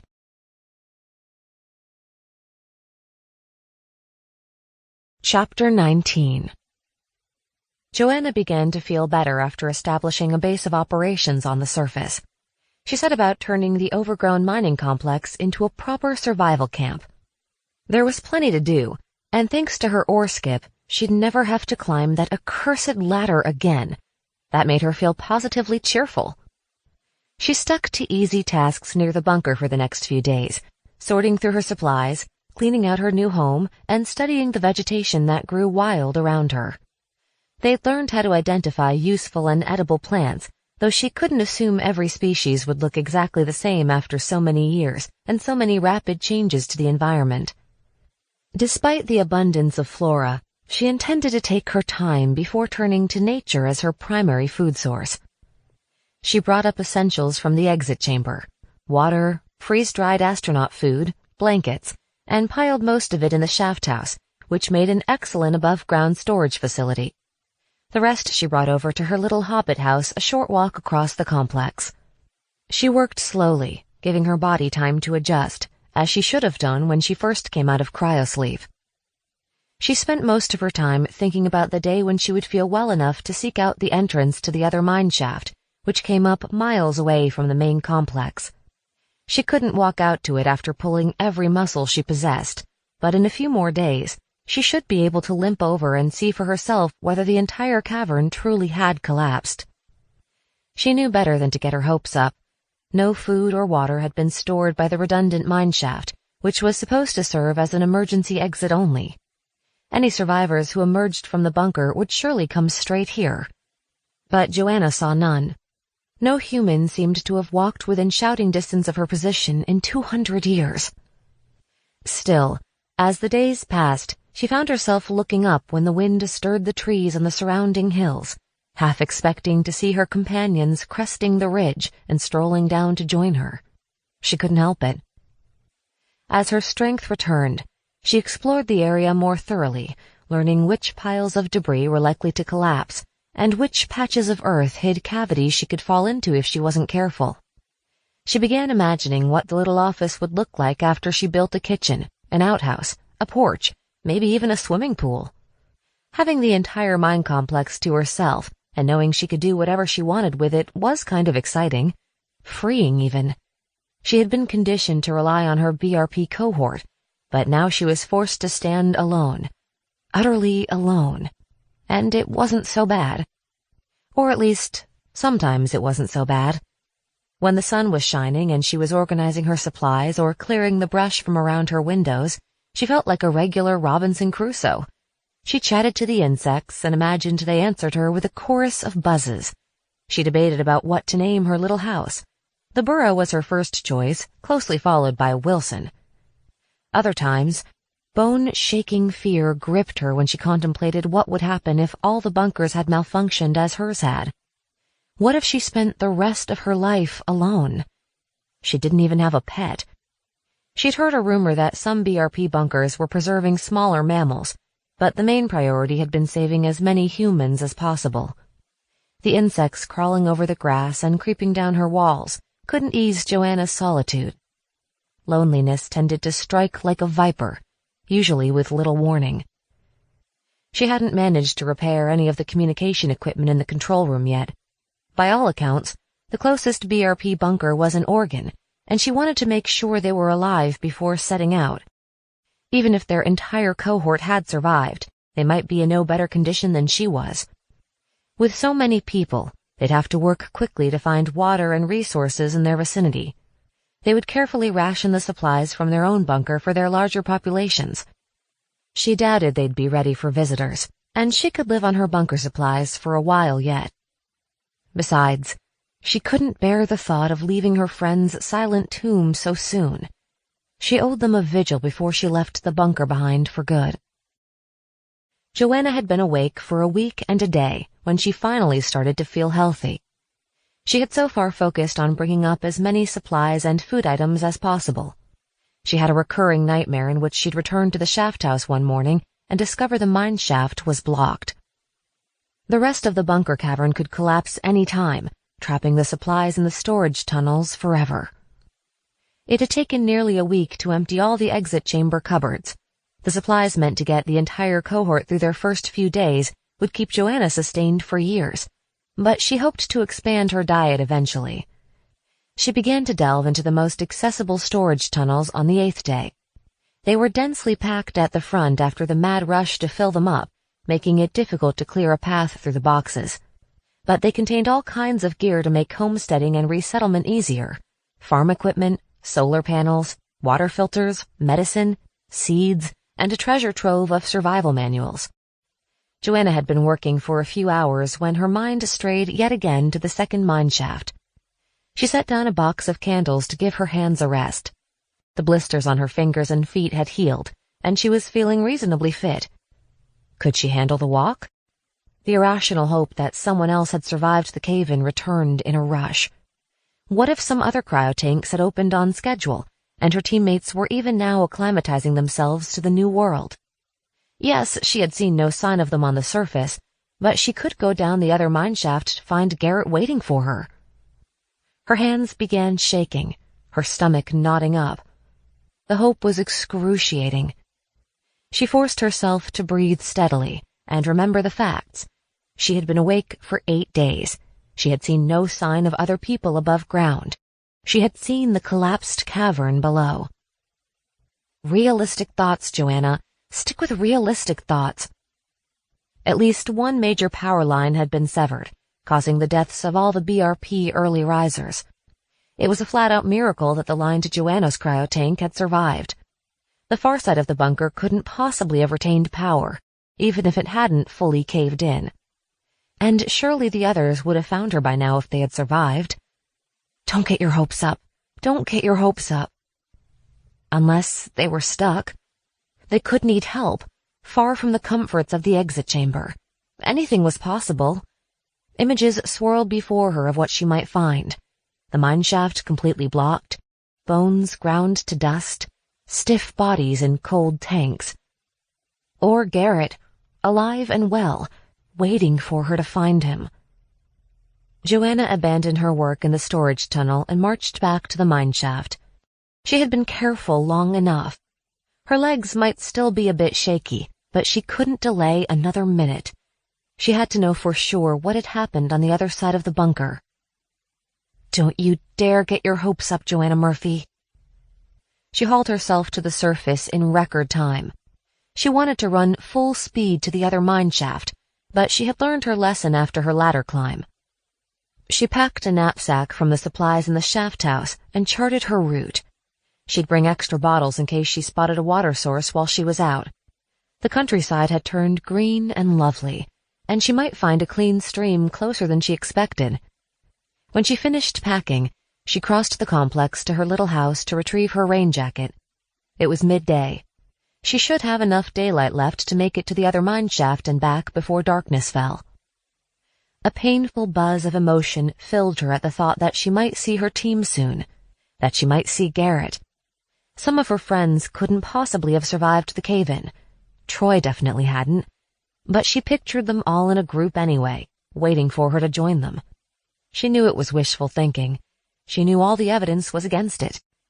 Still, she couldn't help but hope. Remember the program. She grabbed the jacket from her couch and shrugged it on. Keep moving forward. She pulled the zipper up to her throat as if it could defend her against disappointment. But as she turned back to the door, something tugged at her awareness, a vague sense that everything wasn't as it should be. She spun in a slow circle, surveying the room. Something was out of place. The extra hard hats were piled in the bin where she'd left them. Her rumpled blanket lay undisturbed on her couch. A small stash of food and the contents of a first aid kit covered the desk in the corner. What had changed? Had some animal been in here rooting through her things? Or was she simply going crazy, seeing oddities where none existed? Then she spotted the thing that was different, and icy fear spiked through her core. It wasn't some subtle difference, some small item knocked askew by an animal intruder. The rifle rack by the door was empty.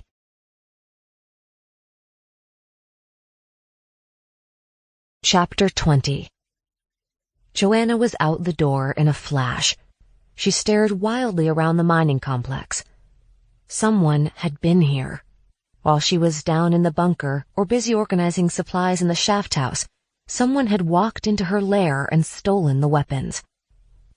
Fear bubbled in her stomach, oozing like oil. She was going to vomit. Someone had discovered her little hideout, and the only thing they took were the guns. It couldn't be her BRP cohort, liberated from the bunker through the other mine shaft. They would make contact, not creep in while she was underground to steal her stuff. They weren't even her rifles, really. She hadn't touched them since she made a home out of the vine-covered office. She shuddered. This strange someone must have been watching her. They had waited until she was down in the bunker to sneak into her camp. She spun around, fighting panic, searching for some sign of her visitors. The mine complex was quiet. Noon sunshine spilled across the greenery, which looked as fresh and untainted as ever. It was supposed to be her peaceful Garden of Eden at the beginning of a new world. So much for that. A soft rustle made her jump for cover behind a moss-covered rubble heap, but it was only the wind hissing through the tall grass. She was alone. Joanna crouched on the ground, her mind racing. Could her mysterious intruders be from a different BRP bunker? Would they have had time to make it this far? All the countdowns were supposed to end at the same time, and they were all supposed to remain near their own bunkers at first. She wanted to believe everyone would stick to the program rules, but she couldn't deny that some cohorts might have rejected the guidelines already. Colonel Waters had certainly thought it likely. Or had some people survived the comet's impact after all? Perhaps the abandoned mining complex wasn't representative of the rest of the country. Maybe the earth was already filled, already subdued. The virgin landscape she'd found upon waking could be an illusion. She'd only seen this tiny corner of the world so far. Hands shaking, Joanna hoisted her travel pack onto her back and crept out of hiding. She knew what to do. She would walk to the other mine shaft as planned. The idea of strolling into the wild filled her with terror, but she had to know if anyone had made it out of her own bunker, and she had to know now. She might need backup. Joanna returned to the shaft house, trying to look in every direction at once, and retrieved her pickaxe. Whoever was out there was armed and potentially hostile. She wasn't about to march into the wilderness empty-handed. When she went back outside, she closed the shaft house doors and piled a few branches in front of them. The obstruction wouldn't keep intruders away from her supplies, but if it moved, she would know someone had come back into camp in her absence. Joanna took a deep breath and set out from the mineshaft, heading due east. Fear still rattled her, and she kept up a barrage of commentary to stop herself from running back to hide in the bunker. Don't panic, don't panic, don't panic. If anyone survived, you need them, and you need them now. She crossed the boundary of the mine complex, indistinguishable now, and climbed the hill behind it.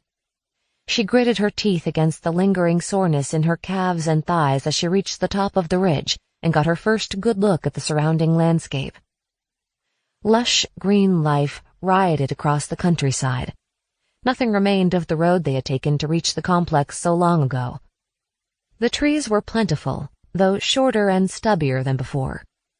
Despite her high vantage point, Joanna couldn't see all the way to the head frame above the other mine shaft.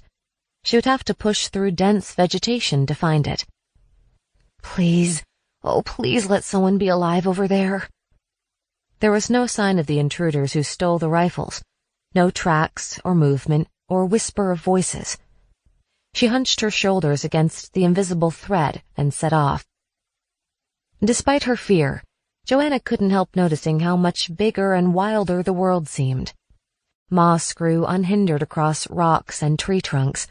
Huge patches of wildflowers bloomed on the hillsides. The colors were brighter and more vibrant than she remembered. 200 years ago, this area had been a wasteland.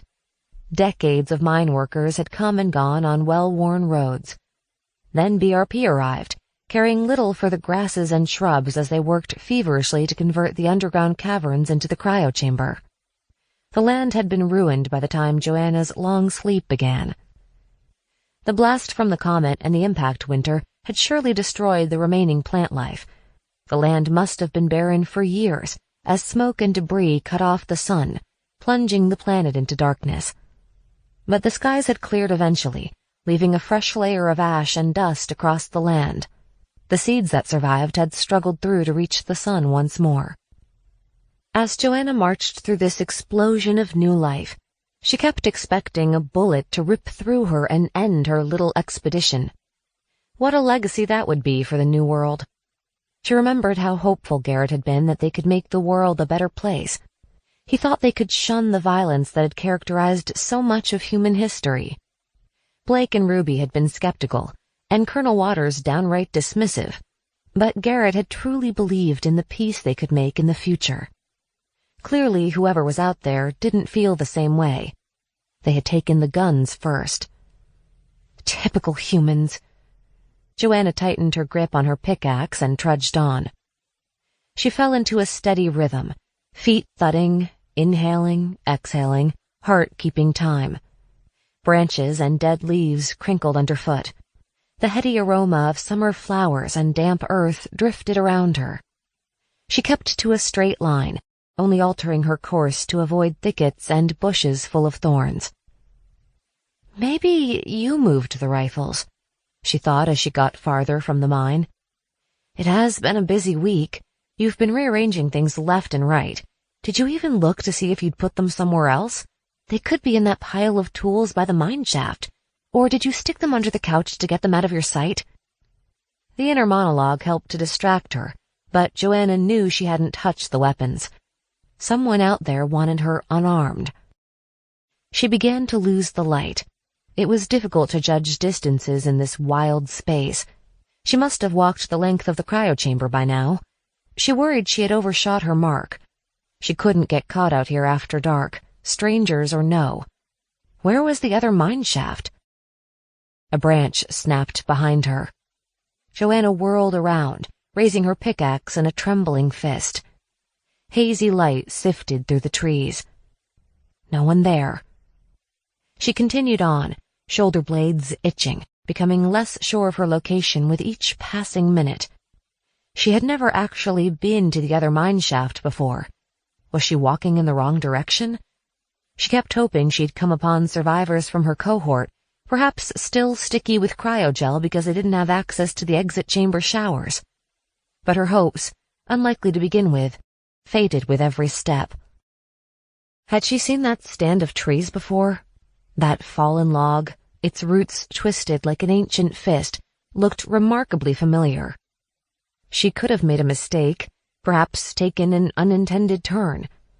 The apprehension pulsing through her made it difficult to think clearly. At last she spotted a dense shadow through the trees. She pushed through a mess of low-hanging branches and breathed a huge sigh of relief. It was a ramshackle head frame. She'd found the second mine shaft. Joanna approached the structure cautiously.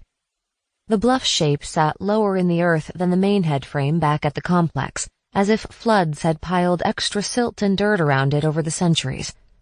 That didn't bode well for the mine shaft inside. Plants grew thick on the walls, so thick, in fact, that she would have missed it if she'd passed a dozen yards farther away. The concrete walls were cracked in multiple places, perhaps from water entering the crevices and freezing over the course of many winters. The door was shut, a thick layer of moss growing on its surface. The structure looked utterly abandoned. Joanna fought a blast of despair. Her greatest hope had been to find her friends camped on the surface by the second mine shaft, ready to welcome her to their fireside. But it looked as though no one had been here in years. Fighting tears, Joanna used her pickaxe to break open the door, revealing a dank space crawling with vegetation and insects. Creeping vines had broken through the walls and spread their fingers across the floor. She climbed over the tangled roots to the mine shaft door, which was partly ajar, and shined her flashlight into the abyss. Loose cables hung over the empty shaft, half of them rusted through. Even if the cage at the bottom hadn't been crushed by the cave-in, it wasn't going anywhere. She poked her head into the mine shaft, shining her light down until she spotted the glint of a metal ladder. Any survivors could have climbed out just as she had. The state of the headframe door made it clear no one had escaped this way. But what if they were injured? What if they were waiting for someone to come to them? Joanna crouched on her heels, debating whether she had enough strength left to climb down and see for herself. Even now, she couldn't snuff out that tiny ray of hope. But something tickled at her senses. She rubbed her nose. A faint whiff reached her, a smell unlike any other aroma in the wilderness. It was a little like rotting eggs. Joanna leapt back, clicking off her flashlight the instant she realized what she was smelling. They'd received long lectures about the dangers of gas pockets underground. She knew that scent. Stink damp. The mine shaft was filled with hydrogen sulfide. One concentrated breath of the substance could poison her to death, and that was if the whole pocket didn't go up in flames. She hurried back outside, tripping over the spreading vines as she tried to get away from the noxious odor oozing from the mine shaft. She slumped to the ground 30 feet away with her back to a tree trunk and took deep breaths of fresh air. That was too close. She couldn't deny the truth any longer. This confirmed her original assessment. Everyone in the bunker was dead. Whether or not the entire cavern had collapsed beyond what she could see, no one would survive that gas. She was lucky none of the stink damp had leaked through to where her cryo tank was. She snorted. Lucky. Right. Joanna stayed where she was, as if her back had been superglued to the tree. The forest was quiet around her. No sign of her mysterious rifle-stealing visitors disturbed the silence. Walking all the way out here now seemed pointless. She had witnessed the cave-in below and seen the battered cryo chamber. She had known this side wouldn't be any different. Hope had compelled her to come out here, even though a stranger stalked her steps. She should have known better than to think her friends might be alive. The light was fading fast. Listlessly, Joanna drank some water and chewed on a tasteless meal bar from her pack. Maybe it was just as well the gas prevented her from exploring the second mine shaft. If she climbed down now, she'd never make it up again before dark. She'd only have found more death. No one had walked through this area or opened the headframe door for a long time. Whoever stole her rifles had nothing to do with her BRP cohort. But who could the intruder be? She knew her friends were gone now. She had to assume she had a new enemy. As she studied the trees forming an irregular ring around the headframe, she recalled an argument she'd overheard between Blake and Garrett just 2 days before they went into cryosleep. Before. The camp had been hysterical by then. Their time was up. Brandon looked bigger than a planet in the night sky. All the things they planned to do, everything they still needed to learn, had been shunted aside in the last desperate push to make sure the bunker was fully operational. The BRP participants helped with stocking tunnels, setting up cryotanks, and even guarding the gates against the wild-eyed masses begging for salvation. Joanna managed to avoid that particular duty, but she heard the gunshots echoing across the complex clearly enough. No one slept well amidst the chaos. They were all on edge, nervous about what was to come. One night, Joanna tossed and turned so much in her top bunk that Beth yelled at her to cut it out. Giving up on sleep, Joanna crept from the room to find Garrett. She wanted to lay her head on his chest, the only thing that might quiet her worries. Or maybe she wanted more, something to obliterate thought, to make her feel alive. After that first kiss, she and Garrett couldn't get enough of each other. They snatched every opportunity to slip into dark corners and made excuses to ride down the mine shaft alone, even if it meant not noticing when someone called for them to hold the door. You could enjoy several long, head-spinning kisses in the time it took the lift to travel 1,500 feet into the earth.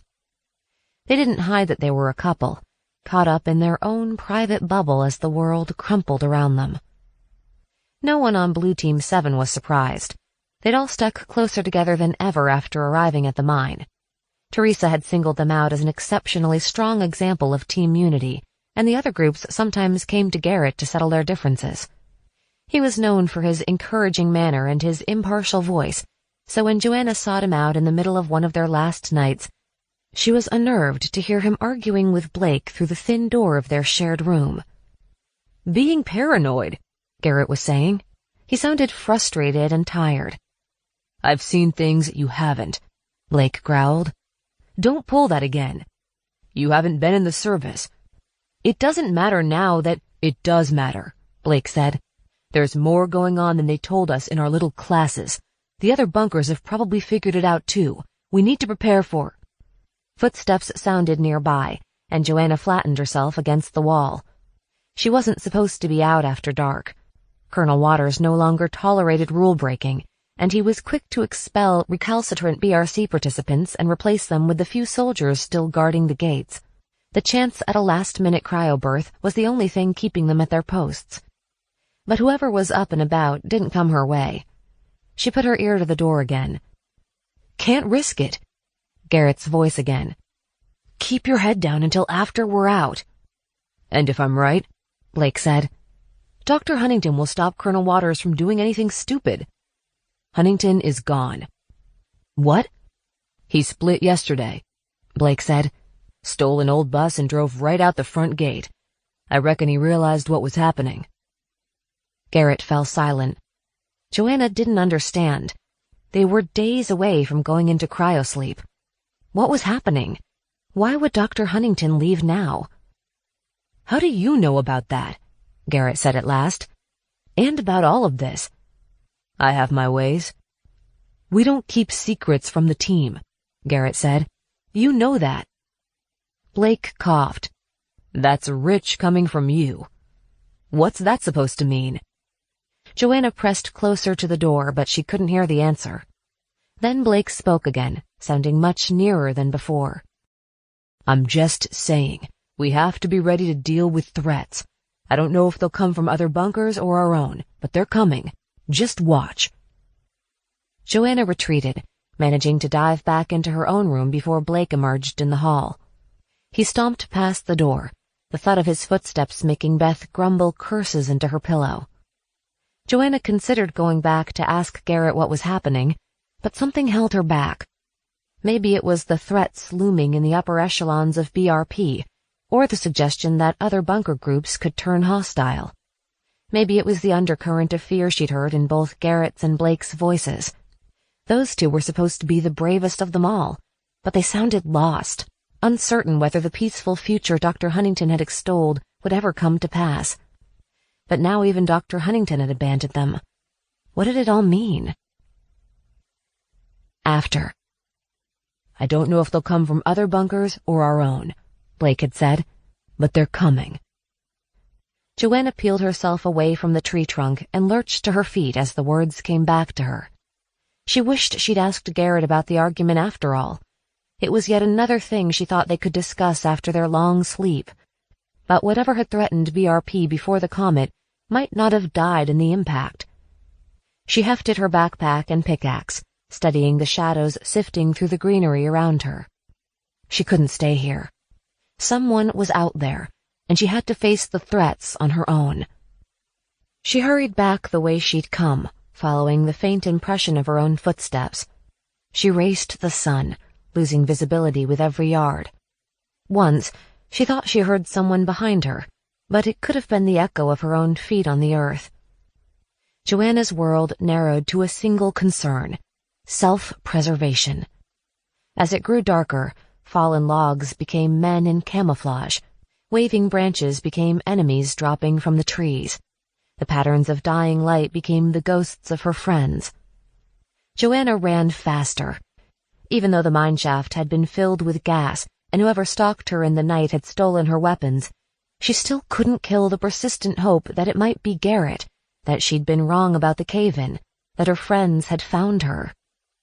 "It's not them," she hissed, as if she could tear the obstinate hope from her brain. "He's dead, Joanna. Keep your head or you will be too." She crested the ridge above the mining complex at a dead run.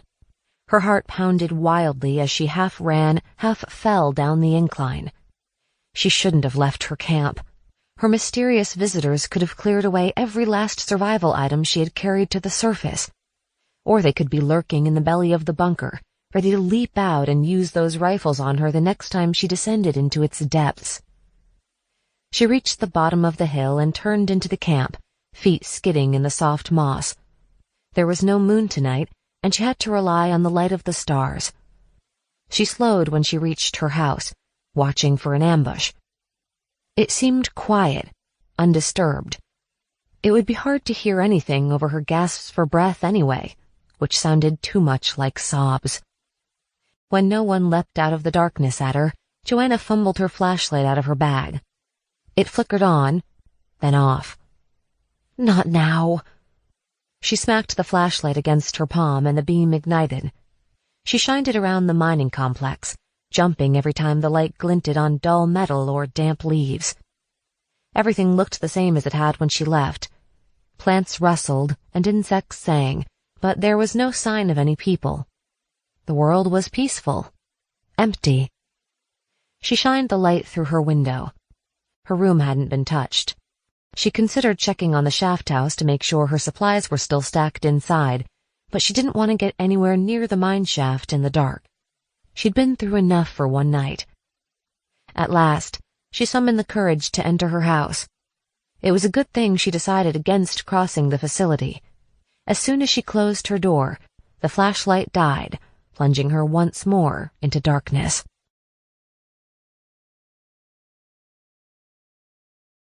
Chapter 21.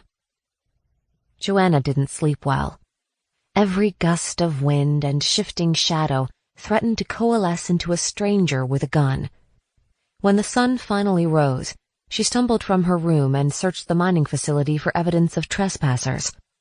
The branches in front of the shaft house doors hadn't been touched, and she could find no indication that any strangers had been there the night before. She didn't ride the ore skip down into the bunker at all that day. She carried her pickaxe everywhere and spun around, raising it threateningly whenever movement flitted at the corner of her eye.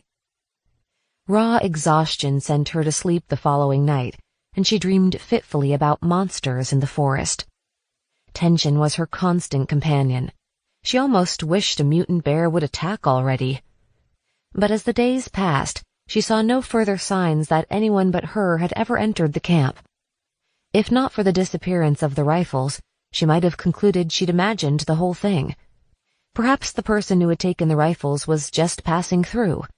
They could be the denizens of some other bunker who had seized the opportunity for a quick burglary while she was down below and then moved on. They won't be back, she told herself. Focus on the things you can control, and quit panicking every time you see a tree branch move. As the steady throb of fear subsided, Joanna threw herself back into her work. She went down to the bunker less frequently, turning her attention to organizing her stores and making her little hobbit house into a home. She had saved a few precious photos of her parents in her locker, which she stuck to the bare walls, except for one she used as a bookmark. She dusted off extra cushions from the exit chamber and turned her simple couch bed into a luxurious, if mismatched, nest. She spent rainy evenings reading survival manuals in her little cocoon and went to sleep feeling almost safe. She finally worked up the nerve to open her friends' lockers, too. They would want her to use their things. She decided to do it slowly, breaking one lock every few days and savoring the memories as she said goodbye to Blue Team 7. She made a point of choosing something from each locker to keep in her room on the surface. Ruby's locker was stuffed full of books, mostly paperback romance novels of all things. Ruby had saved clothes in various shades of black, family photos showing a pair of cherubic twin nieces, and a cheap hair dye kit. She had also stored a brand-new pair of high-tech running shoes that fit Joanna perfectly. She wore these shoes whenever her Converse got too wet from tramping around the muddy camp, and they made her feel strong. Inside Chloe's locker, she found posters to decorate her walls. One was the expected Star Wars poster. There was also a portrait of Maya Angelou with an inspirational quote, a photo of the Golden Gate Bridge, and a picture of a pug with a purple ribbon around its neck. It was amazing how a few pictures could encompass her friend's personality so completely. Joanna didn't fit into any of Chloe's clothes, but she ran her fingers over the vibrant fabrics, remembering the good times they had spent together during their training. Chloe's huge stack of notebooks contained even more memories, but Joanna left those in the locker to respect her friend's privacy. She wished Chloe were here now. She would have been a welcome companion, someone to share the weight of anxiety Joanna had shouldered since the rifles disappeared. She could also use Chloe's help in assembling a working radio. She was vulnerable the longer she stayed here alone. Even if the only surviving bunker groups were on the opposite side of the country, she wanted to hear real human voices again. If she remained alone much longer, having a mini heart attack every time a shadow moved would be the least of her problems. Unfortunately, the radio was little more than a jumbled mess of parts salvaged from the decimated control room. Joanna extracted the bits of plastic and wire from the rubble, along with a generous supply of batteries, but she couldn't figure out how it all went together.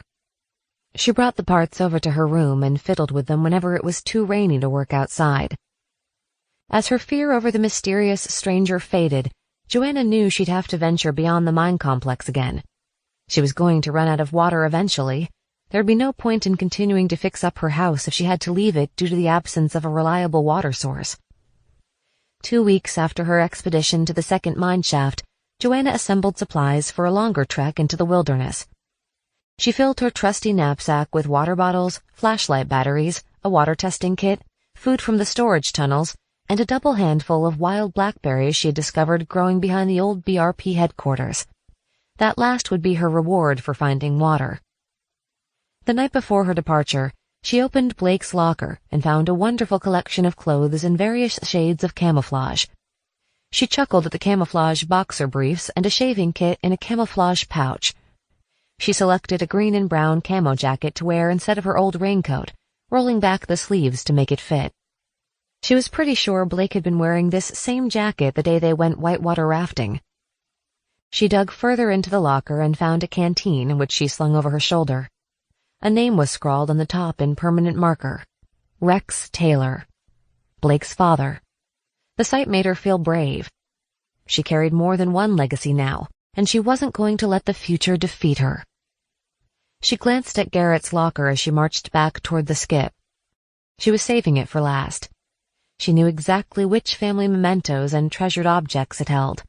She had leaned against the locker next to it while Garrett put his things inside, chatting with him about their families, about their plans for the future. They had shared their favorite things about the people they'd left behind in order to survive. Joanna's whip-smart mother and her warm, cheerful father, Garrett's steadfast parents and rambunctious brothers. Laughter and tears had mixed as they brought forth the memories like an elegy. Together they had agreed they wouldn't make it in the future if they were trapped in the past. They mourned the people who weren't even gone yet, and agreed to leave their memories beneath the earth when they awoke. Joanna wasn't ready to break into Garrett's memory just yet. She was doing well on her own. She felt proud of her organized storeroom, her homey bedroom, and her refurbished oar skip. She was finally getting the hang of this whole survival thing. She didn't need a reminder of how things might have been. Joanna set out for the river, or at least where she thought the river would be, first thing in the morning. It should be several miles to the southeast, but the world's dams and reservoirs had been left unattended for centuries. Rivers once restrained could have overflowed and sent the waters crashing and shifting across the landscape. Still, she hoped the river would be close enough that she could stay at the mine after her water stores ran out. It was starting to feel like a home. As she hiked into the untamed landscape, Joanna imagined she had gone back in time instead of forward. She half expected to round a stand of trees and find dinosaurs grazing in the meadows. She had loved playing with plastic dinosaurs as a kid. Sadly, the comet had destroyed all large animals, humans or otherwise, so she wasn't likely to encounter so much as a raccoon. Unless some bunker had preserved non-human beings in cryosleep, it would take millennia for large creatures to roam the earth once more. Joanna lived in the age of the plant now. She walked among curtains of hanging vines, which tickled her face like feathers. She trailed her hands over soft moss and picked at bits of lichen with her fingernails. She pushed through stands of tough, scrubby trees, the sunlight filtering through the sparse canopy lighting her path. As she strolled through the forest, she focused on not jumping at shadows. She'd had enough of feeling afraid and sad. She was alive, the sun was shining, and she felt healthier than she had since she first climbed out of the bunker. Within a mile, she was singing. Joanna never had much of a singing voice, but there was no one around to listen anyway. She breathed deeply and belted out every song she could think of, from summer anthems to show tunes to Christmas songs. She refused to let the specter of some transient stranger scare her any more. She sang and skipped her way through the wild brush of the post-apocalyptic woods, light on her feet in Ruby's shoes. Brandon hadn't defeated her after all. She was going to find water. She was going to make this place her home. She had lost her family, her friends, the boys she loved. But these woods were brand new, and this was a new beginning. When she ran out of songs, she belted out lyrics of her own making, singing to the bugs and the trees that ruled this world. Her songs shattered the silence as she danced her way through the wilderness. Joanna got so into her own personal musical number that she didn't hear the river at first. When she recognized the soft roar for what it was, she broke into a run. Not the terrified run of days ago, but a run toward possibility. She was only 2 miles away from camp. This river could be hers. She could stay in her little house and make a future that was all her own. She burst onto the riverbank. The river was a wide, wild thing. It rushed along a shallow, rocky bed, dancing with life. She kicked off her shoes and rolled up her pant legs, hesitating at the water's edge. She had the tester kit in her pack to identify any contaminants that a good boil and filter couldn't eliminate. But as she reached for it, she spotted the silvery shapes of tiny minnows darting through the shallows. If they could survive, the water must not be too poisonous. That was good enough for her. On a sudden impulse, Joanna shed the rest of her clothes and piled them on a rock beside the river. The sun warmed her bare skin, and a feather-light breeze raised bumps on her arms. She forced herself to stand still for a minute, not covering her body for the benefit of the rocks and the trees. She claimed this place. It was her river, her wild countryside. She might be alone, but she was alive, and she was going to freaking live. She splashed into the river and dove beneath the churning surface. The water was cold but not icy. She felt as if the cryogel was finally gone for good, even though she'd scrubbed herself clean dozens of times over the past few weeks. She thought of the children she'd seen playing in another river hundreds of miles away in the world's final days, the children who hadn't been given the same chance at life that she had. She let the cold water swirl around her, lifting her hair and caressing her skin. She had thought herself unworthy for so long, but this was a baptism, a fresh start. She paddled around, keeping an eye out in case any larger fish hid in the shimmering depths. She was careful not to swallow any water until she tested it, even though its soothing touch tempted her to open her mouth and let it flow over her tongue. But just because the water looked pure and fresh didn't mean it wouldn't leave her puking for days. She floated onto her back and looked up at the sky, remembering when they'd seen the comet blazing in the heavens like a second sun. She hadn't witnessed the impact, but she'd never forget the sight of Brandon's malevolent eye in the sky as they filed into the bunker for the last time. He'd dealt his blow. He'd done his damage. But Joanna was still here. She could still feel the sun on her face, hear the gurgle of water in her ears, shiver at the gentle lick of the water on her skin. It was enough. After a while, she splashed back to the riverbank. The current had pushed her about 50 feet downriver from her belongings. A break in the trees on the bank revealed a clearing full of purple wildflowers. Joanna grinned. That would be the perfect place for a picnic lunch. Those blackberries were calling her name. She emerged from the river and scrambled over a boulder at its edge. She looked down to make sure she wouldn't cut her bare feet on any sharp rocks behind it, and froze. There was a patch of mud on the other side of the boulder, clear of any other rocks. Deep in the mud was a massive pair of footprints, or more accurately, boot prints.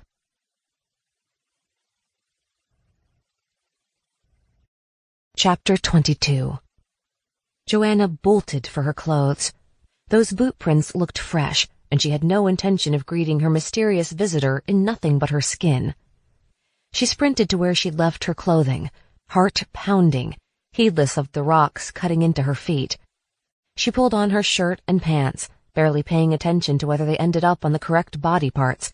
Then she shoved her bleeding feet into Ruby's running shoes, slung on her backpack, and grabbed her pickaxe. She spun in a circle, weapon at the ready. No one emerged to challenge her. Had they been watching while she swam naked, thinking she was the only person in the world? 200 years after humanity's extinction, and I still have to worry about pervs, she muttered. Then she raised her voice. Is anyone out there? I want to talk. Nothing stirred in the forest. I've had enough of you creeping around, Joanna called. Show yourself. There was no answer but the rustle of the wind. Alert for the slightest movement, Joanna picked her way back to the boulder where she'd seen the boot prints.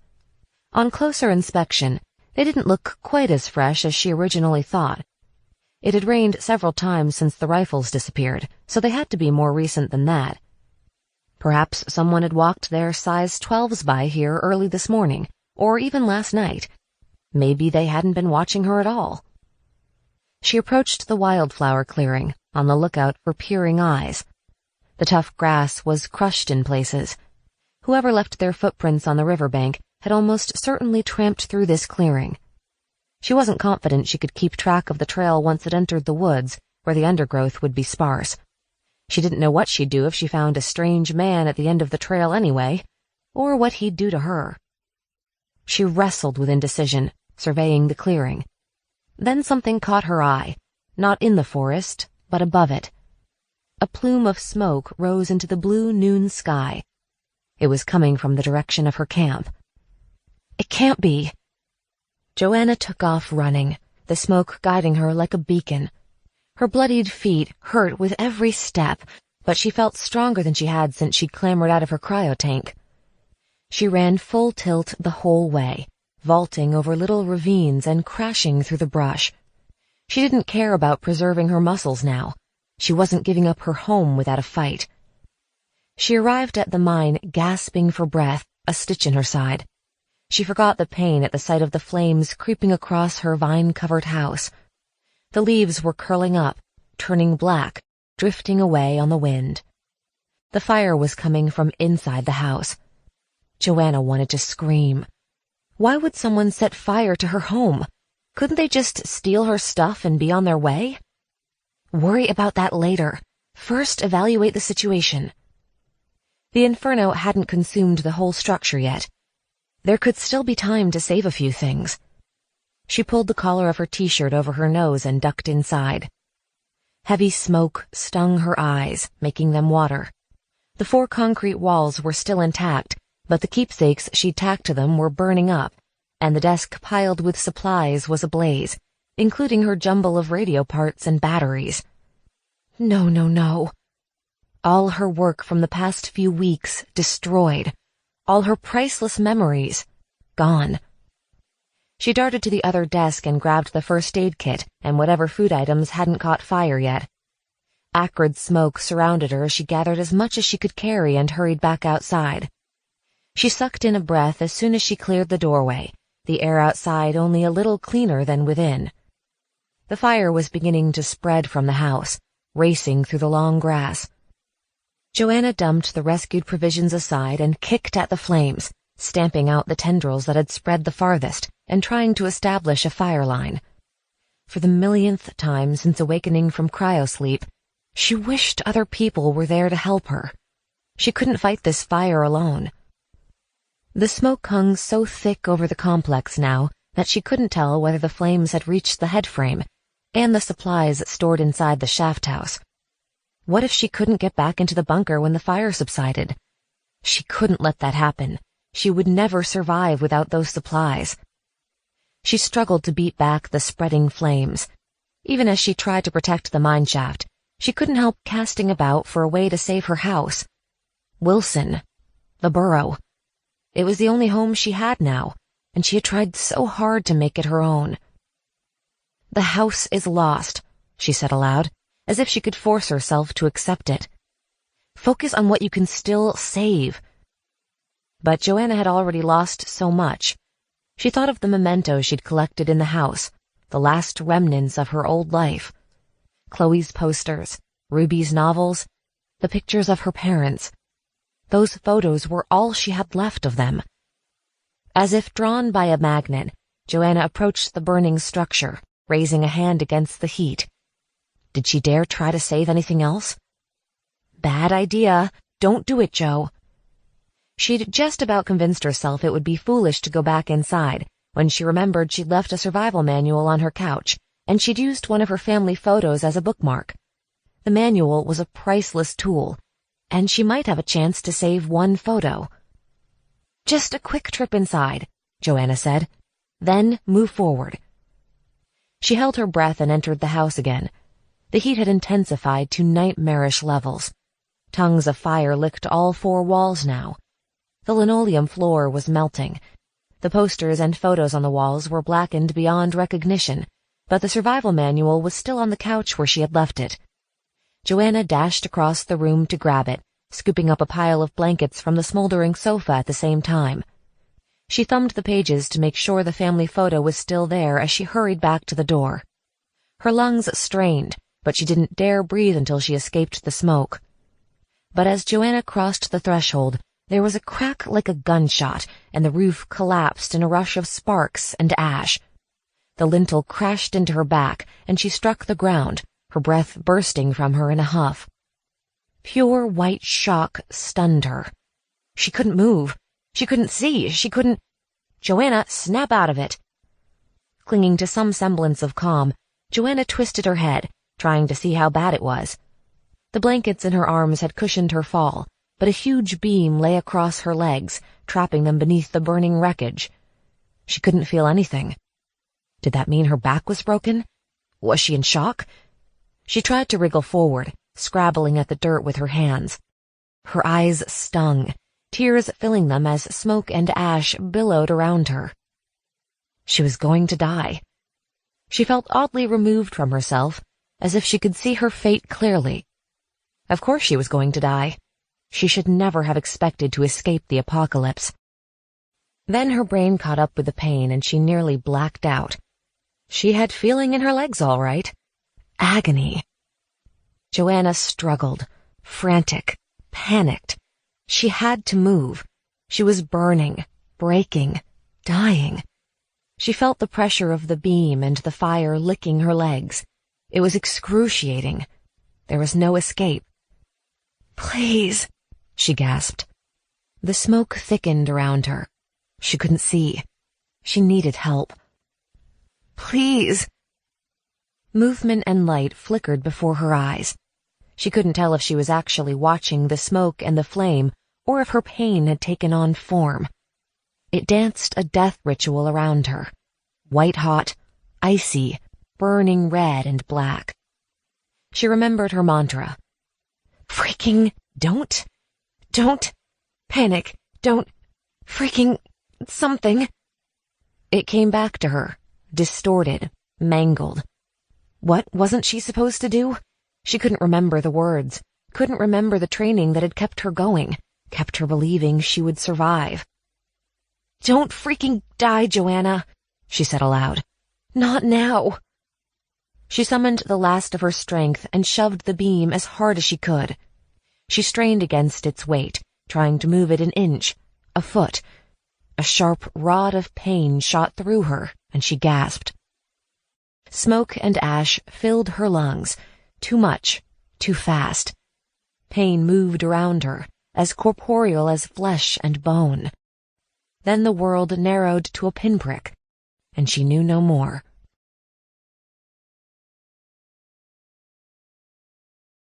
Chapter 23. Before. Garrett held her hand as they walked across the cryo-chamber, the freshly painted red arrow crisp beneath their feet. A disembodied voice issued instructions over the nervous babble of the BRP cohort. Garrett and Joanna didn't speak. She didn't know what to say that would encompass what they had been through over the past few months, and everything still to come.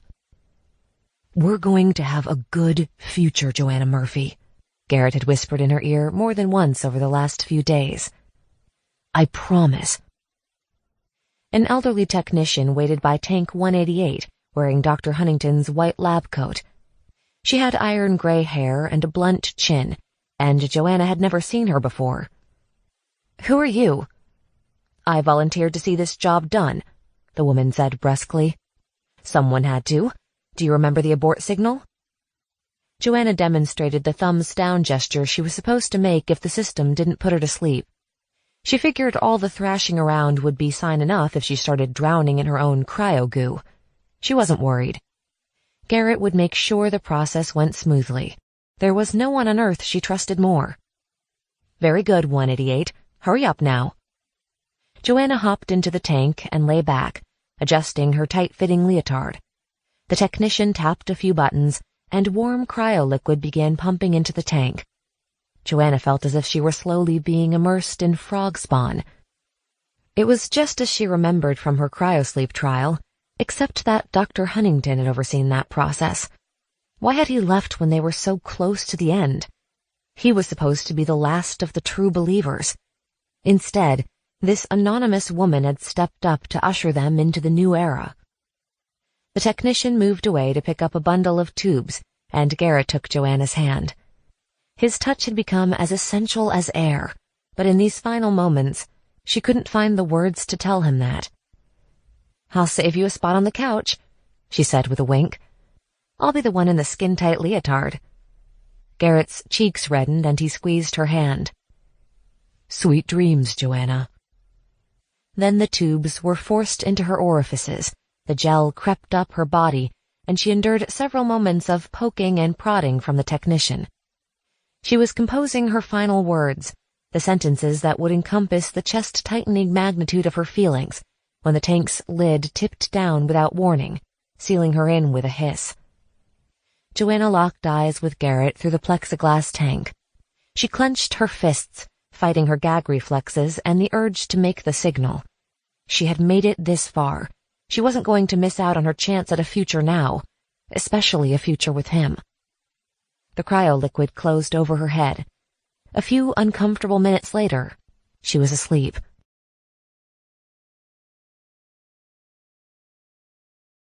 Chapter 24. When Joanna awoke, She was genuinely surprised to find she was still alive. She knew she was alive because of the terrible pain, as if she'd been dipped in hot oil from the waist down. She tried to move and sucked in a breath at the sting, her throat as grainy as an exhaust pipe. For one wild moment, she thought she was back in her cryotank, but it was too dry for that. Something warm covered the top part of her body, and there was no mechanical music, no countdown bringing her back to life. Her eyelids felt heavy with grit, but she managed to peel them open. The world came into focus around her. She lay flat on her back in a strange room, and she was alone. She had a quilt over her torso, and her legs stretched in front of her, draped in loose bandages. They burned like hell. Burned. Right. A flaming roof had fallen on her. She wiggled her toes to see if she still could and bit back a cry. Her skin felt shrink-wrapped. Every movement pulled it tighter. The parts of her legs that weren't shriveled pulsed with blisters. She fought the urge to throw up, or scream, or maybe faint, as she slowly rotated one ankle. She could control her legs. Maybe she hadn't broken her spine after all. Her back did hurt, though. It must be horribly bruised from where the lintel had struck. There could be a cracked rib in there, too. She winced as she probed at her sides with her fingers, inching toward her back until it became too painful. Definitely bruised. Her lungs were sore from the smoke, but she could breathe well enough. Her inventory of injuries complete, she looked around the strange room, trying to figure out where the heck she'd ended up. This place shouldn't be possible. She was lying on a hard bed in what appeared to be a log cabin. It felt lived in, almost cozy. Handmade quilts covered the bed, and an embroidered cushion occupied the wooden chair beside it. A cupboard on the far wall had assorted pottery dishes piled on top. Someone had even taken the time to glaze the clay in multiple colors. The cabin looked like the set of an Abraham Lincoln biopic, except for a very modern-looking plastic water bottle on the bedside table. She reached for the bottle, flinching at the pain when the action made her legs twitch. The water tasted like ambrosia in her singed mouth, and she finished it all in one go. She was hungry, too, but no food had been left within her reach, and she definitely couldn't stand up yet. She wondered whom she had to thank for the bandages and water, not to mention the rescue. Her mysterious footprint-leaving visitor must have been closer than she thought. If he'd taken her in and dressed her wounds, hopefully he didn't intend to use one of those stolen rifles against her. She looked around the quiet cabin, noting the care that had been taken in its construction, the handicrafts, the bits and pieces of clutter. She wondered how far she was from the bunker. Who had been living here long enough to build all this? She had previously dismissed the idea that some people survived the comet on the surface, but she was reconsidering now. Her little corner of the world had appeared untouched. That didn't mean people hadn't been going about their lives elsewhere for the past 2 centuries. A knock sounded on the door. Come in," she called. At least her rescuer had manners.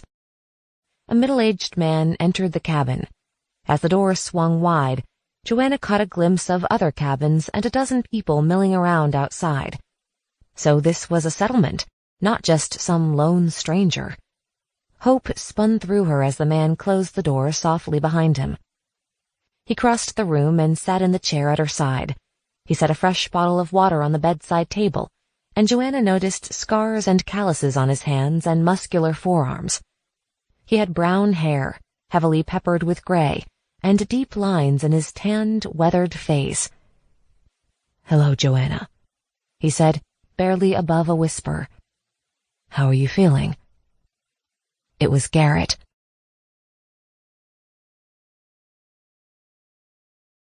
Chapter 25. Holy hell. It was Garrett. He had gray in his hair and lines in his face, but he had the same kind eyes, the same serious bearing. He sat at Joanna's bedside, waiting for her to answer. What was the question again? She couldn't remember. She was struggling to form a coherent thought, much less voice a coherent answer. It was Garrett, and he looked 20 years older than the last time she had seen him. How was that possible? "Are you hungry?" he asked as Joanna gaped at him. "You'll need to eat to regain your strength.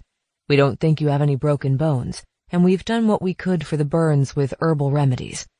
Time will have to do the rest." "How?" Joanna spluttered. There, that was coherent enough. "We've been keeping an eye on you for almost 2 weeks," Garrett said. "One of our scouts stumbled on your camp. He didn't recognize you and figured you were a drifter. He took your rifle so you wouldn't shoot any of our people. When you didn't move on from the old mine, we decided to observe you for a bit before making contact. We only just realized it was you, and we were discussing how to approach you when the fire started. Luckily, our people got there in time to pull you out." Joanna didn't really grasp most of what Garrett was saying. He was explaining the least interesting part of this whole story. Of course someone had pulled her out of the fire, but who were his people, and how did they come to be here? And how was the guy who had been her peer old enough to be her father?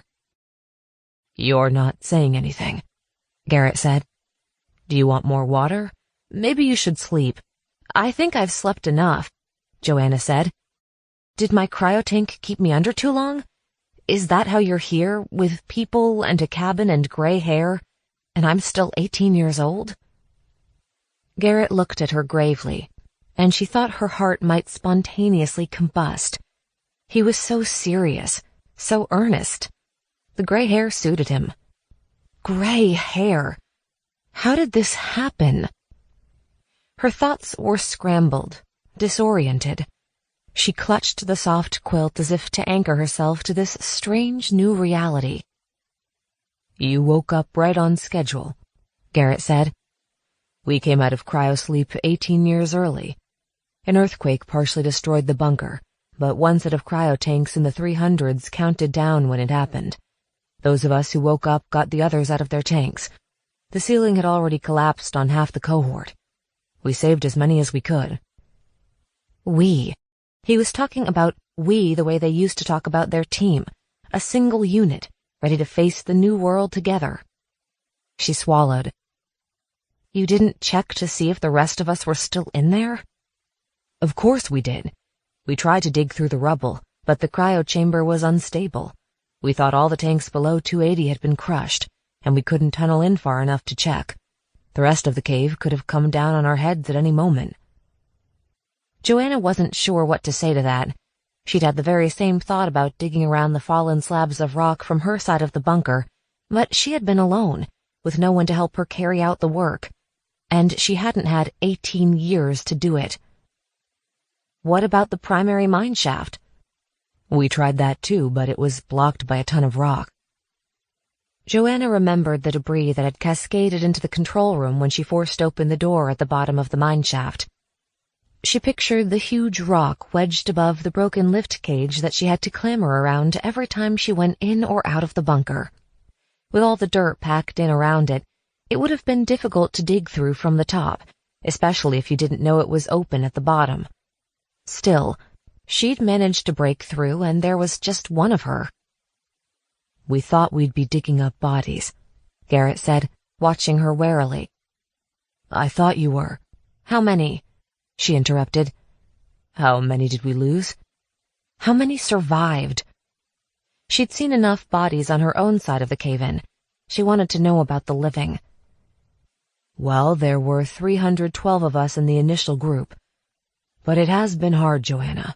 Much harder than we thought." Garrett rubbed his hands through his graying hair, and Joanna noticed the marks on them again.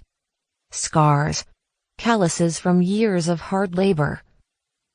"We lost a lot of people in the first years to accidents, illness, malnutrition.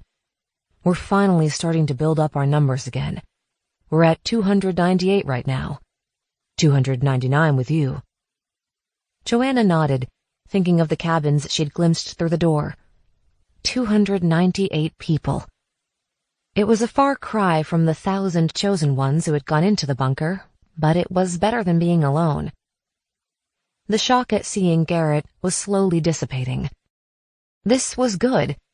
Things might not have worked out exactly as they were supposed to, but Joanna and Garrett were together again, and at least some of their friends had survived. She was dying to ask which members of Blue Team 7 were still alive, but first she just wanted to look at Garrett, to savor this moment. She had thought he was dead.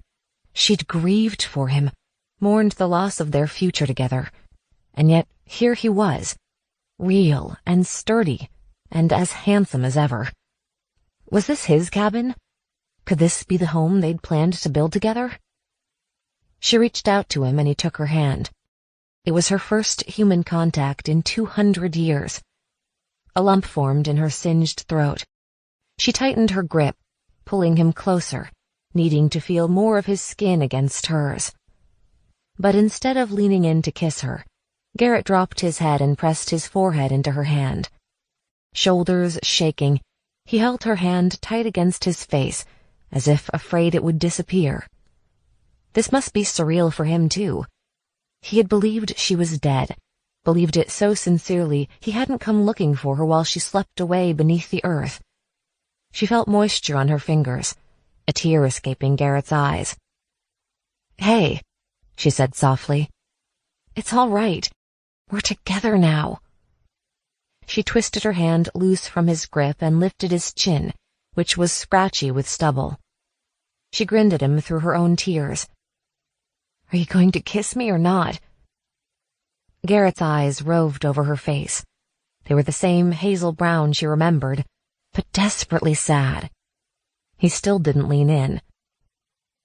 "God, Joanna," he said at last, sounding as if he carried a great weight on his shoulders.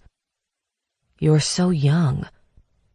She laughed, but she felt brittle, as if she were a piece of spun glass about to shatter. There had to be a reason why he looked so sad, why he still hadn't bent down to kiss her. "I'll have you know I'm 218 years old." "Joanna," he said. The door flew open, and a little boy with brown skin skipped into the cabin. "Mommy wants to know if you want lunch yet." He darted to Garrett's side. "She said not to wake up the stranger, but she looks pretty awake to me." Garrett stared at the little boy, words apparently failing him. He still held Joanna's hand, but his grip had gone limp and cold. She tugged her hand free, a faint ringing in her ears. "Are you going to introduce me?" "I'm Robbie," the little boy said. "I never met a stranger before." He had a halo of dark curls and a warm, good-natured smile. The exact smile Joanna had dreamed about 100 times. "This is my old friend Joanna," Garrett said at last. "Joanna, this is my son."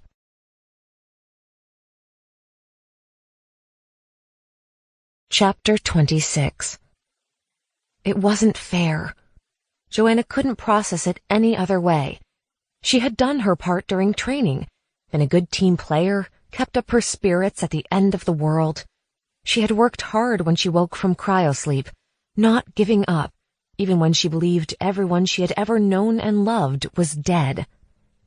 And now, when she thought everything would finally be okay, and she could reunite with Garrett and Blue Team 7 at last, he had been snatched away from her. He had a son.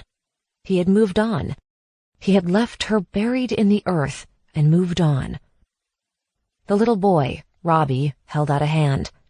She shook it numbly, a force of habit that couldn't be unlearned. His fingers were small, bird-like. She guessed he was around 8 years old. "Hello, Joanna," he said. "Do your legs hurt? Mommy wouldn't let me see them when you got here. Are you hungry? Mommy's grilling fish and she says—" "Let's give Joanna a chance to breathe," Garrett said. "She's had a hard day. Will you go tell Mommy she's awake, buddy? Ask her to bring lunch for both of us to the porch." "Okay, bye, Joanna." Robbie skipped back out of the cabin. The door slammed, echoing like a bombshell in the sudden stillness. 100 questions whirled through Joanna's mind, but none seemed adequate. She didn't want to look at Garrett, and wanted to at the same time, as if she could seek out something in his face that would make this all okay. "He's cute," she said at last. A shadow of a smile crossed Garrett's face. He'll talk your ear off if you let him, but he's a good boy. Is he your only child? Garrett shook his head, and that unbearable sadness in his eyes receded a bit. I have 3. Robbie is 8, Daniel is 6, and baby Joanna Beth is 3 now. I guess she's not a baby anymore. It goes by fast. It sure does. Hollowness filled Joanna, tempered only by the pain in her legs. She was almost grateful for that now. You named your daughter Joanna. It was Chloe's idea, Garrett said. She wanted to honor your memory. Joanna blinked. Chloe, what say did Chloe haven't... Oh. She thought of little Robbie's warm brown skin, of Chloe's cryotank located way back in the 500s. Her gaze darted to Garrett's left hand, where a hammered metal band encircled his ring finger. I thought you were dead, Garrett said. You have to know that it was a long time before we... Don't explain, Joanna said. Please, I need a minute. She couldn't take apologies or explanations right now. When Garrett introduced his son, when he said the names of his children, it was obvious he loved this life he had ended up with. This entire life he had lived without Joanna. Do you want me to leave you alone? Garrett said. I'm sure this is a lot to take in right now. Joanna wanted to tell him it was fine, that she was a big girl who could handle the reality of the situation.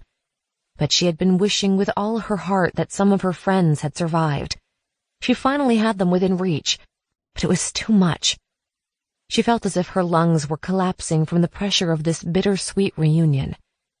She reached for the second bottle of water and gulped it down, trying to swallow the lump in her throat. When she didn't speak, Garrett stood and went to the door. I'll bring you some food in a minute. I'm sorry, Joanna. She didn't answer, and he closed the door softly behind him. The following days passed in a fog as the second-degree burns on Joanna's legs healed. By some miracle, she hadn't broken any bones when the doorframe collapsed on her, but the slightest movement hurt her lower body, and she went through bouts of near delirium from the pain. She had to give herself a pep talk every time she used the bedpan or shifted her position to keep the blood flowing to her limbs.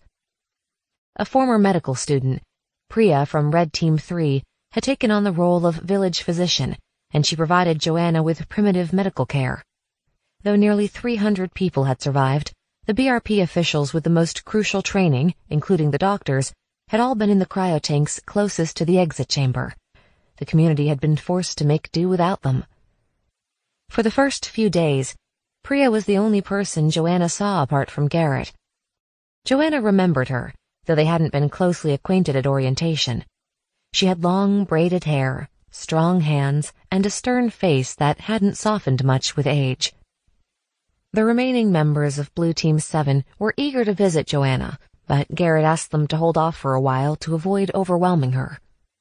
Only Ruby, Vincent, and Chloe still lived in the village. Troy and Beth had perished in the collapse of the bunker, Troy on Joanna's side, and Beth in the wreckage of the 500 section only a few feet away from Chloe's tank. Blake had gone on a scouting expedition a year ago and had never returned. Joanna wanted to see them as soon as possible, but Priya and Garrett agreed she needed peace and quiet while she healed. Priya seemed to think Garrett should stay away too. Despite her disapproving mutters, Garrett remained at Joanna's side through the worst of her recovery. Sometimes it got bad. Nightmares and fever accompanied the pain, which was eventually replaced by a horrible itching sensation as her skin slowly repaired itself. Garrett held Joanna's hand tight whenever Priya changed her bandages, letting her scream into his shoulder when she needed it. She was getting used to the sight of so many years on his face, but sometimes she wished he would visit her less frequently. It was easier to forget what had happened when she couldn't see his wrinkles and gray hairs up close. She could handle heartbreak and physical pain, but not both at the same time. When Garrett visited, he told her a bit about life in the village, about the farms they struggled to cultivate and the edible plants they'd discovered in the wilderness. Most of BRP's survival supplies had been buried on her side of the bunker, so they'd made almost everything from scratch. Their first decade had been brutal compared to her weeks living off the comforts of the exit chamber. We all got used to seeing each other's ribs for a while there, but this spot has been good to us. We're right by the river. You'll have to check out the irrigation system I built when you're well. Joanna suspected Garrett talked about farming and construction so much because he didn't know how to discuss the more personal aspects of his life. Telling her about the water system he'd designed was safer than going into details about the family he'd built with Chloe. But snippets crept in, stories of his son's first steps across the freshly tilled earth, of the rooms he'd added to his own cabin to make space for his growing family. He told her of the winter his middle boy had been gravely ill, and how they'd found an herb that helped him fight the infection at the last moment. He told her of the way the children grew, the way they changed so fast. Joanna felt as if her life were flashing before her eyes in these stories, the life Garrett had promised they would share, and she had missed the whole thing. Sometimes Garrett would sense he'd gone too far, and he'd leave her alone with her thoughts and the itching, burning pain in her legs. She wasn't sure if she preferred that, or if she'd rather have him by her side in spite of everything. It depended on the day.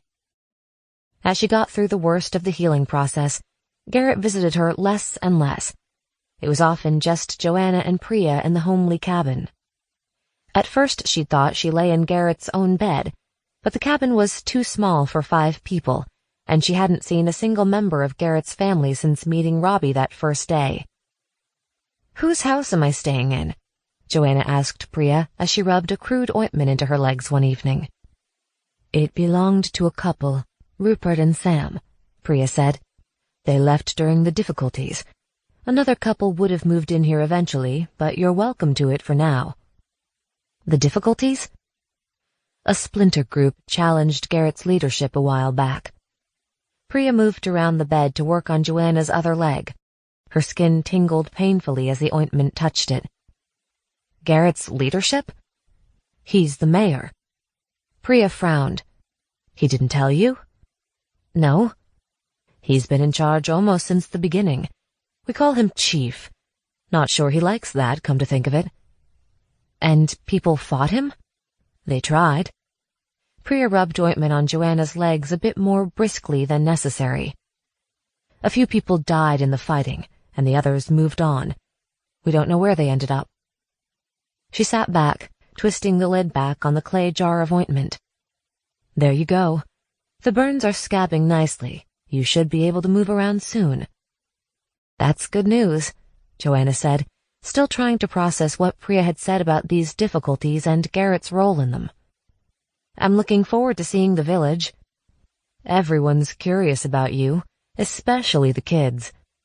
Priya bustled around the cabin, putting away the medicine and tidying the water bottles and cold compresses on the side table. "They think your memories of the world before will be fresher than their parents'. I hope you remember a lot about animals. Not many of those around these days, and that's all the children want to know about." "I'll do my best." "Good. I'd best be getting back to my family. I'll check on you first thing in the morning." Priya marched over to the door, her thick braids swinging. She paused with a hand on the carved wooden knob. "Joanna, forgive me for being blunt, but is it true you and Garrett were a couple back at BRP?" Joanna pretended to be very interested in the shine of the ointment on her legs. She feared the people who knew about her and Garrett would pity her when she finally emerged from her sickbed. The prospect made her a little queasy, but there was no point pretending they had never meant anything to each other. "Yes, we were together," she said at last. "Then you should know," Priya said. "Garrett and Chloe have done a lot for this community. They held us together when times were bad. I'm sure this is hard for you, but we don't want anything, or anyone, to tear them apart." Joanna blinked. Okay, maybe she would have appreciated a little pity. Judging by Priya's steely tone, she was very serious about that warning. "That was a long time ago," Joanna said evenly. "Garrett and I are over." Priya narrowed her eyes, as if she could hear the lie, and the temperature in the cabin seemed to drop a few degrees. She had seen Garrett sitting by Joanna's bedside, holding her hand and talking her through the worst of the pain. She must know how fresh this still was, how recently in Joanna's reality she and Garrett had been planning their future together. Joanna gazed back at Priya, blinking rapidly as she attempted to hide the disorienting sense of loss she'd endured since waking up and learning Garrett had married someone else. She couldn't let on how much it hurt. At last, Priya gave a crisp nod and left the cabin. As the door slammed behind her, Joanna lay back and let her tears dampen the grass-filled pillow.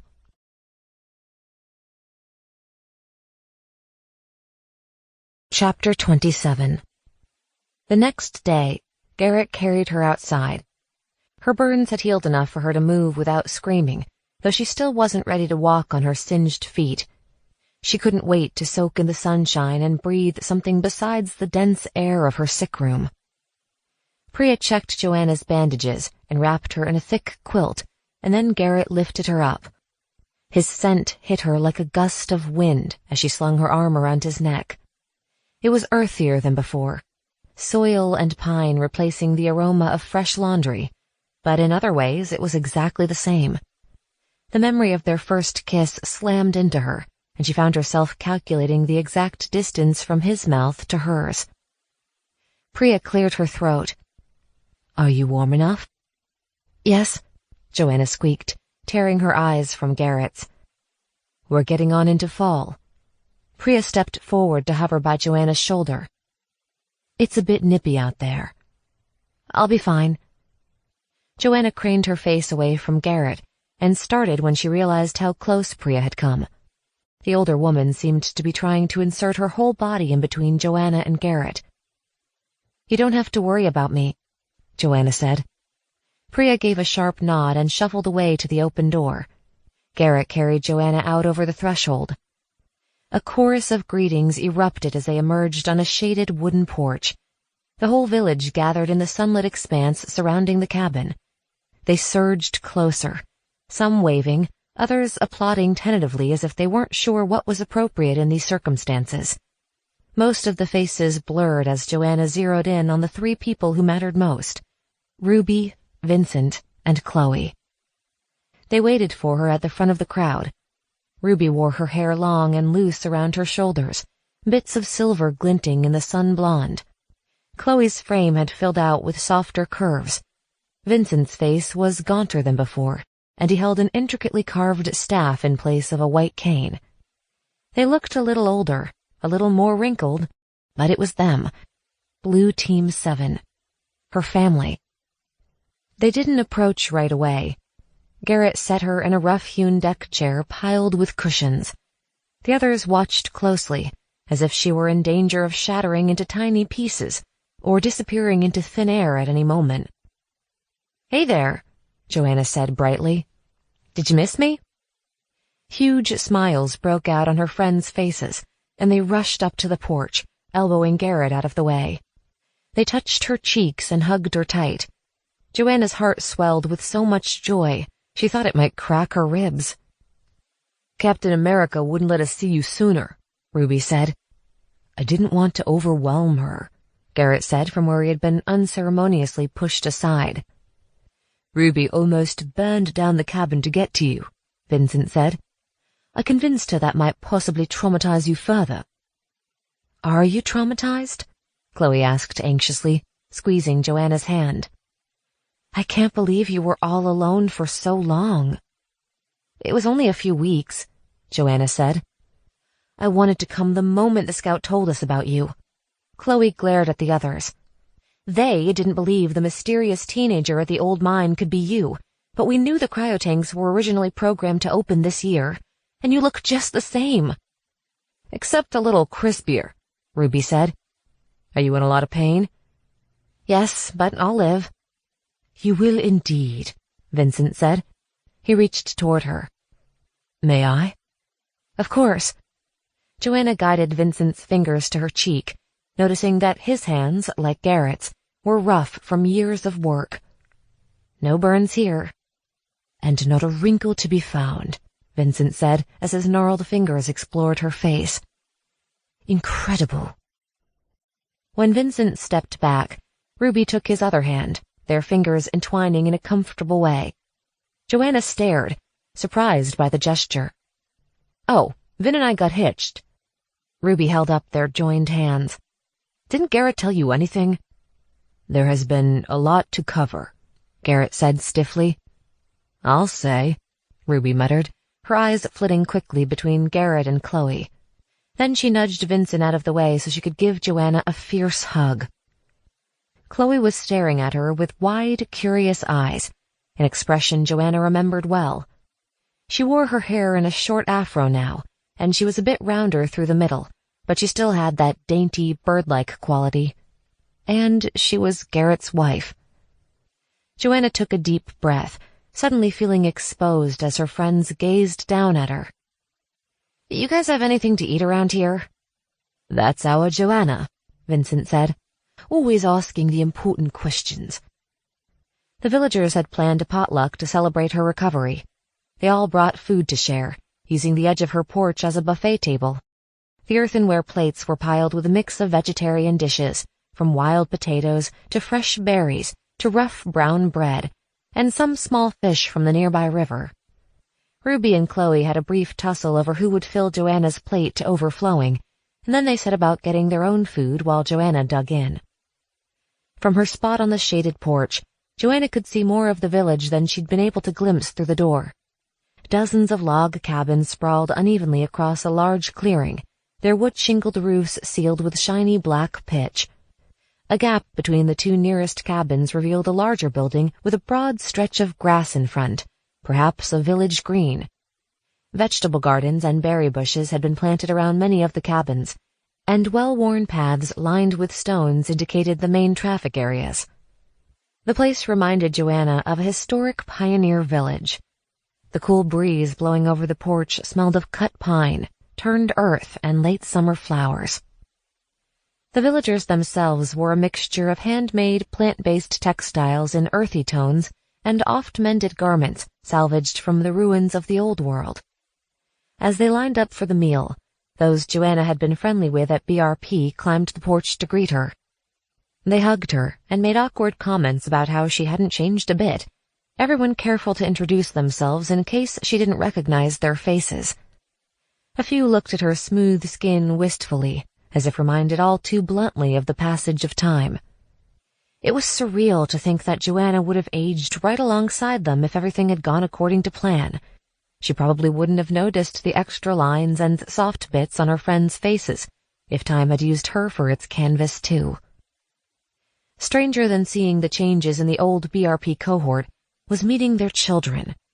The oldest was a 16-year-old girl named Vashti, the eldest of Priya's 4 daughters, and now the closest person to Joanna's age in the village. Vashti sat with her parents in a clear effort to prove she was one of the grown-ups. Joanna couldn't help stealing glances at her, comparing her youthful face to the rest of them. I must not look all that different. Most people had waited much longer after they awoke to have children. A rowdy band of 8 to 12-year-olds represented the first BRP baby boom. They alternated between gobbling up their food, staring at Joanna, and chasing each other around the village. Little Robbie was among them, his 6-year-old brother Daniel tagging along behind him on chubby legs. Garrett had declared a holiday for Joanna's welcome picnic, so no one needed to rush back to work after the meal. While the children played, the elders sat in clusters on the ground or leaned against the porch, basking in the afternoon sunshine. Joanna felt as if she were watching the peaceful scene on an old film reel instead of experiencing it firsthand. It looked like Dr. Huntington's utopian vision come to life. Garrett held court with a group of men not far from the porch, chatting amiably over pottery mugs full of steaming tea. Chloe lingered at her side, her little daughter Joanna in her arms. Tight black ringlets framed the child's face, and she wore a sturdy dress woven of hemp. She had been shy when introduced to her namesake, staring at Joanna with solemn hazel-brown eyes that looked so much like Garrett's. Chloe bounced the child in her arms with a casual ease. So much had changed for the bubbly young tech genius. "They're good together," Ruby said, taking a seat beside Joanna on the porch. "What?" "Garrett and Chloe," Ruby said. "They make a good couple." Joanna cleared her throat pointedly, but Ruby didn't take the hint. "It took them a long time to get over themselves." She swept her silver and blonde hair over her shoulder and combed her fingers through a tangle. "You two are only together for a few months, but they took 3 years to come to their senses and pair up. I don't know which of them was more melodramatic about betraying your memory, but they've been as sweet as honey ever since. They had a beautiful wedding by the river. Chloe made her dress out of—" "Ruby," Joanna snapped. "Why are you telling me this?" "You deserve to know." "But all in a rush, couldn't you show a little tact?" Joanna fought to keep her voice from trembling, hurt by Ruby's callousness. "I can't believe you're still so mean." "You deserve to know," Ruby said again. "For your own sake, Joanna. The sooner you accept it, the sooner you can get past it. You've been dealt a raw hand, but you can't entertain the idea that maybe things will be different now. Maybe their marriage was just for convenience. Maybe. Joanna felt as if she'd been punched in the stomach. "You're worried I'll mess with your precious chief, are you?" "What? No. Who has been—" "Never mind. This is for you, Jo." Ruby rested a hand on Joanna's shoulder, a middle-aged hand with taut skin and extra freckles. Joanna wanted to shake her off, but Ruby's grip tightened firmly. "You'll make it," she said. "I missed you like hell, and I know everyone else did too. You're strong and funny and brave, and you're going to be okay. Don't dwell on the past." Joanna swallowed as a tornado of emotions ripped through her. Grief, anger, sadness, denial. She loved her team, her whole team, but it still hurt. Garrett had been trying to shield her from this pain while she recovered from her burns, but maybe Ruby's Band-Aid ripping style was better. Maybe it was healthier to acknowledge exactly what Chloe and Garrett had become without wrapping it in gauze. Abruptly, Ruby lunged over the arm of the deck chair and pulled Joanna in for another hug. As Joanna laid her head on her friend's soft shoulder, she felt for a moment as if she were hugging her mother. Fierce, warm, on the same wavelength. The ache in her heart eased a bit. Vincent strolled up as they pulled apart, both wiping their eyes discreetly on their sleeves. He tapped his finely carved cane on the porch steps. "Ruby?" "I'm here, babe," she said. "I've come to give Joanna fair warning," Vincent said. "Folks are going to grill you about the bunker. Brace yourself. They're a thorough bunch." "Thanks for the heads up." Joanna hesitated for a second, choosing her words carefully. "Why didn't you guys dig into the bunker yourselves? There are tons of supplies down there still." She didn't add that they might have found her a few decades sooner if they looked harder. Despite Garrett's explanation, doubts about why they hadn't come for her still lingered. "We tried," Ruby said. "The lift cage was stuck at the bottom, and we couldn't get past the rubble. Frankly, we thought the whole bunker had collapsed." "It seems we gave up too soon," Vincent said. He cocked his head to the side as if listening to make sure no one was nearby and continued in a lower voice. "Someone's going to pay for that decision." Joanna frowned. "Pay?" "Garrett may seem calm," Vincent said, "but he's pretty cut up over what happened to you. Heads are going to roll when he figures out who was responsible for declaring your side of the bunker inaccessible." "You should have seen him when we realized you were the strange girl at the old mine," Ruby said. "He went borderline catatonic for days." She glanced down at Joanna's burned legs. "I'm sorry we didn't get to you sooner." "At least no one shot me," Joanna said. "I count that as a win." "We don't have any guns," Vincent said, "except for the ones they pulled out of your hideout." "None?" Vincent shrugged. "You know BRP." He settled into the deck chair beside Joanna, pulling a stone knife and a thick piece of wood out of his pocket. He began whittling it down with practiced hands. They'd have sent us into the future without so much as a box cutter if they had their way. We didn't have most of what BRP stored for us anyway, Ruby said. Speaking of which, here comes the interrogation committee. True to Vincent's warning, a group of villagers gathered eagerly around Joanna to hear her tale. She spent the next hour giving a complete account of what she'd been through since falling asleep with the rest of them. Her audience sat on the grass or leaned on the porch, as enraptured as if she were an ancient storyteller at a campfire. They were appropriately impressed with Joanna's epic ladder climb and her efforts around camp. She hoped her pulley system was still intact after the fire. She had been proud of that thing. When she recounted her trek out to the other mine shaft, they told her the stink damp had begun leaking into the bunker roughly a decade ago. We don't go out there much these days. I noticed, Joanna said. The exit was so overgrown I thought no one had ever come out of it. They told her they had also cleared everything out of the former processing plant that had served as BRP headquarters. That was why it had been eerily empty. The office she'd used as a home had been so covered with plants that they didn't know it was there. Their salvage work had finished so long ago that she'd seen no evidence of their presence in the mine complex. Eventually, Joanna got around to describing the supplies she'd recovered from the storage tunnels, and those still to be found deep underground. Her listeners grew especially attentive during this part. They groaned enviously when she mentioned the protein bars and astronaut food she'd been living off of so far. We started out with nothing, a wiry man named Marco explained. We've had to rely on our fields and gardens, cultivating whatever wild plants we could find. What did you do until everything started growing? Joanna asked. Foraged. Marco spat on the ground. Those were hard years. And that was after we clawed our way out of the wreckage of the bunker, said another man, Priya's husband, Aaron. I'm surprised even this many of us made it to the surface. So much for a carefully coordinated exit procedure, Ruby muttered. The others bowed their heads, perhaps remembering their own close-knit teams that hadn't made it. Garrett had said they were only now getting their numbers back up. Their initial losses must have been dreadful. BRP had no idea what they were getting us into, Garrett said. We weren't prepared.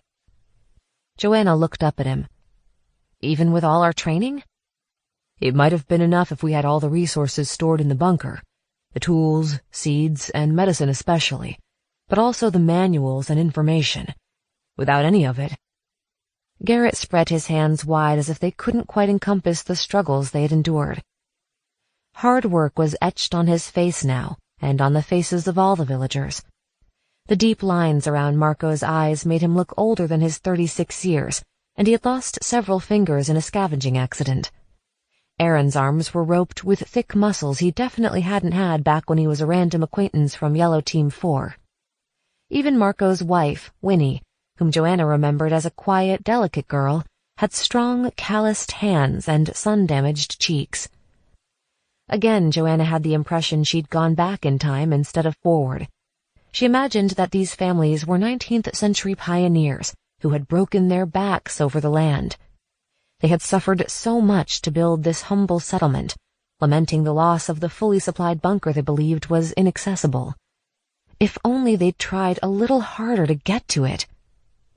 Well, what do you say, Chief? Marco said. Shall we head out to the bunker at first light? We're already behind on the harvest, Garrett said. This day off has set us back. Aaron shrugged his muscular shoulders. The bunker will still be there in a few weeks. It's going to be a big job if there's as much stuff down there as Joanna says. They discussed it for a few minutes, and Joanna was struck by how well they all seemed to know each other. It was unsettling to see Marco, Aaron, and Priya acting as much a part of Garrett's inner circle as Chloe, Ruby, and Vincent.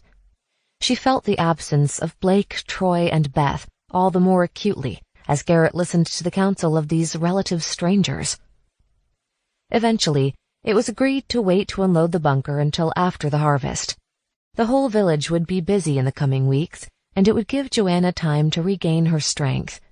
She would join the expedition as she knew her way around the still unstable exit chamber and storage tunnels.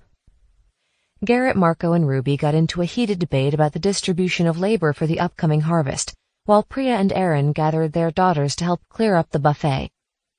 The 4 girls talked and laughed while they worked, challenging their dad to balance more and more plates in his arms until Priya scolded them all. Vincent drifted to sleep in the chair next to Joanna, a half-carved wooden spoon resting on his lap among the wood shavings. Marco's wife, Winnie, strolled over to Chloe, her brand-new baby strapped to her chest in a woven reed carrier, and asked Chloe's advice about sleep schedules while little Joanna Beth played in the dirt nearby. Joanna couldn't help looking around at her friends' aged faces, at their handmade clothes and cozy cabins and wild, happy children, and feeling she had missed out. The others were clearly proud of what they'd accomplished over the past 18 years, the hardships they'd overcome. She wasn't sure how she fit in now that they had gone through so much without her. Garrett caught her eye and she forced a smile. She was about to speak to him when little Robbie grabbed him by the hand and dragged him off to see an insect he had found, leaving Joanna behind on the porch.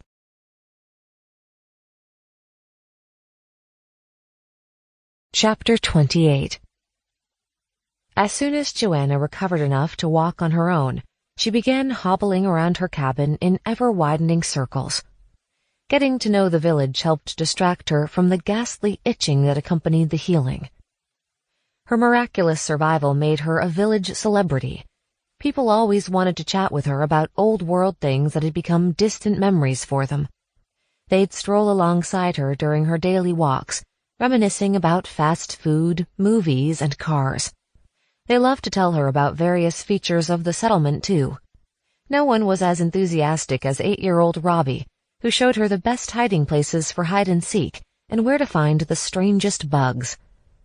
"That spiky bush has the biggest caterpillars ever. My friend Adam found one bigger than his thumb." "That big, huh?" "Mommy said it'll turn into a butterfly if we let it sleep long enough." "Your mommy is a smart lady." "I like caterpillars better," Robbie said. "Butterflies are for girls." Joanna chuckled, figuring that idea had to have come from Garrett, not Chloe. Robbie caught sight of Adam coming out on his porch and darted away with a quick wave over his shoulder. In her explorations of the village, Joanna learned that the large building in the middle of the green was a one-room schoolhouse, which also functioned as a meeting space and a religious venue for those whose beliefs had survived the comet Armageddon. There were 65 cabins total, most of them single-family homes. Only a few people hadn't paired off, and the remaining single folk banded together to build shared lodgings. She remembered all the speculation that BRP would assign official mates for the purpose of procreation. In the end, they had paired up as humans always had, based on compatibility and attraction and convenience. And love. She supposed if Ruby and Vincent could fall in love, Garrett and Chloe must have as well. Joanna was increasingly left to her own devices as everyone got used to her presence. The villagers worked 6 days a week, 7 during the harvest, and there was always more to do. As soon as she recovered, Joanna intended to work twice as hard as the rest of them to make up for long-lost time. She might be out of place thanks to her unique circumstances, but she wanted to prove she could be a productive member of the community. Ruby welcomed Joanna's help in the large communal vegetable garden she oversaw. She was always ready with a laugh and a snarky comment when Joanna made a mistake, treating Joanna as she always had, a welcome change from the near reverence some of the others adopted. Ruby was also sympathetic to Joanna's desire to blend in as quickly as possible. "They made such a big deal about how our training would be this intense bonding experience," Ruby said one day as they weeded a patch of carrots. "But it's the day-to-day stuff since that has defined us as a group. The shared labor, not just the shared danger." "Is this another attempt to make me feel better by smacking me over the head with hard truths?" Joanna asked. Ruby laughed. "You know me." "I hope I do," Joanna said under her breath, bending to pull a weed out of the black earth. It turned out to be a carrot, and she buried it quickly before Ruby noticed. Despite her lack of a green thumb, Joanna enjoyed earning her keep in the garden. Food was shared equally in the village, and everything else operated under a simple barter economy. Many people developed side businesses. exchanging handicrafts and labor according to their skills, some of which had been acquired in the years since they emerged from cryosleep. Vincent's newfound wood-carving proficiency was a prime example. Chloe ran an electrical repair shop, making miracles out of salvaged parts. They didn't rely too much on electronics, but most of the cabins had indoor lighting by now. Chloe had also designed the windmills they used to generate the little power they had. She was sure to be excited about the solar panels and portable wind turbines Joanna knew were stored in the bunker. But Joanna avoided Chloe's shop, partly because she had already proved her ineptitude with electronics when she failed to fix up a radio. She was pretty sure the jumble of wires and batteries had caused the fire back at the mine, and partly because she felt awkward around Chloe. Joanna and Garrett had been promising each other the world just a few months ago in her perception. Their relationship might have been short, but its intensity had seemed natural at the end of the world. It wasn't the sort of thing she could get over on command. Chloe herself acted as warm and friendly as ever, but her kids and her work kept her busy, and Joanna didn't see her often despite her improved mobility. Garrett kept his distance, too. He had spent hours at Joanna's side during her recovery, and she felt confused and a little hurt by his sudden inattention. Priya, who came by Joanna's cabin to change her bandages each morning, let slip that people had been whispering about Joanna and Garrett's romantic history. Chief didn't want to give anyone the wrong idea. "And what idea is that?" Joanna asked. "When a 40-year-old husband and father spends so much time with a younger woman." Priya lifted her eyebrows and trailed off, as if that explained it all. "I'm only 3 years younger than Garrett," Joanna said stubbornly. "You must know how it looks." "Garrett is my friend, and so is Chloe." Joanna tugged her leg out of Priya's hands and retied the bandages herself, wincing as the rough textiles scratched her tender skin. "It doesn't look like anything but that." "Enough people remember how devastated he was when you were lost," Priya said primly. "And, of course, folks started to talk when he spent so many hours in your cabin without his wife." Joanna scowled.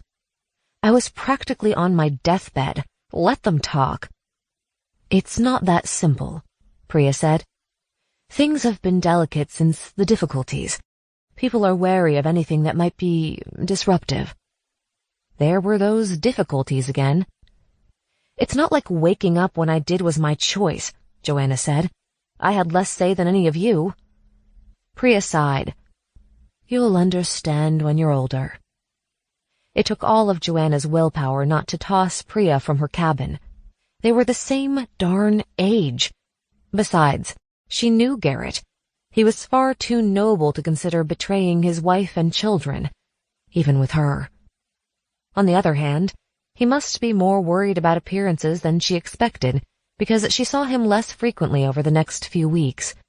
He'd occasionally pop his head in to see if she needed anything, but he was quick to return to his mayoral duties, an office that seemed to involve being an all-purpose fixer and an extra pair of hands wherever needed. She tried to convince herself he was just extra busy with the harvest, but she feared their friendship was slipping away. Joanna spent most of her time with Ruby and Vincent. They didn't have any children, which made them seem closer to her age than Garrett and Chloe. She often visited their home for dinner, or just to relax in front of the stone fireplace Ruby had built. On one such evening, as they sipped bark tea before the roaring flames, Joanna asked them about the difficulties. "Priya mentioned there was fighting," she said, studying her friends closely for their reactions. "I can't imagine this sweet little village getting violent." Ruby and Vincent touched hands, their equivalent of exchanging glances. Then Ruby said, "Remember how we used to worry people would reject the happy-sappy BRP way?" Joanna nodded. "Colonel Waters always thought full-on tribal warfare would break out. Don't tell me he got it right." "I wouldn't call the difficulties a war," Vincent said, "but there have been more, clashes than we anticipated." "So humans are still their own worst enemies?" Vincent inclined his head. "That's one way to put it." Ruby poured Joanna another mug of bark tea. "Mr. Eagle Scout himself got caught in the weeds," Garrett fought? Garrett won, Vincent said. I helped as much as I could, but Blake and the others put up a good fight. Blake? Joanna looked back and forth between them, confused. He was the leader of the splinter group. Ruby paused. Garrett didn't tell you any of this? He said Blake disappeared on a scouting mission ages ago. I guess you could say there was scouting involved, Vincent said carefully. Blake and some others wanted to move the community. They thought we should secure a more strategic position before the other bunkers woke up. Strategic? Blake claimed old Colonel Waters said some scary stuff about the other BRP bunkers. Blake believed they'd present a threat unless we took action. Joanna remembered the snippet of overheard conversation, the questions she hadn't asked soon enough. And Garrett didn't think they were a danger? Garrett didn't want to abandon everything we've built here, Ruby said. He thought we should stay away from the BRP bunkers entirely. He said we'd be safer on our own, and it could be a long time before we ever encounter them if we let them be. That was cause for fighting? You don't understand. Vincent twisted his mug in his long fingers, his features gaunt in the firelight. Blake thought that instead of hiding from the baby bunker communities, we should go on the offensive, step in to govern all of them. It was bad luck that we got pulled out of cryosleep so early, Ruby said, but we've also seen a bit of the world by now. Blake reckoned we should use that to our advantage.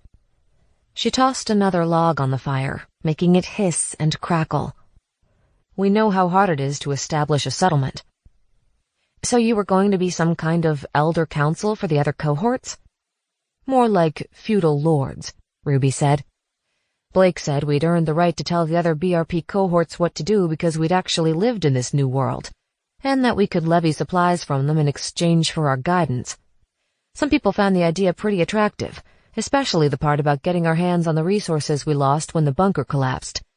The rest thought the split between us would be too great for us to ever rejoin the program, and we should keep our distance. Joanna saw the merits on both sides. Their success here was hard-won, and integrating with the other BRP communities would be difficult after living on the wild frontier for so long. On the other hand, they had years of knowledge and experience that might be crucial for the survival of the other bunkers. So how did the fighting start? Blake decided to take charge of the nearest bunker, the one in Oregon, Ruby said. He recruited followers and gathered all the tools and makeshift weapons he could get his hands on. Garrett tried to stop them. Things got out of hand, and some people ended up dead. Blake and the survivors ran off, never to be heard from again. Joanna's breath sounded too loud in her ears. Wait, Garrett killed someone over this? 2 people, Ruby said. Since then, everyone has been extra obedient. They know Garrett's not messing around. I reckon they'll stick with him no matter what. Joanna struggled to take in this information. It was difficult to imagine Garrett getting into a fistfight with Blake, much less actually killing another human being. He had always been the peacemaker among them. He might have changed over the years, but was Blake's plan bad enough to warrant such a response? This must be hard to hear, Vincent said when the silence had stretched to the point of discomfort. But you have to understand that we've been fighting for our lives a long time. Both sides saw this as a matter of survival, and they were willing to die to protect the community. Don't judge those who fought too harshly. Joanna stared into the dancing flames, unable to accept what Vincent was saying. Survival was supposed to be about cooperation and community, not fights to the death. What had happened to BRP's ideology? She had been skeptical of the officials, but the idea of a nonviolent future had seemed like the only sensible option. The fight against nature was hard enough without fighting each other, too. Her thoughts turned to the other bunkers. Elsewhere on the continent, people who had slept for as long as she had would have woken up. The same training and ideals she had learned at BRP would be fresh in their minds. They would be her age, and they would be untainted by the dark history that led Garrett and the others to believe violence was necessary. She looked at her friends. Is Garrett still determined to stay away from the other bunkers? Yes. Ruby stood to collect their mugs. We thought your arrival might change his mind, but people don't question him much these days. I'm certainly not going to bring it up. But if the other cohorts are anything like me, they could use the help of a community like this, Joanna said. We certainly could have when we first awoke, Vincent said. You could make the transition easier for them. The more Joanna thought about it, the more she could see the value in Blake's plan. It wouldn't be right to rule over the other communities, but maybe they could help them. And then she wouldn't be alone. I think we should reach out to them. It's not up to us, Ruby said. Maybe I can talk to Garrett. Seriously, Joanna, you need to be careful, Ruby said. He was really bent out of shape over Blake and the others. He won't like you suggesting the same things they did. Joanna shrugged. What's he going to do? Leave me for another woman? Ruby barked a laugh. That's the spirit. Just watch out for yourself, all right? Will do. Joanna stood to return to her own cabin. Thanks for the tea. I'll see you bright and early in the garden.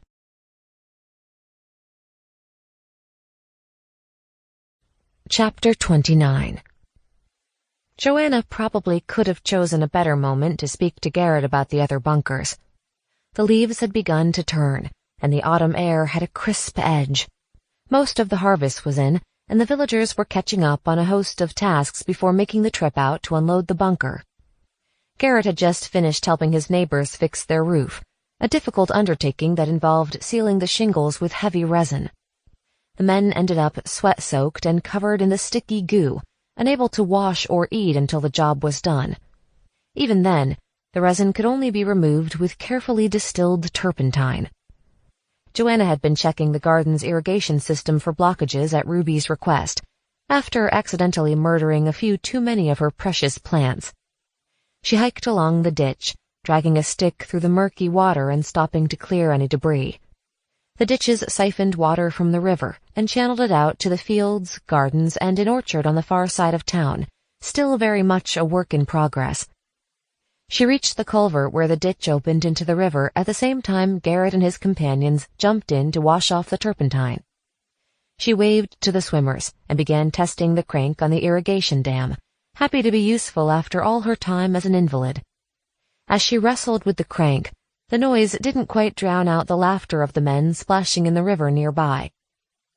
The sun was sinking over the scrubby trees, and the others washed quickly, eager to get home for dinner. But Garrett paddled over to where Joanna was working.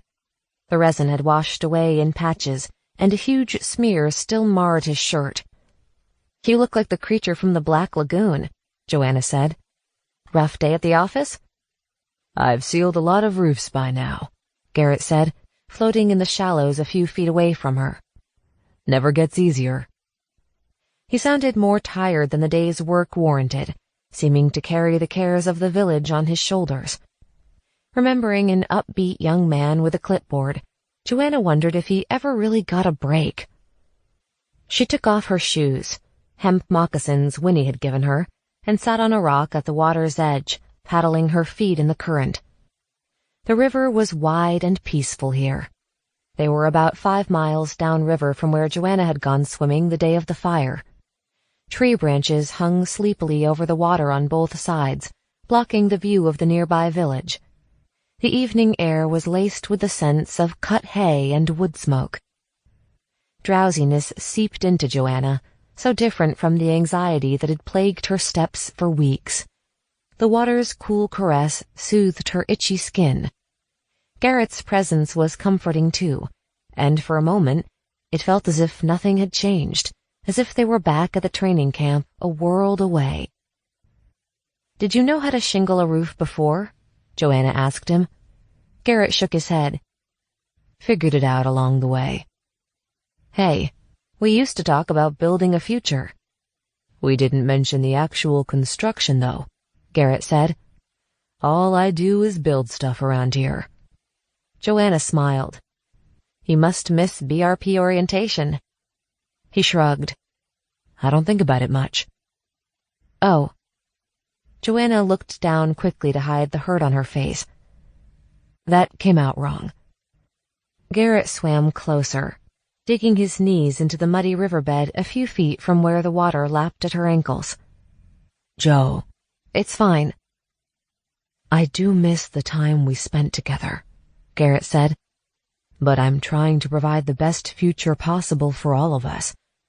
I try not to think too much about the past." "I get it," Joanna said. "It was a long time ago." Garrett made a sudden movement, as if starting to reach out to her, but then he dropped his hand and began scrubbing the smudges off his clothes. Heavy silence fell between them. There was too much to say, too much that had changed. The other men had finished washing, leaving them alone at the river. "I've been thinking about the other bunkers," Joanna said, mostly to break the dense quiet. "They'll all have woken up by now. Maybe we should reach out to them, see if they need any help." "They have plenty of supplies," Garrett said. "You know that far better than anyone. Why not send someone to? They'll want to follow the program." Garrett splashed water over his face, and it ran through the lines in his chin and the furrows in his brow. "They got the same training we did." "So what? BRP is dead. Can't we make our own rules now?" "That's exactly what we've been doing," Garrett said. "You know how the program was supposed to turn out. They'll make a go of it, and in a year the less successful communities will join the stronger ones. We're better off staying out of it." "But what if some have better natural resources in their area?" Joanna said. "You all keep talking about how hard it is to live here." "We are not leaving." Joanna blinked. Garrett's voice had sounded harsh, authoritarian even. He had never spoken to her like that before. "Look, I don't mind what the other bunker cohorts do," Garrett said, moderating his tone. He sat back and the water rose up to his chest, his shirt sticking to it like a second skin. "They can come here if they'll pull their own weight, but we're not relocating after we've worked so hard to build this place." Joanna didn't want to ignite the argument that had divided Garrett and Blake, but the more she thought about it, the more she wanted to connect with the other bunkers. She would have more in common with their people than with the remnants of Blue Team 7 now. "Shouldn't we at least try to contact them?" "We're better off on our own, Joanna." The light was fading rapidly, casting Garrett's face into shadow. "That's what BRP missed. Once we go to all the trouble of working together and building a community, we won't blend well with another cohort, especially after all this time." "But if you talk to them—" "I wish you'd let it go," Garrett said. "You're a guest here. Don't question my decisions." Joanna raised an eyebrow. "A guest?" "I didn't mean—" "Oh, yes, you did." Joanna jumped off the rock to stand in the shallows. "You don't think I'm one of you at all." Garrett sighed. "Like you said, it has been a long time. You don't know what it's like. You're still just a kid." Joanna glared at him, then waited a few steps closer to where he sat. "Don't do that," she said through gritted teeth. "Joanna." "Don't talk down to me, Garrett. I went through the same apocalypse you did. I lost everyone I ever loved, too." She leaned down to seize his hand, holding it up so his battered wedding ring was right in front of his face. "Everyone." Garrett didn't pull away, looking first at the ring and then at her face. They froze like that, him sitting in the river, her standing above him. His hand hung limp between them, clutched tight in hers. The water rushed on, the chilly current curling around Joanna's legs. The evening deepened, turning the world blue. I could touch him. Joanna stopped breathing at the thought. She could sink into the river with him, toss aside decency, abandon any sense of right and wrong. She could ease into his arms, lay her head on his chest. They were alive and together. They had survived the worst thing that had ever happened to the world. Did it even matter if they did what was right now? Joanna's skin hummed with anticipation, and she felt every tap of Garrett's pulse against her fingertips. She couldn't read his face as she used to. It had closed up, gravened, so she couldn't tell what he was thinking when he broke the stillness and twisted his hand to clasp hers. He held her hand firmly, his eyes darting to her mouth. She sensed the tension in his arm, the tug as he drew her toward him, Panic and longing beat between them. Then Joanna pulled her hand from his and turned away. Golden leaves drifted down from the trees as she stepped out of the river, picked up her shoes, and returned to the village.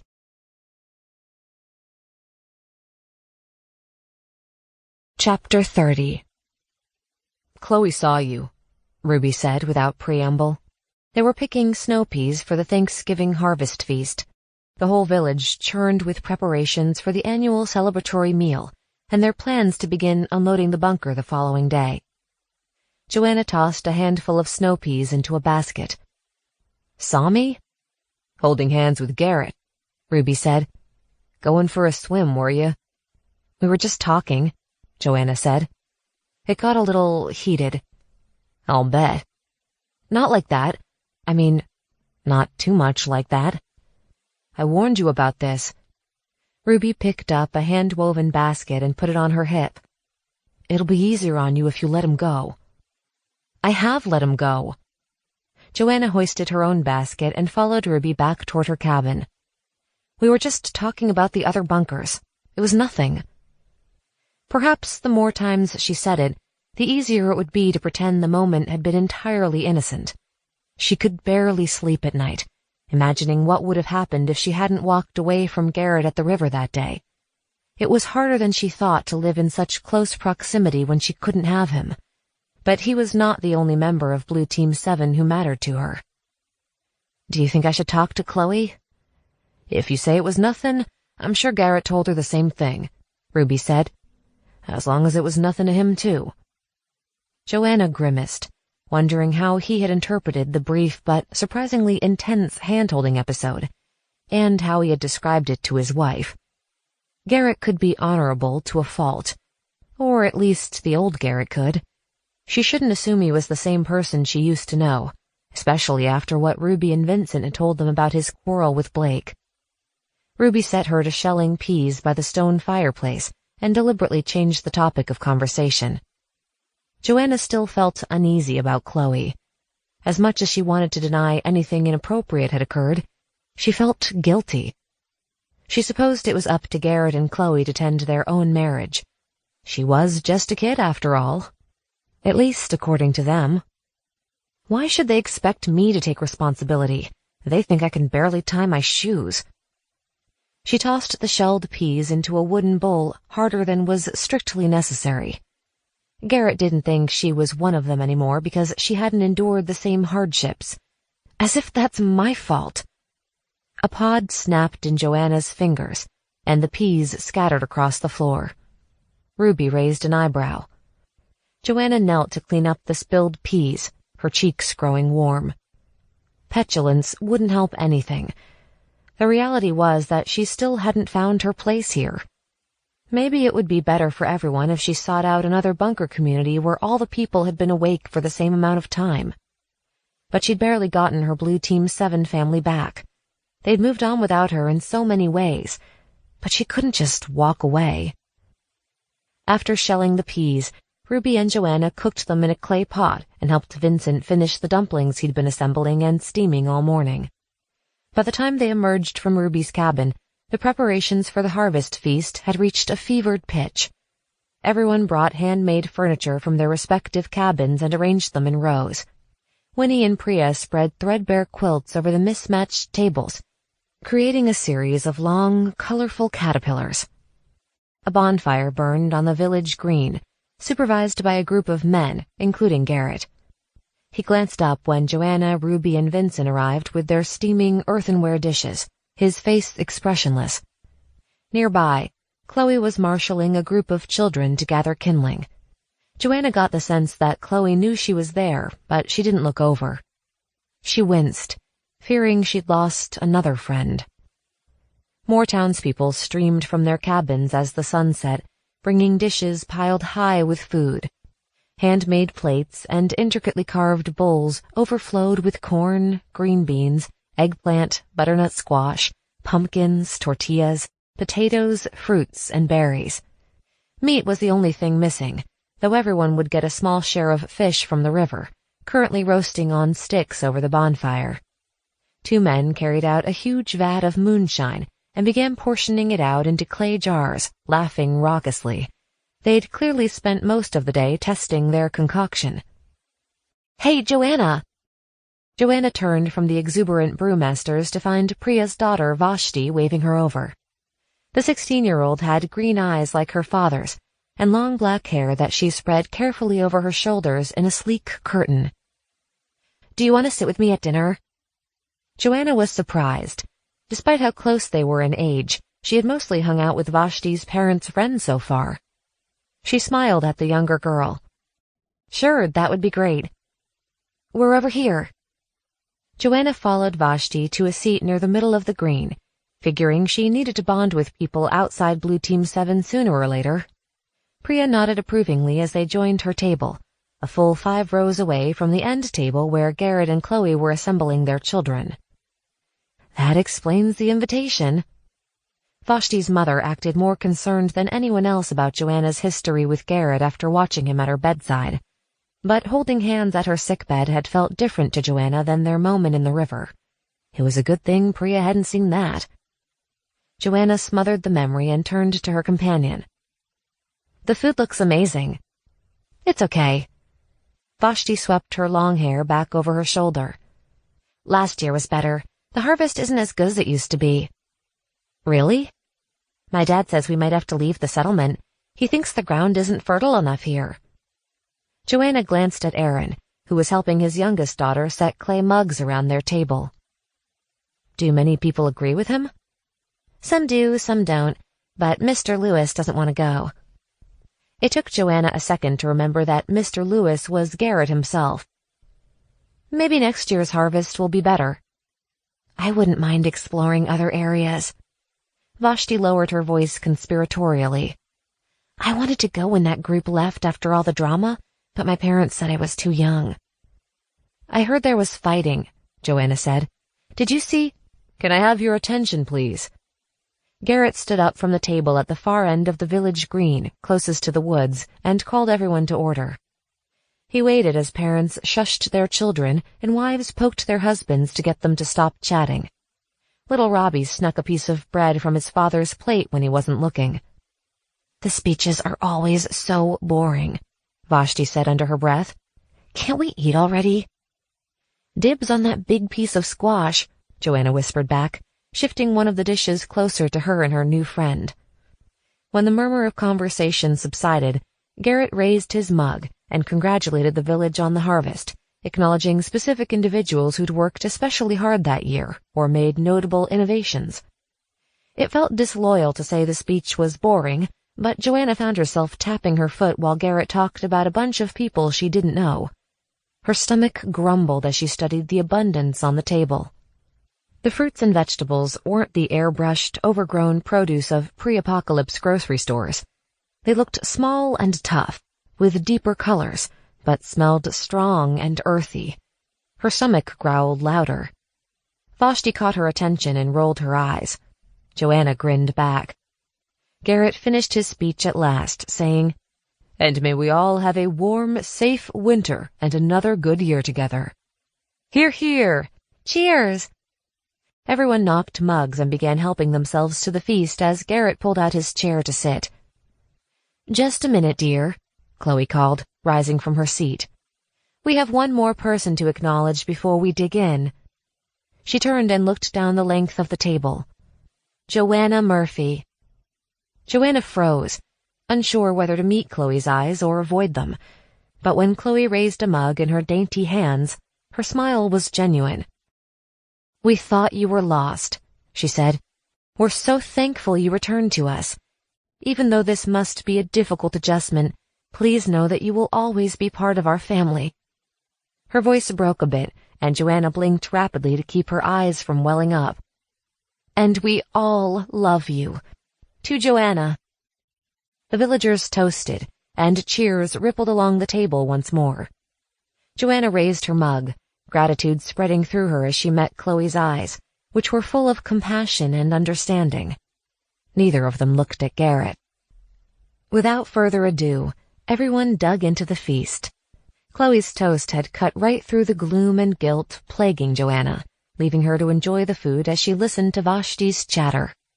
The girl was younger than Joanna, but she seemed mature for her years. As the first child born at the settlement, she'd spent more time with adults than peers. Still, Joanna struggled to find things they had in common. She hoped it wouldn't always be like this with new people, if she ever met any new people.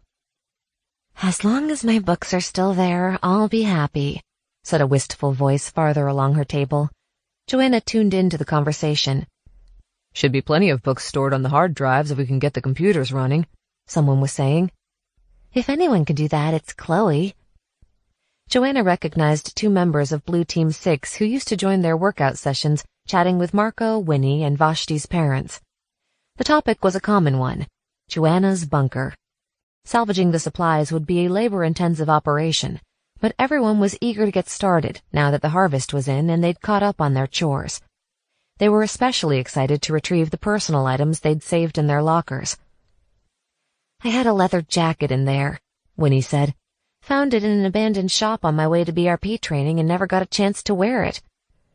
"I don't think my old clothes will fit me anymore," Aaron said, tapping his belly. The others joked about how the ravages of age would render their youthful clothes useless, but Joanna suspected the hard-scrabble diet and physical labor they'd endured would leave their old clothes hanging loose. She looked over at the end table where Ruby sat with the other Blue Team 7 members. Joanna still hadn't mentioned that she'd raided their lockers. Most of the contents had burned up in the fire. With any luck, Ruby had forgotten about the fancy running shoes, whose melted remnants Priya had peeled away from Joanna's burned feet. "Are we still going to the bunker tomorrow?" Joanna asked her table mates. "We leave first thing in the morning," Marco said. "Maybe not first thing," said Aaron, tossing back a hefty swig of moonshine. "I intend to have a proper harvest hangover." The atmosphere was becoming quite merry as they passed jugs of the homemade brew around the table, handing it over the heads of the children. When the moonshine reached Priya, she dumped a small dollop into her mug, then made to pass it over both her daughter and Joanna. "Thanks." Joanna intercepted the jug before the man on her other side could take it and poured some of the moonshine into her mug. Priya snorted disapprovingly. Joanna took a swig of the home-brewed liquor and choked. The stuff tasted like petroleum and smelled just as bad. Vashti snickered beside her. "I've snuck a taste or two," she whispered when her mother wasn't listening. "It's foul." No wonder they're worried about hangovers. Joanna pushed the mug farther away. Soon everyone's bellies were filled with all the food and liquor they could stand. The conversations turned slow and expansive as the community settled in for what was sure to be a long, leisurely evening. Stars were beginning to blink life above them. The bonfire cast a homey glow over the assembly, holding the darkness at bay.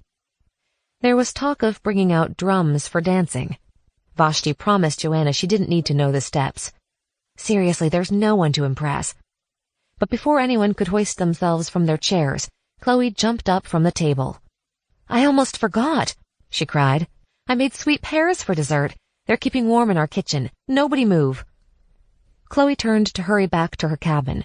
She only made it a dozen paces before she froze, staring into the darkness beyond the bonfire's light. "I was going to say the same thing," said a deep voice. A broad-shouldered figure stepped out of the shadows and leveled a rifle directly at Chloe's face. "Nobody move."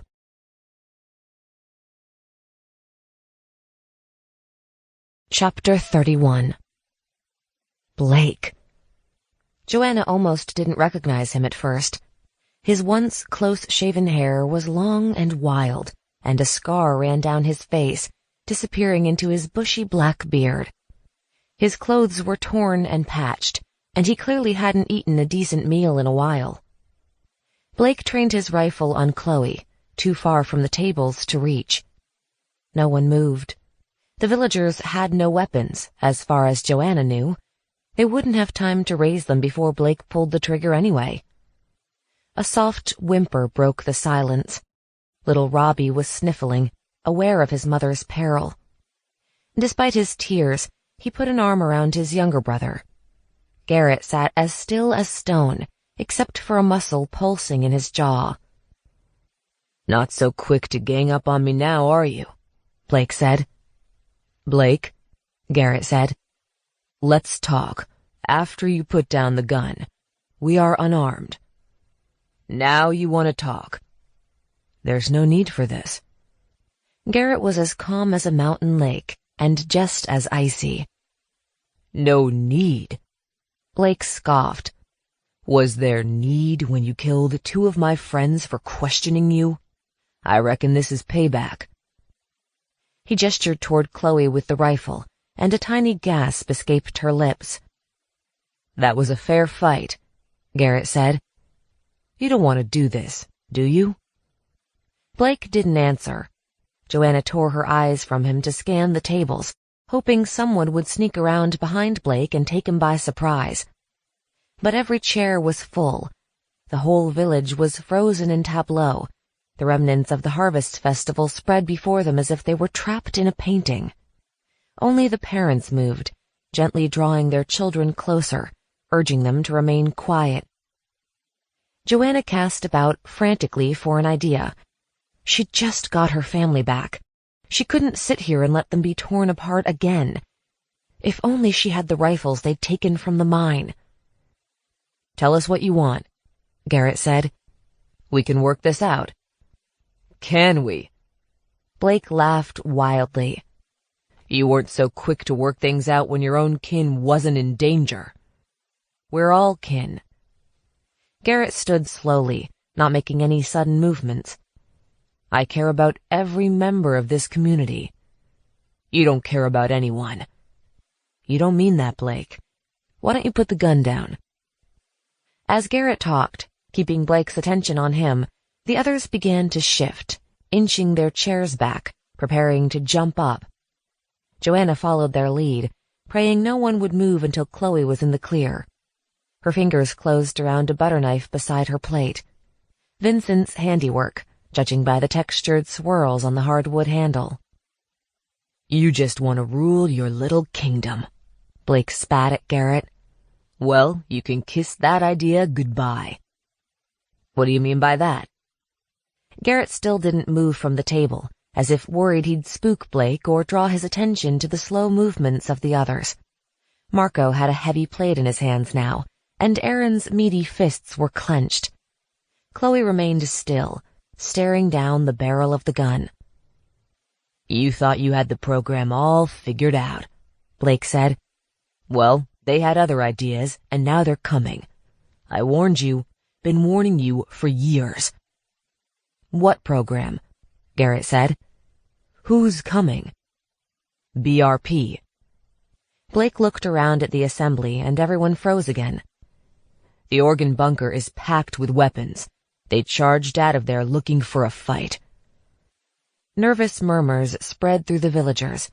Blake's expression bore little satisfaction despite the effect his announcement had. You don't know what it was like, he muttered. His hands were trembling on the rifle. What happened to the others who were with you? Chloe said softly. Rupert and Sam? The Sanchez family? Leanne? Blake blinked, turning his attention back to his hostage. Chloe stood motionless and calm, more like a statue than a bird now. Little Robbie tried to run to her, but Garrett caught him by the shoulders and pulled him back. He was watching his wife intently, perhaps waiting for some cue. Joanna took the opportunity to stand up from her chair and begin inching forward, using the other tables for cover. You tried to fight, didn't you? Chloe said. But the others didn't make it. Blake jerked his head in a rough nod. I'm so sorry, Chloe said. It must have been awful to lose your friends like that. But you're back with us now, with your family. You don't really want to hurt anyone, do you? You're not my family, Blake growled. That BRP bullshit died when the bunker collapsed. Everything has been wrong since then. It's not always as bad as you think, Chloe said. Joanna, will you come here, please? Joanna stiffened as every eye turned to her. She had made it a dozen steps from her seat, the butter knife clutched in her hand. She slid it discreetly into her jacket pocket and approached Chloe and Blake, her attention on Blake's trigger finger. Blake's face went white. "What is this?" He looked around wildly, as if afraid he'd gone mad. It seemed like he had a little. "Is this some kind of joke?" Not everything we thought went wrong actually did. Chloe smiled. Parts of the old bunker are still intact, including Joanna's cryotank. I woke up right on schedule, Joanna said. Blake gaped at her. You're alive." Yeah, and I want Chloe to stay alive too, Joanna said. Will you stop being stupid and put down the gun already? Yeah, put the gun down, came a small, fierce voice. Robbie suddenly slipped through his father's hands and darted to his mother. He put one arm around her waist and shook his tiny fist. Gasps spread through the villagers, and Joanna sensed more people preparing to move behind her. She didn't dare look at Garrett. But Blake simply gazed back and forth between Robbie and Joanna, his face seeming to age in seconds. At last he sighed, accepting defeat in the face of the defiant child and the dead walking the earth. "I wasn't really going to shoot anyone," he mumbled. "Just wanted to have my say." He flipped the rifle around and handed it to Chloe. It was a wise move. If he'd given it to Garrett, he likely would have been shot on the spot. Sighs rippled through the crowd as the tension eased a bit. Blake continued to gawp at Joanna. "You look so youthful," he said at last. "And you look like hell. What happened to you?" Blake's shoulders slumped, and he pulled at his bushy beard sheepishly. "It's a long story." He eyed the remnants of the harvest feast spread across the table. "Maybe if I could have a bite." "Don't even think about sitting at my table after you threatened my family," Garrett said roughly. He strode forward and pulled Chloe and Robbie behind him. He tried to take the rifle from his wife, but she kept her fingers curled around it and gave him a stubborn look. "Fine." He folded his arms and faced Blake. "Say what you came to say." Blake's beard quivered angrily. "Don't go ordering me around now." Garrett and Blake stared each other down, neither willing to give another inch. Joanna gave an exasperated sigh. "Will you two feel better if you have a quick fist fight or something? I'd like to hear what's happening out there." Garrett shot her an irritated look, but Blake barked a laugh.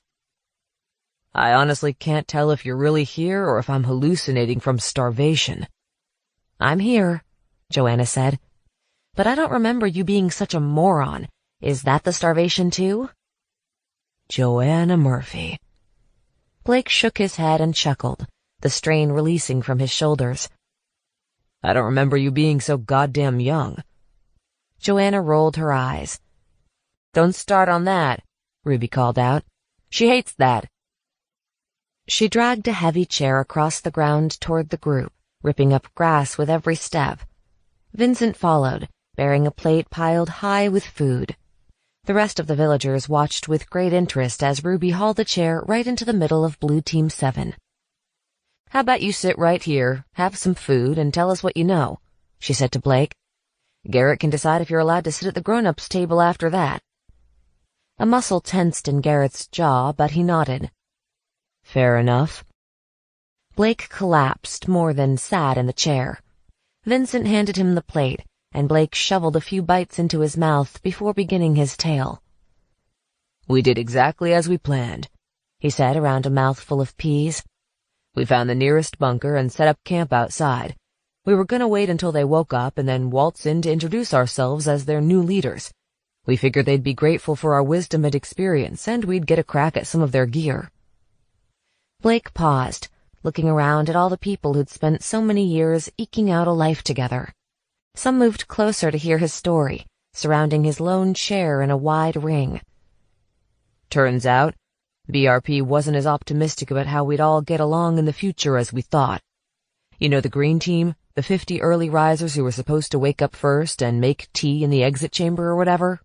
Well, the first thing they did at the organ bunker was pull out a bunch of firearms and start patrolling the surrounding area. Didn't believe every community would follow the program equally. They established a secure perimeter before the rest of the population even woke up. When was this? Garrett asked. 3 months ago. Blake glanced at Joanna and shook his head incredulously. Right on schedule. Anyway, we got cornered. I was the only one who managed to escape. I hid out for a bit, watching to see what else they'd do. Got my hands on a gun. He nodded at the rifle in Chloe's hands. The early risers run that place like an infantry base in enemy territory. They started building a defensive wall right away, telling everyone the other bunkers were coming for their resources. The kids were a little confused at first, but they did what the BRP officials told them, like we all did back in the day. Think our early risers would have done the same if they'd survived? Ruby said. I reckon so. Blake popped one of Vincent's dumplings into his mouth. We came out the wrong end of the bunker, still believing all that peaceful future stuff. We spent 18 years thinking planting a farm was the biggest BRP priority. We've been living our merry lives like we'd end up trading with friendly neighboring towns. Well, now the bunkers are waking up all over the country and settling in like they expect a war. Do you know for sure that any other bunkers are like this? Garrett asked. Maybe Oregon went rogue. I checked out the Northern California bunker, Blake said. That's why it took so long to get back. It was the same thing. Defensive preparations and early risers with a big stack of weapons. Did you try to explain who you were? Joanna asked. They might have let you and your friends leave peacefully if they knew you weren't a threat. They shot him on sight. Blake's voice faltered, and he paused to shovel more food into his mouth before pressing on. We don't want to tangle with those BRP guys. The rest are just scared kids. Maybe they'd get on with the farming and realize no one wants to fight anyone else if they were on their own like we were. But with the BRP folk planning who knows what, I figured I'd be better off with people I know. Garrett snorted. You picked a funny way to say you want to come home. I was angry and half-starved, Blake said. Didn't know if you folks would turn on me before I got a word out. He looked sideways at Chloe. Sorry about that. I'm more interested in these BRP officials, Chloe said. You say they woke up expecting trouble and they had a secret stash of guns? That's right. But why? They must have got wind of trouble before they went under. Remember how frantic things were, with officials abandoning the program and Colonel Waters giving their cryosleep berths to his soldiers? Things went sour between the military and civilian leaders of some bunkers. Everyone was scared stiff, and there was enough corruption around to fill a canyon. The colonel expected the worst when everyone woke up. I reckon there's a weapon stash buried in the rubble of our bunker, too. Blake glanced up at Joanna. Or maybe it's not buried anymore. The others looked at her, too, suddenly curious. What? She said, surprised at the sudden attention. You had rifles in your camp, Marco said. That's right, called a man farther back in the crowd. Do you know where the weapons are? The rifles were on the surface in one of the mine buildings, Joanna said. I don't know about any secret stash of weapons. I didn't see anything like that in storage. Are you sure? Marco studied her with narrowed eyes. You were closer to the front of the bunker than any of us. Yes, you were in the 100s, weren't you? Priya said. This is the first we've heard of all this, but BRP obviously had people in the know. Sure, turn on the new girl. Joanna put her hands on her hips, her fingers hovering close to the knife in her pocket. I learned the same stuff about BRP as the rest of you. I wasn't in the early riser group. Murmurs spread through the crowd. Why should we believe you? Someone called. We barely know you. Don't be stupid, Ruby began. Enough, Garrett cut in. Joanna didn't know about BRP's secret plans, but I did. Dead silence swept through the assembly. Blake gave a low whistle. And there it is. You what? Chloe whispered. I found out there was trouble before we went into cryosleep, Garrett said. The heads of the bunkers stopped trusting the others to follow the program in the end. Teresa Simmons told me Colonel Waters had broken protocol and snuck an arsenal into the bunker. Word got out that a few bunkers had stockpiled weapons, and pretty soon everyone was doing it so they could protect their resources. "Why did Teresa tell you?" Vincent asked. She didn't want everyone to be too surprised if things were a little tense in the future. She worried the bunkers would all wake up expecting a fight. "But you've kept it a secret all these years," Ruby said. "The information didn't matter anymore," Garrett said. "The weapons were lost when the bunker collapsed." He hesitated for a split second. "It's possible they were responsible for the cave-in 18 years ago. A small earthquake could have caused the explosives to go off." "I remember now," Ruby said.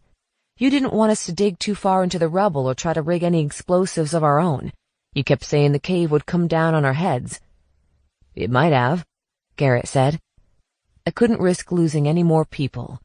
If there's one thing we learned at BRP, it's that we have to save who we can and accept when we can't do anything for the rest."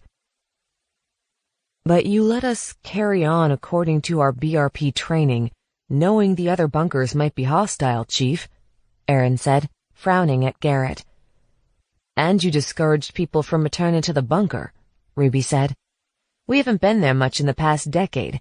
We could have used those weapons." "That's exactly what I didn't want." Garrett looked around at the people gathered on the village green. "We were better off building our settlement than preparing for a fight that shouldn't even happen. I wanted us to be a neutral hub when the other bunkers woke up, and had time to calm down," Garrett said. "I knew they'd be wary and possibly violent, which is why I tried so hard to stop you from running off and provoking them." He shot a withering look at Blake, who continued to chomp away at his dinner before turning back to the villagers. "What we've built here is strong. It'll show everyone that BRP's original ideal of a peaceful future was right." "That's all well and good," Vincent said, speaking clearly and quietly. "But let's make sure we all have this straight. Garrett didn't want people to dig into the bunker." He turned his sightless eyes on Joanna. "And we would have found Joanna if we'd dug into the bunker." A sudden hush descended. Joanna felt as if she'd been smacked in the face with a baseball bat. "That's correct." Garrett's voice was packed with so much regret, it hurt to listen. "It's my fault we didn't find her." The uncomfortable silence spread, becoming a wave, swallowing Joanna whole. They hadn't tried hard enough. She'd sensed it from the beginning, but couldn't find a way to voice the feeling of betrayal.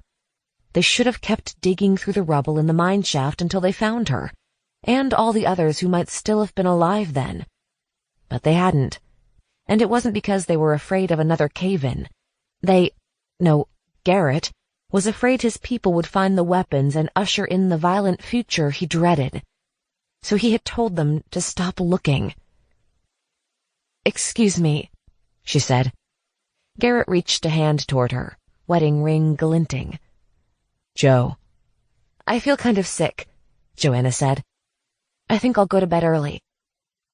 She looked over her shoulder at Garrett. "Don't wake me."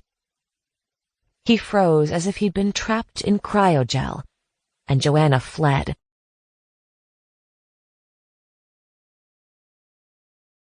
Chapter 32. No one bothered Joanna in her cabin that night. She knew there would be more questions for Blake, more talk about how to protect themselves if the other bunker cohorts tried to harm them. Joanna didn't need to participate in those discussions. It wasn't up to her what happened. It had never been up to her. But it had been up to Garrett. Garrett hadn't done everything he could to find her. Garrett had left her behind. She repeated it to herself, trying to follow the Ruby method of ripping off a Band-Aid all in one go. It didn't help. She tossed and turned all night, grappling with the blunt force trauma of betrayal. The morning brought sounds of the others getting ready for their expedition to her bunker. They sought more than farming supplies and their old lockers now. As tempting as it was to stay in bed all day, Joanna got dressed and prepared to join the others when they left the village. She'd agreed to show them around the storage tunnels, and she didn't want to miss out if they really did discover Colonel Waters' hidden arsenal. Besides, she'd been taught to stay busy, to keep moving forward. She needed that mantra now more than ever. No one spoke to Joanna when she joined them at the village boundary, mostly because she warned them off with her best death glare. The salvage party included Garrett, Ruby, Blake, and a dozen other men and women who would assist with the physical labor. Chloe and Vincent would stay behind to begin formulating defensive plans for the village. Everyone was a little jumpy now that the other cohorts were awake and potentially hostile. Blake's return had hopefully given them enough time to prepare before they came into contact with any outsiders, though. Garrett led the way when they set off into the trees. Despite learning he had been keeping secrets for years, the others made a determined effort to treat him normally. This would be a bad time to disrupt the stability of the community. They couldn't be vulnerable if strangers came calling. They traveled alongside the river for a while before turning inland. It was a gorgeous day. Fall colors set the trees aflame, and white clouds billowed across the bright blue sky. A slight nip in the air heralded the coming winter. Never had the world felt cleaner or smelled fresher than it did that morning. Joanna's spirits couldn't help but lift a bit as they sauntered through the fiery autumn foliage. She stayed well back from Garrett, though. No need to push it. Ruby fell in beside her as they left the river behind. "Still moping?" Joanna sighed. "I knew I could count on you to be sensitive." "It's my specialty." "I'm fine. I'd rather not talk about it." "Suits me," Ruby said. "I hate talking about feelings. The apocalypse hasn't turned me sentimental." Joanna snorted, almost a laugh, and Ruby gave her a sly look. They tramped on through the wilderness, leaves crackling under their feet. Ruby pointed out the markers the scouts used to find their way to the bunker, a large boulder here, an unusually gnarled tree there. Joanna paid close attention in case she ever came this way alone, and so she could focus on something other than yesterday's revelations. Ruby seemed content to help Joanna distract herself, staying with her near the back of the party. "You never told me how you ended up with Vincent," Joanna said after they'd been walking for an hour or so. Ruby grinned. "Came out of the blue, didn't it?" "Shocked me more than anything else that's happened since I woke up," Joanna lied. "It started when we got out of cryosleep," Ruby said. "Vin and I climbed the mine shaft together to make sure it was safe for everyone outside. You get to talking when you're alone in the dark for so long. I guess we connected." Ruby's grin widened. "Plus, we were so happy to reach the top alive we had to celebrate. No one had ever kissed me like he did at the top of that ladder." "And you were together after that?" "Not right away. We had bigger things to worry about. Almost starved to death the first winter, and it has been one struggle after another ever since. That sort of thing connects you in a deep way." "And it connected Garrett and Chloe," Joanna said. "That's right. Our training was intense, Joe, don't get me wrong, but it was nothing compared to what we've been through together over the years. It was a summer fling compared to a lifetime." She glanced at Joanna, edging away as if afraid she might throw a punch. "You know the two of you might not have lasted, right? He and Chloe are kind of a better match." Joanna considered this for a few minutes. Ruby had said similar things before, but last night's news had helped the scales fall from Joanna's eyes at last. The period in her life when she and Garrett were together had seemed fiercely momentous. He was both her first love and the person who had been her solace at the end of the world. But she was beginning to see how the others must view those events in light of their perceived longer lives. And she was beginning to see Garrett as a flawed human being instead of a beacon on a hill. Maybe time, proper, unfrozen time, really would ease the heartache. Joanna's steps became lighter as they passed through a thick grove of particularly vibrant trees, flame-red leaves still clinging to their branches. Little dips and ravines scarred the land in places. She didn't recognize anything until they reached the second bunker exit, the mine shaft Ruby and Vincent had climbed together years ago. It looked undisturbed, as it had on her last visit. Enough time had passed to hide the evidence of their escape. Joanna paused to peek through the cracked concrete walls and detected a faint whiff of lingering gas. They continued past a familiar fallen tree with clenched fist roots and onward over the wild hills. When they reached the old mining complex, it was almost noon. The light shone harsh on the skeletal headframe. Joanna's cozy little hobbit house looked like a campfire pit. The fire had been worse than she thought. The blaze had indeed spread to the shaft house, which was now a burned-out shell. "Any idea how the fire started?"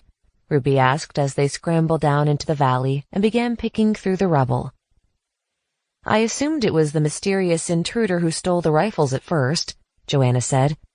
"But that was you guys. My latest theory is I accidentally left some wires and batteries connected and they overheated. I was trying to fix a radio to contact the other bunkers." "Interesting." Ruby prodded the charred remains of a box of protein bars, wrinkling her nose. "Wonder what they would have said if you reached them."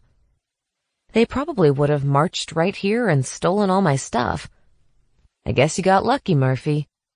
Joanna laughed. "Imagine that." The group converged on the mine shaft to discuss how to get down into the bunker.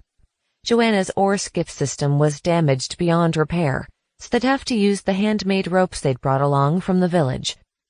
Joanna explained what they'd find below, already feeling as if she'd been away a year. Garrett took charge of the operation to clear the debris from the mine shaft entrance, moving aside burned beams with his own hands and digging through ash until his arms turned black. When the way was clear, Garrett spoke to Joanna for the first time all day. "Would you like to go first?" he said politely. "It's your bunker." "Sure thing, Blue Leader." Garrett's lips quirked in a faint smile. He looped a rope around an iron crossbeam that had been exposed when the shaft house walls crumbled and secured a sling around Joanna's waist, his hands brushing her sides as he checked the knots. Joanna wished the ash would disguise his scent a little better. She knew Garrett hadn't tried hard enough to find her. She had seen the way he shielded Chloe from Blake with his own body. They were well and truly over. But his touch stirred feelings that couldn't be so easily reasoned away. "Garrett let you down," she reminded herself. "He's not perfect, and he's not for you." But when Garrett declared the knot secure, she trusted his word. Despite everything, she knew she'd be safe when he lowered her back into the earth. "Give us a shout when you reach the bottom," Ruby said, handing Joanna a flashlight as she dangled her feet over the edge of the mine shaft. "Will do. If it takes a while, don't panic." She swung out over the abyss. The descent into the bunker didn't take nearly as long as she remembered. She floated through the darkness, a comet zipping through space. I knew this would be easier with a team. A thick layer of soot coated the large rock wedged in the mine shaft. She perched on top of it and untied herself, then shook the rope and shouted back up the mine shaft to let them know she had made it. As soon as the rope disappeared into the darkness above, she slipped past the rock and climbed through the lift cage into the control room. A click of the flashlight revealed ashy dust swirling beneath her feet. Burning debris had fallen into the bunker during the fire on the surface, but the flames hadn't spread into the facility or further damaged the computer consoles and communication equipment. Maybe Chloe could fix them after all. The exit chamber looked just as Joanna had left it. None of the lights worked, but the ceiling hadn't collapsed further. She hoped that meant the cavern was finally stable. Before long, Blake descended into the mine, carrying a second flashlight. He entered the exit chamber, coughing and brushing soot from his beard. "Now this is a blast from the past." He flopped down onto one of the couches, a puff of dust rising around him. "We did a lot of work to get this place ready, remember?" "Like it was yesterday." Joanna brushed debris off the couch and sat beside him. "It wasn't nearly as much fun to wake up here without you all." "How did you survive, anyway?" Blake asked. "You weren't closest to the door. Tank 188, right?" "Yep. The roof came down in a big slab that protected my tank. Chunks of stone fell from the ceiling around me and smashed most of the neighboring tanks. It blocked off the whole back of the bunker. She gestured at the door to the cryo chamber with her light. The tanks closer to the exit lost power. So it was pure dumb luck? I prefer to think it was Murphy's Law. Blake chuckled, but as he looked at the door across from their couch, he grew somber. They're still in there? The bodies? Yes. Did you see Troy? Joanna fiddled with the frayed fabric on the arm of the couch. What was left of him? Blake nodded. We didn't know each other for very long, but we were close. Tell me about it. Joanna studied Blake, looking for hints of the fit young soldier he had been. Wrinkles spread from his eyes, and his beard made him look even older than he was. She imagined his father must have looked like this when he set out for the training school, hoping to spend his final days with his son. Can I ask you something? She said. Shoot. This other bunker cohort, do you think they'd let me join them if I approached peacefully? Blake's bushy eyebrows drew together. You're thinking of leaving? I don't know. It's just with Garrett and Chloe. Oh. Holy shit, Joanna. I forgot all about you two. That must seem like it just happened to you. Joanna gave a dry laugh. Let's just say it has been a little awkward since I turned up. I get it, Blake said. I mean, I don't get anything, but I understand why you're thinking about splitting. He combed his beard thoughtfully. I say you're better off without him, though. What do you mean? Garrett is a protector. I've had my problems with the guy, but he likes to look after people. And Chloe needs looking after, especially when she gets caught up in her projects. He brandished his flashlight. Heck, when she was fixing these up, she forgot to eat unless Garrett reminded her. But you? I reckon you're a person who can stand alone. Joanna stared at him, wondering when in the last 200 years he got so perceptive. Blake's weathered cheeks reddened under her scrutiny. A scraping sound from the control room indicated another person had made it to the bottom of the mine shaft. So, about the other bunker community, Joanna prompted. Would they attack me if I tried to approach them? Maybe. Blake drew a thick finger down the scar on the side of his face. We didn't exactly look non-threatening. They woke up to a bunch of old mountain men with clubs and knives. For all they knew, we were crazy preppers who'd somehow survived without BRP. But if you go out there, sweet young thing like you, I might have a chance. He lifted his broad shoulders. Are you sure you want to do that, though? Do what? Garrett walked into the exit chamber, brushing soot out of his hair, and looked at Blake suspiciously. Bring out the bodies, Joanna said quickly. She shot Blake a look, warning him not to say anything. They're still in there. I thought we might give them a proper burial. That's a possibility. Garrett shined his light around the exit chamber, illuminating the rocks that had fallen from the ceiling. I don't mean to be insensitive, but they're already buried. We should focus on the most important tasks first. Sure, of course. Joanna got to her feet. So, where are these secret weapons buried? Garrett led the way to the locker room and into the maze of metal boxes. Blake raised an eyebrow when they passed his, 708, which Joanna had broken open months ago. I borrowed your jacket, she said sheepishly. And your canteen. At the back of the locker room was a group of lockers labeled 1001 through 1004. There had only been 1,000 people in the bunker. Help me move this, Garrett said, grabbing the frame holding the 4 extra lockers. I wondered about these, Joanna said. Figured they were spares.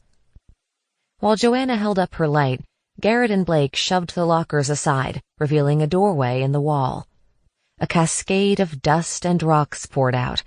An old ladder rose into blackness beyond the doorway. The weapons were stored in tunnels above the main cryo chamber, Garrett said. There's not much room in there, I'd better go in first. Not so fast, Blake said. Think you can hide evidence in there? We don't know what else you got up to with your BRP buddies. Garrett's mouth tightened. I'm not leaving you alone with a bunch of guns after what you pulled yesterday. I'll go, Joanna said. Sheesh, do you two have to fight about everything? Before the men could object, she brushed past Garrett and climbed onto the ladder. Hopefully they'd both have all their limbs and eyeballs when she returned. This ladder was much shorter than the last one, so it felt like no time at all before she was pushing aside the remnants of a trap door and climbing into a dark cave. She coughed, stirring what little air remained in the musty space, and shined her light through the drifting dust. The tunnels Garrett described had collapsed, opening a yawning cavern. The walls of the cavity looked unstable, and Joanna couldn't tell how far away the ceiling was. Most of the rubble had cascaded into the cryo chamber below. Large metal boxes scattered across the cave, as if a room full of coffins had been shaken with great force. Many of the boxes had broken open, and guns and bullets in a myriad of sizes lay jumbled amongst the rocks and dirt. The mangled weapons glinted dangerously in the flashlight beam. Joanna couldn't tell whether weapons exploding in this chamber had caused the cave-in below, but she saw nothing to contradict Garrett's theory. Judging by the extensive damage, Colonel Waters' arsenal might well be unusable. They'd have a hard time defending themselves if the other bunkers were even half as well as armed as Blake had implied. She heard a clattering noise from below and paused to listen, hoping Blake and Garrett hadn't gotten into a fight. But no other sounds followed. A few more of their companions must have made it down the mineshaft by now. Perhaps they were starting to open up the lockers. Joanna pulled a few smaller guns out of the rubble and slung them over her shoulder to show the others. With a final glance at the ruined weapons cache, she clambered back down the ladder to report what she'd found. "Good news and bad news, guys," she called. "The cave is big, so you'll both fit up there. Unfortunately, I don't think the ordnance will be much good." She popped back out of the hidden doorway as she spoke, and froze. Garrett and Blake were kneeling on the ground, faces grim. A group of complete strangers stood over them, pressing guns against their temples.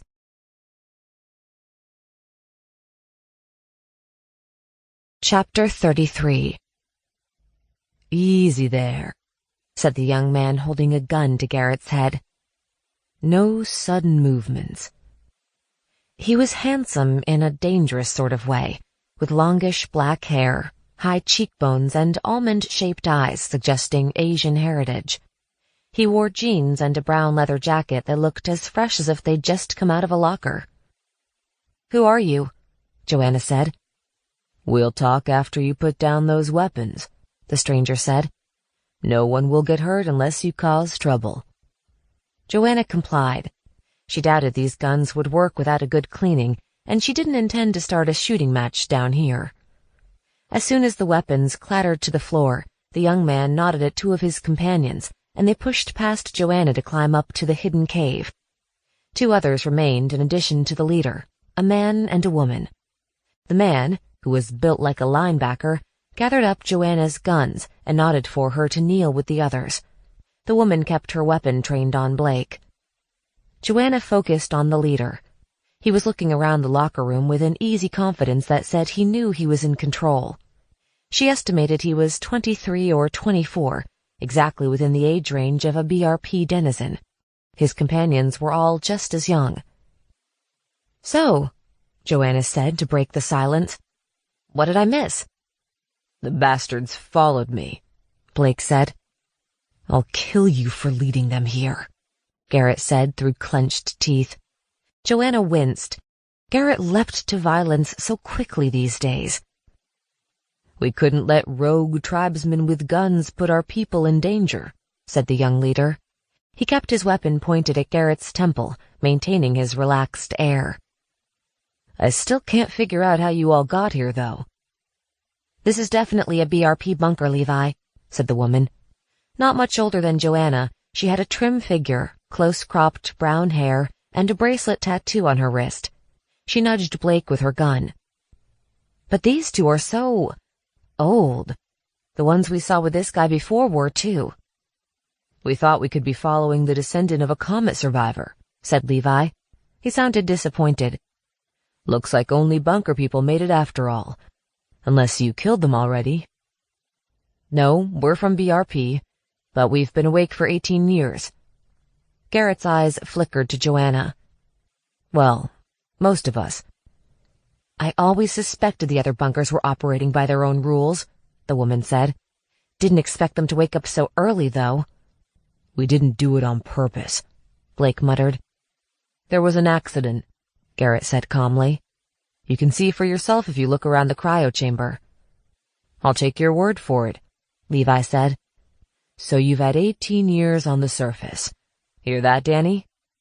He flashed a triumphant grin at the woman, who seemed to be his second-in-command. They must have built a settlement by now. They haven't been living underground all this time. They could have a whole town, said the linebacker man with an unpleasant grin. We're a peaceful community, Joanna said quickly. Take the weapons if you want, but then you'd better be on your way. I don't know if we will. Levi looked Joanna up and down with renewed interest. If you've survived this long, you must have a nice setup. Could save us a lot of time. His companion's grin widened, becoming hungry. Yes, indeed.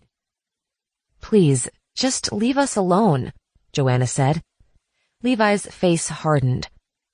That stopped being an option when your friends attacked us.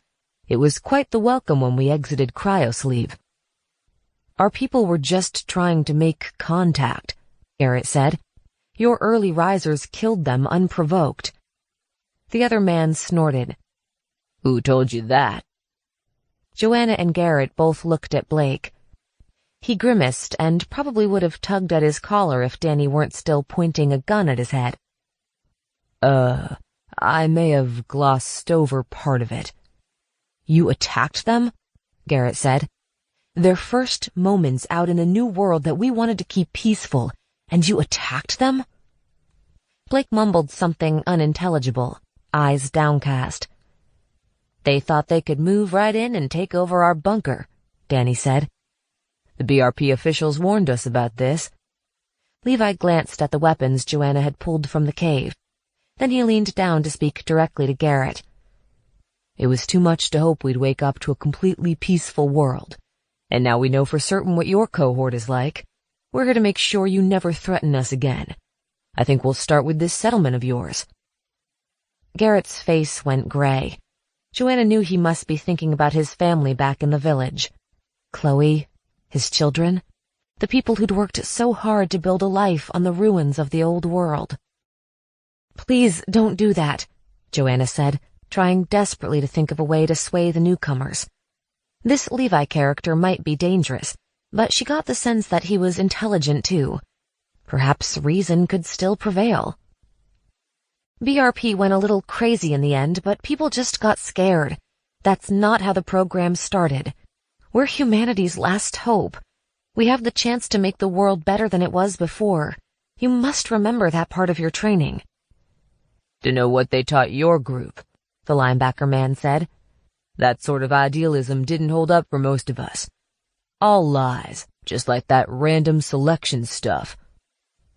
This one couldn't be expected to understand what it was like at the end, Josh, Levi said. She's what, 17? He turned to address Joanna directly. You must have been born in the future. Whatever you were taught might not match up to the real story. The end was a lot messier than your parents probably want you to believe. I'm 218, Joanna said through gritted teeth. I remember what it was like. Messy, terrifying even. But we stuck together to build something better. And now you're ruining it. Please, just go back to your own bunker and leave us alone. Josh laughed, but Levi gave her a thoughtful look. Before he could speak, a jangling sound announced that the two people he'd sent into the weapons chamber were coming back down. They emerged covered in ash and dust, and Joanna realized for the first time how much she looked like a 19th century chimney sweep after her own expedition into the weapons cavern. The arsenal's in bad shape, Levi, one of the newcomers reported. But the cave is stable. We can start carting out the weapons. Good. Levi turned to his second-in-command. Danica, you're in charge of bringing everything to the surface. Keep a team of 8. Josh and I will take the rest. Where are you going? She asked. Levi looked at Joanna. These good people are going to show me their village.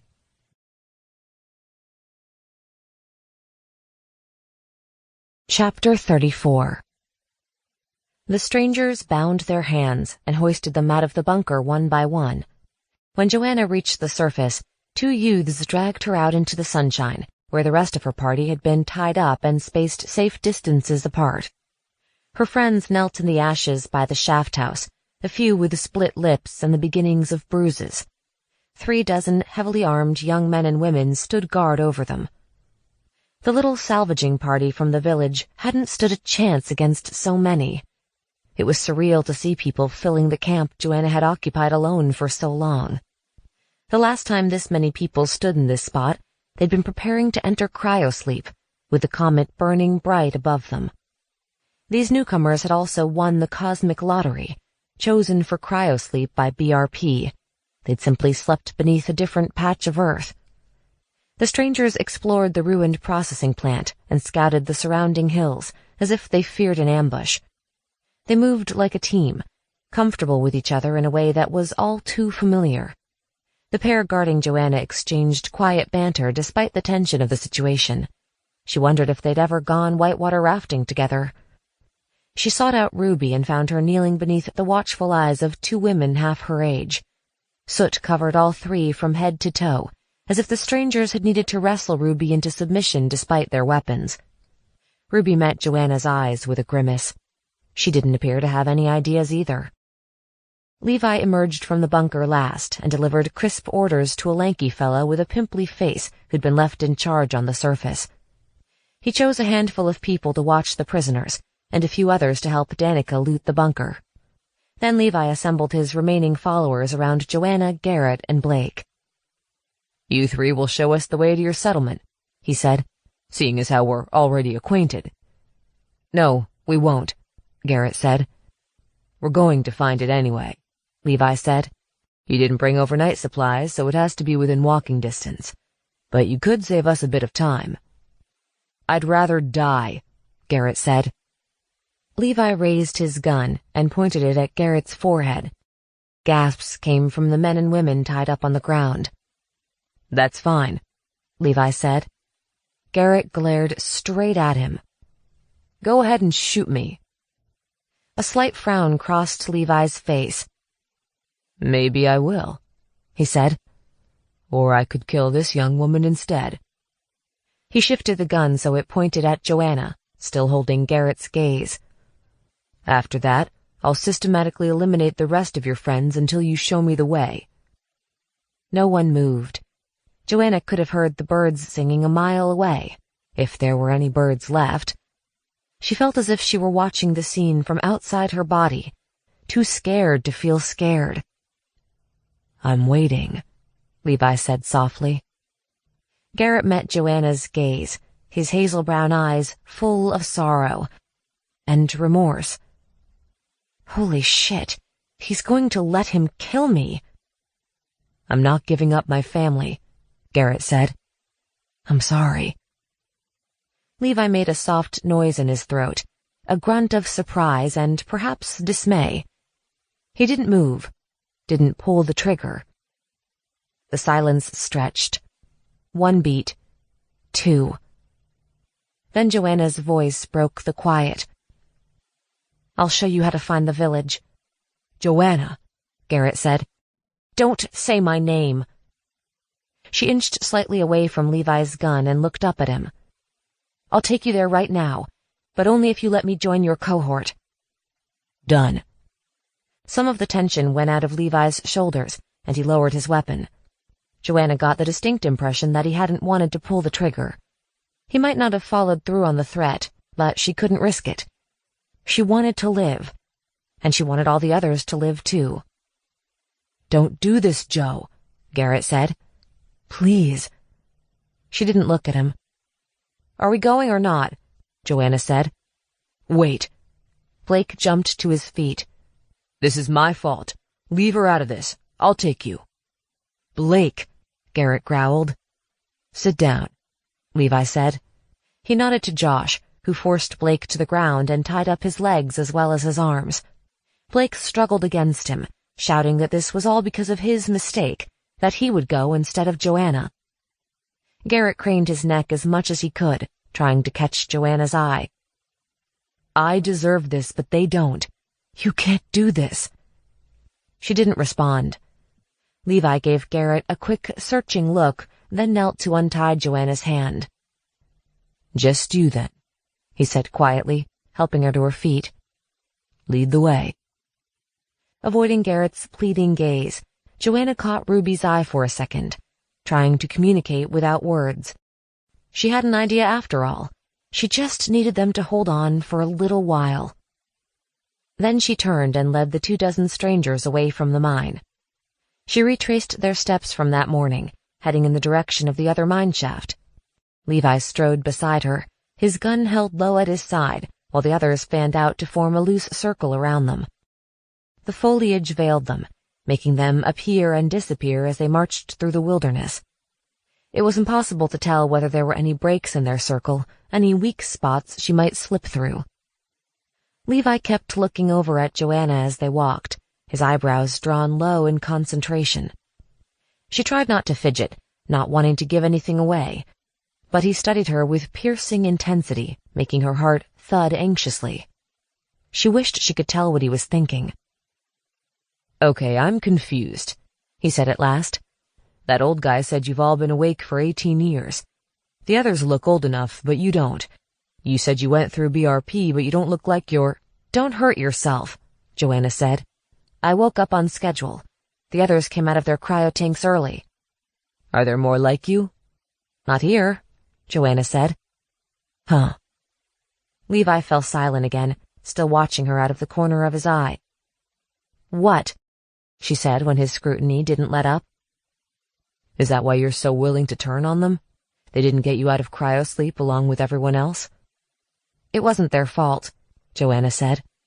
And for the first time since reuniting with her team, she actually believed that. Yes, Garrett had betrayed her, failing to keep his promise never to leave her, but he couldn't have known she was still alive. He was doing the best he could to protect the whole cohort. They had let her down, but they were still her family, and she would do everything in her power to protect them too. She glanced at Levi. "It's complicated." Long shadows slanted across their path now. Joanna imagined what would be happening in the village. She pictured Vincent carving on his porch, basking in the late afternoon sunshine. Priya and Vashti sorting through the medicinal herbs and bandages, preparing for the coming winter. Chloe watching her children play, perhaps chasing little Joanna Beth across the grass.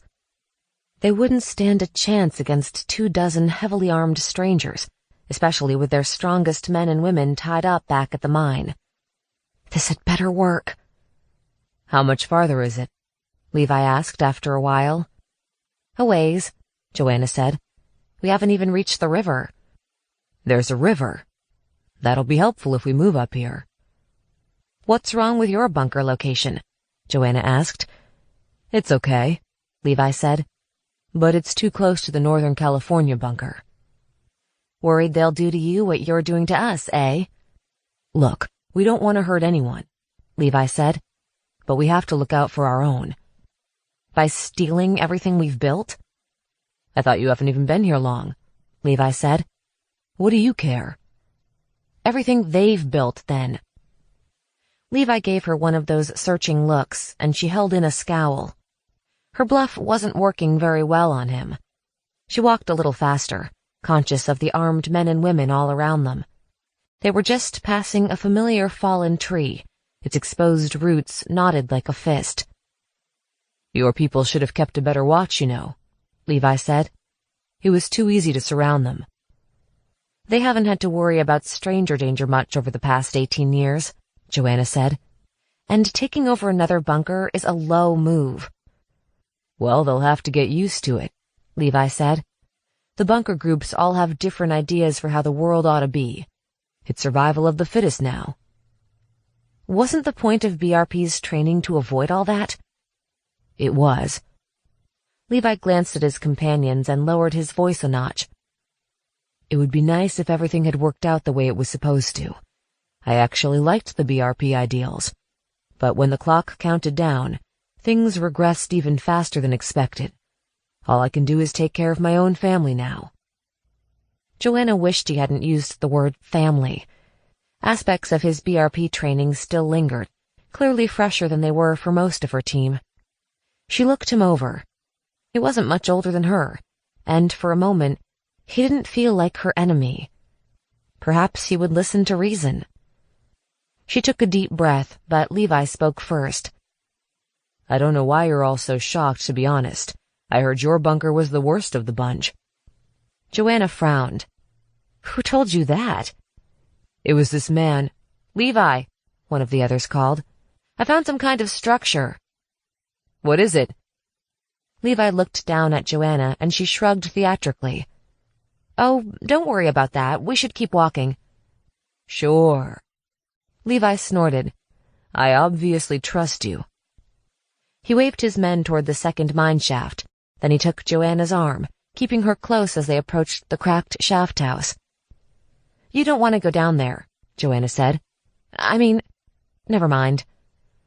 Levi raised an eyebrow. Down there? Maybe it's a storage cellar, one of his companions said. The others were beginning to look excited. Joanna clamped her mouth shut and folded her arms tightly around her body, which only made the others more eager. They broke open the door and climbed over the roots and vines to where the mine shaft opened into the earth. Levi kept a tight grip on Joanna's arm, watching the proceedings with interest. It's deep, said one of the men. Shall we check it out? Levi studied the fading light. We're running out of time, he said. We can always come back. Yes. Joanna made an exaggerated effort not to look at the second bunker entrance, all but tugging Levi away from it. We should leave it alone. Levi narrowed his eyes. She met his suspicious gaze, praying he'd take the bait. Actually, he said, let's have a quick peek. I don't want any surprises at our backs. Joanna did her very best to look worried rather than elated. The others gathered closer around the mine shaft, discussing how many people the ladder would hold. Send a light down first, Levi said, in case she's trying to trick us. No one had any rope left after tying up all their prisoners, so there was a bit of confusion as they searched for a long vine to secure to one of their flashlights. Joanna took stock of her situation. Some men worked on the light, their weapons set aside. Others watched their surroundings, guns loose in their hands or slung over their shoulders. Unfortunately, none stood too close to the mine shaft. The hydrogen sulfide wasn't concentrated enough to knock them out. How soon before someone noticed the rotten egg smell? Levi kept his own gun in hand, but his grip on Joanna's arm relaxed a bit as he focused on his men. She twisted her body slightly, reaching toward her jacket pocket, her crossed arms hiding her hands. The butter knife she had slipped into her pocket when Blake threatened Chloe yesterday was still there. Holding her breath, she inched her fingers closer to it. Levi felt her moving and looked sharply at her. She froze, noticing the deep brown shade of his eyes as he narrowed them at her. We're sending down the light, Levi, one of the men called. He broke her gaze. Good. Proceed. They clicked on the flashlight and lowered it on the vine. Down. Down. Shadows danced on the mine shaft walls. The light flickered. Do you smell something? One of the men said. No, said another. But I feel kinda dizzy.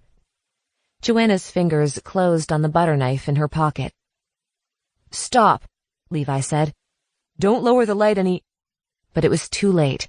The flashlight with its tiny burning coils dropped a little lower, and the pocket of gas ignited. An explosion roared up the mine shaft like a blast of dragon fire. Everyone jumped back as flames burst out into the fresh air. Joanna whipped the knife from her pocket and slashed it across Levi's face. He yelped in surprise, his grip on her arm loosening. She wrenched free and dashed headlong into the woods.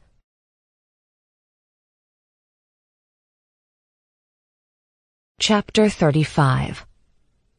Joanna ran as fast as she could, not daring to look back. It wouldn't take Levi and his men long to recover. The explosion had been too deep underground to hurt any of them, but it bought her some time. Hopefully it was enough. Shouts chased her through the woods.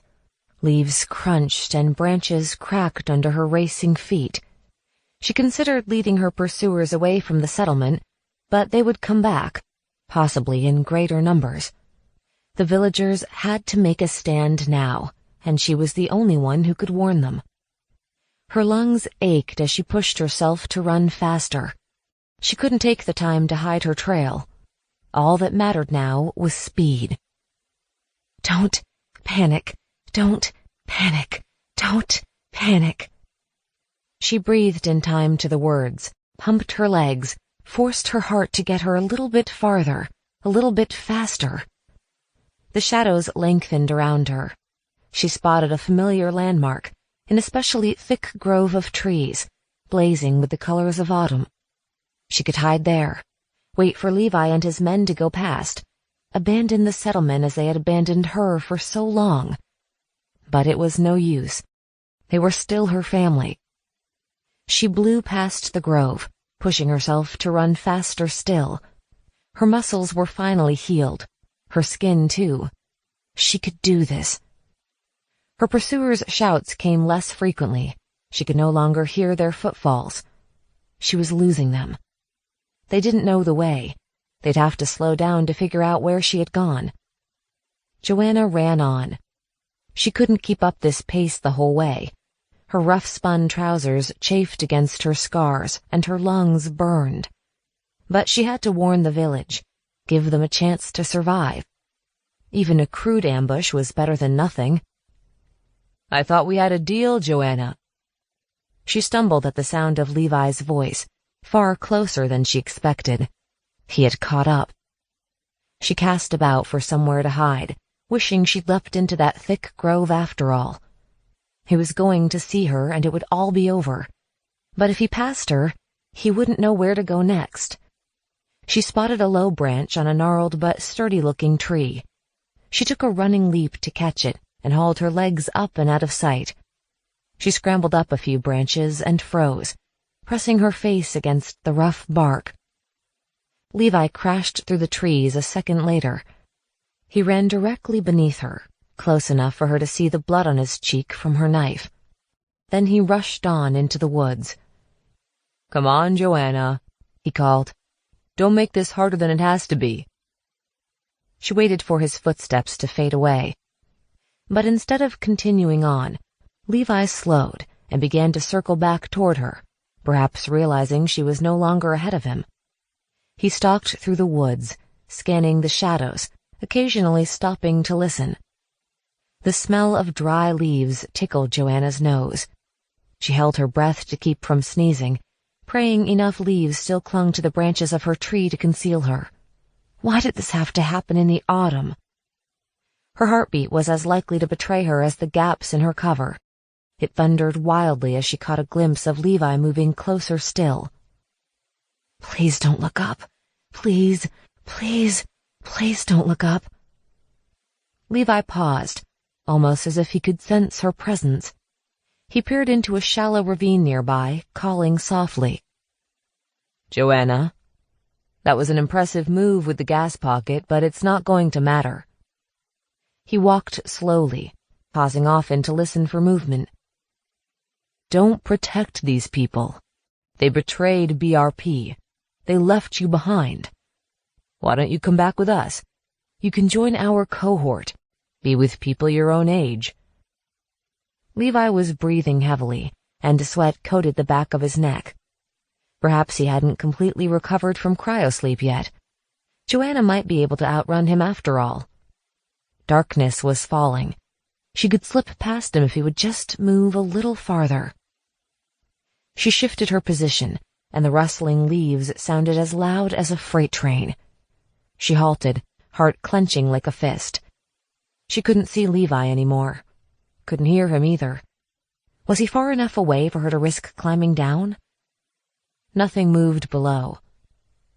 After a few minutes, she eased the knife back out of her pocket and stuck it in her teeth like a pirate. Then, as slowly and carefully as possible, she began to climb down the tree. Every shudder of the branches made her heart leap into her throat, but she had to take the risk. Levi and his men might find the village on their own. She was running out of time to warn her friends. There was still no sign of him. Dusk cast eerie shadows through the trees. She waited for a breath, then swung her legs down from the lowest branch and dropped softly to the ground. The crunch of footsteps on dry leaves was her only warning. Then a hand shot out of the shadows and closed over her mouth. Or at least, it tried to close over her mouth. She still held the knife in her teeth, and the blade sliced into Levi's hand when he tried to grab her. "What the? Ow!" He hissed a curse, and she wriggled out of his grasp and dashed into the darkness, no longer caring about the noise. Her teeth ached, but fear lent her speed as she fled through the trees. A moment later, she heard Levi calling to his men. Joanna's lungs and limbs screamed for relief as she barreled onward. She passed a familiar boulder, and the ground began to slope downward. She was almost to the river. Then it was only a little bit farther to the village. Her family had worked so hard and built so much. She wasn't going to let anyone take that away from them. She had spent a long time worrying about whether she deserved her spot in the bunker, whether she was worthy of a future, whether she had anything to offer the team. Well, Ruby had told her she was brave. Blake was certain she could stand alone. It was time to prove it. She burst through the tree line outside the village, vaulted an irrigation ditch, and ran straight through Ruby's garden, trampling the carrots. Then she sucked in all the breath her lungs could hold and hollered a warning. "Incoming! The village is in danger! Get out here and defend your families! Let's move, people!"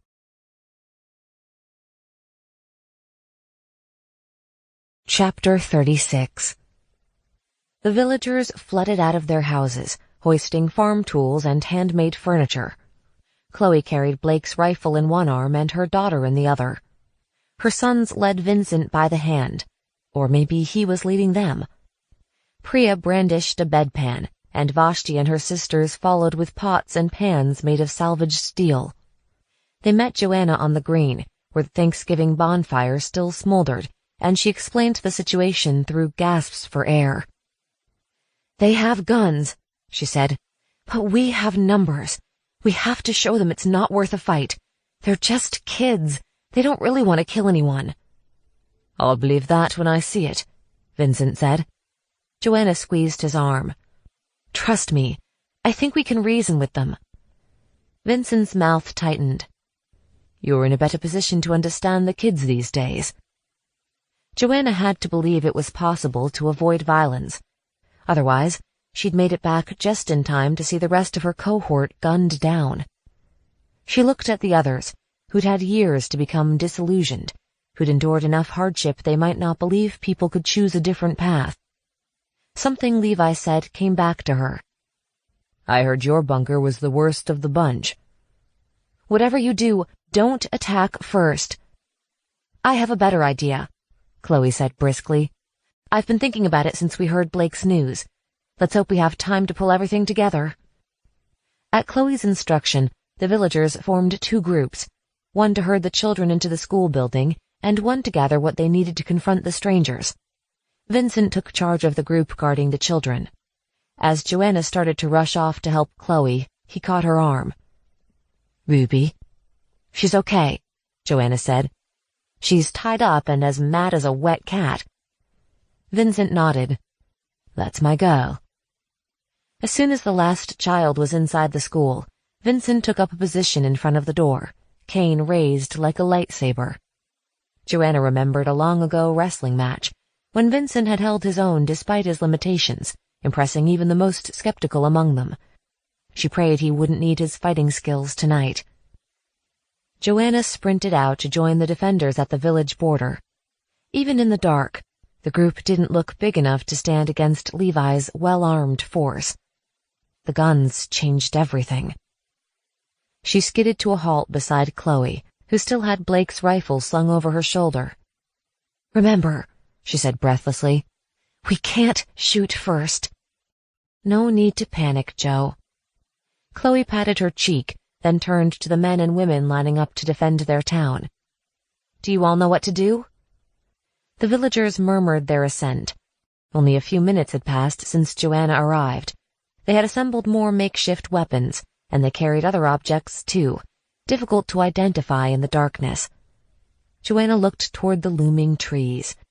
Their visitors would arrive soon, even if it had taken them a while to find her trail after she lost Levi. She waited for them to show themselves. But the forest was quiet, nothing stirring in its depths. "Where are they?" she muttered. The night grew colder. The villagers shifted nervously. Still, no one emerged from the trees. Had they gotten lost? Were they sneaking around to attack from the other side? Joanna was about to dispatch a group to check when a flicker of movement caught her eye. She touched Chloe's arm. "I see him," she whispered. "Stand by." The darkness stirred, taking on shape and flesh. Levi was the first to advance through the trees. Joanna recognized his confident stance. Moonlight shimmered on his dark hair and the gun in his hand. One by one, his companions exited the woods, their features indistinct in the gloom. They spread out, facing the villagers head-on as they stalked toward them. Levi faltered at the sight of the horde waiting at the edge of the village. They must look like a single threatening mass in the dark. He took another step forward. "Now!" Chloe shouted. Suddenly, lights flickered on along the line of villagers. Flashlights, floodlights, spotlights, 100 forms of illumination burst forth, pinning the advancing strangers as if they were caught in a giant bug zapper. Chloe had emptied her electronics shop and ordered the lights brought from every cabin in the village. The strangers shaded their eyes, peering into the flood of radiance. The lights were spread out as much as possible, and many people held several, all pointing straight at their erstwhile attackers. The solid wall of brightness must make it look as if far more people gathered here to meet the strangers than there actually were. "Brilliant," Joanna whispered to Chloe. "I have my moments." Chloe had Blake's rifle in her hands now, and Winnie stood beside her, shining a refurbished headlight directly on it. A glance along the line revealed more villagers holding the guns taken from Joanna's room back at the mine. Each had a companion with a spotlight.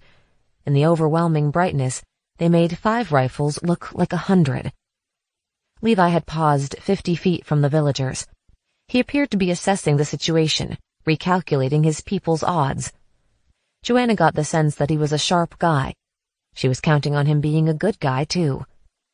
She thought of the small grunt of dismay he'd made when Garrett gave him permission to shoot her, and how relieved he'd looked when she gave him a way out. And there was that strange statement about what he'd heard about their bunker. It wasn't much to go on, but she believed he didn't want this fight. Joanna pocketed her butter knife and walked forward into the space between the two groups, hands raised. "Hey there," she said brightly. "Not to gloat or anything, but I won the race." Levi looked her up and down. She must be little more than a silhouette with the blast of light behind her. "So you did." "I've come to ask you to rethink your plan," Joanna said. "We won't let you waltz in here and take over without a fight." She gestured behind her, noting how the multitude of lights really did make it look as though they'd rallied a huge host in their defense. For all the strangers knew, they could have 1,000 bunker folk ready to defend their cohort. "Thank you, Chloe."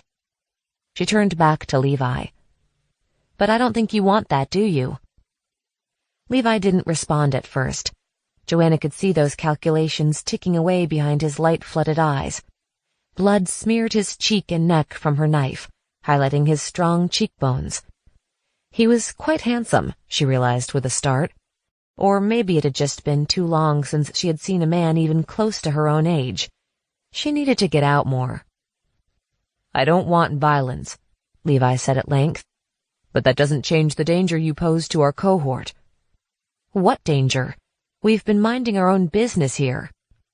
Levi snorted, hands tightening reflexively on his weapon. Your people attacked us in our first vulnerable moments on the surface.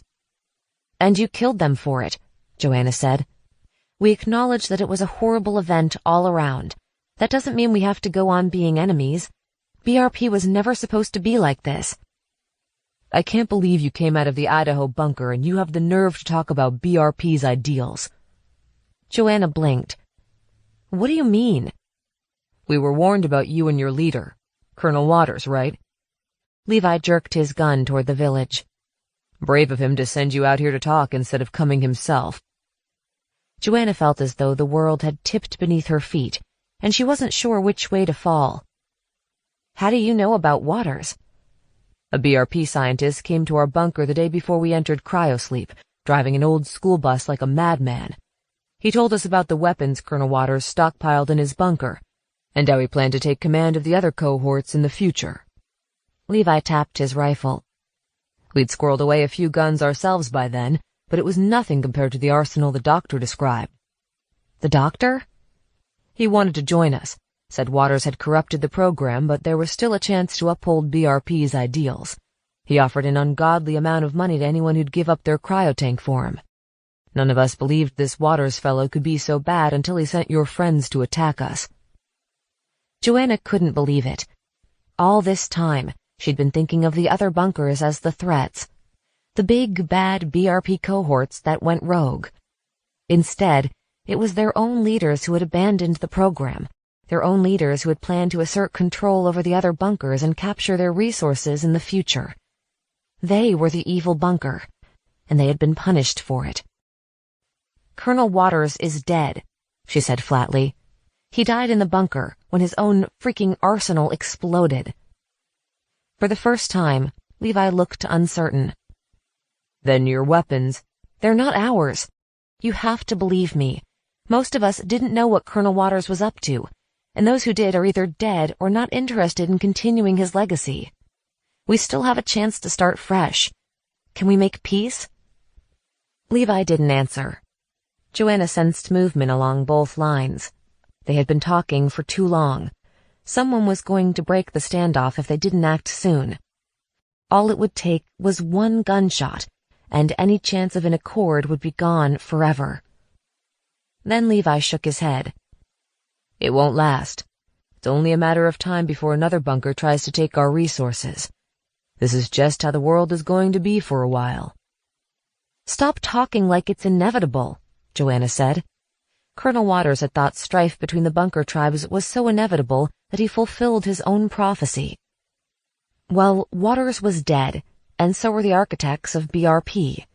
It was up to them to make it in the new world. Look at the comet, she said, desperation cracking her voice now. They were sure Brandon would destroy humanity until BRP figured out the bunker program. We've already beaten impossible odds. We lived through 200 years of cryosleep. I'm not willing to accept anything as inevitable ever again. Are you? Levi glanced around at the men awaiting his orders, his face giving away nothing. He shaded his eyes against the floodlight's glare, scanning the numberless mass. Whether or not he believed Joanna, the village would not be an easy prize. But he hadn't seen it as a prize at first, had he? He'd come here expecting to face down worse odds than this to protect his cohort. He had to see it was better not to fight at all.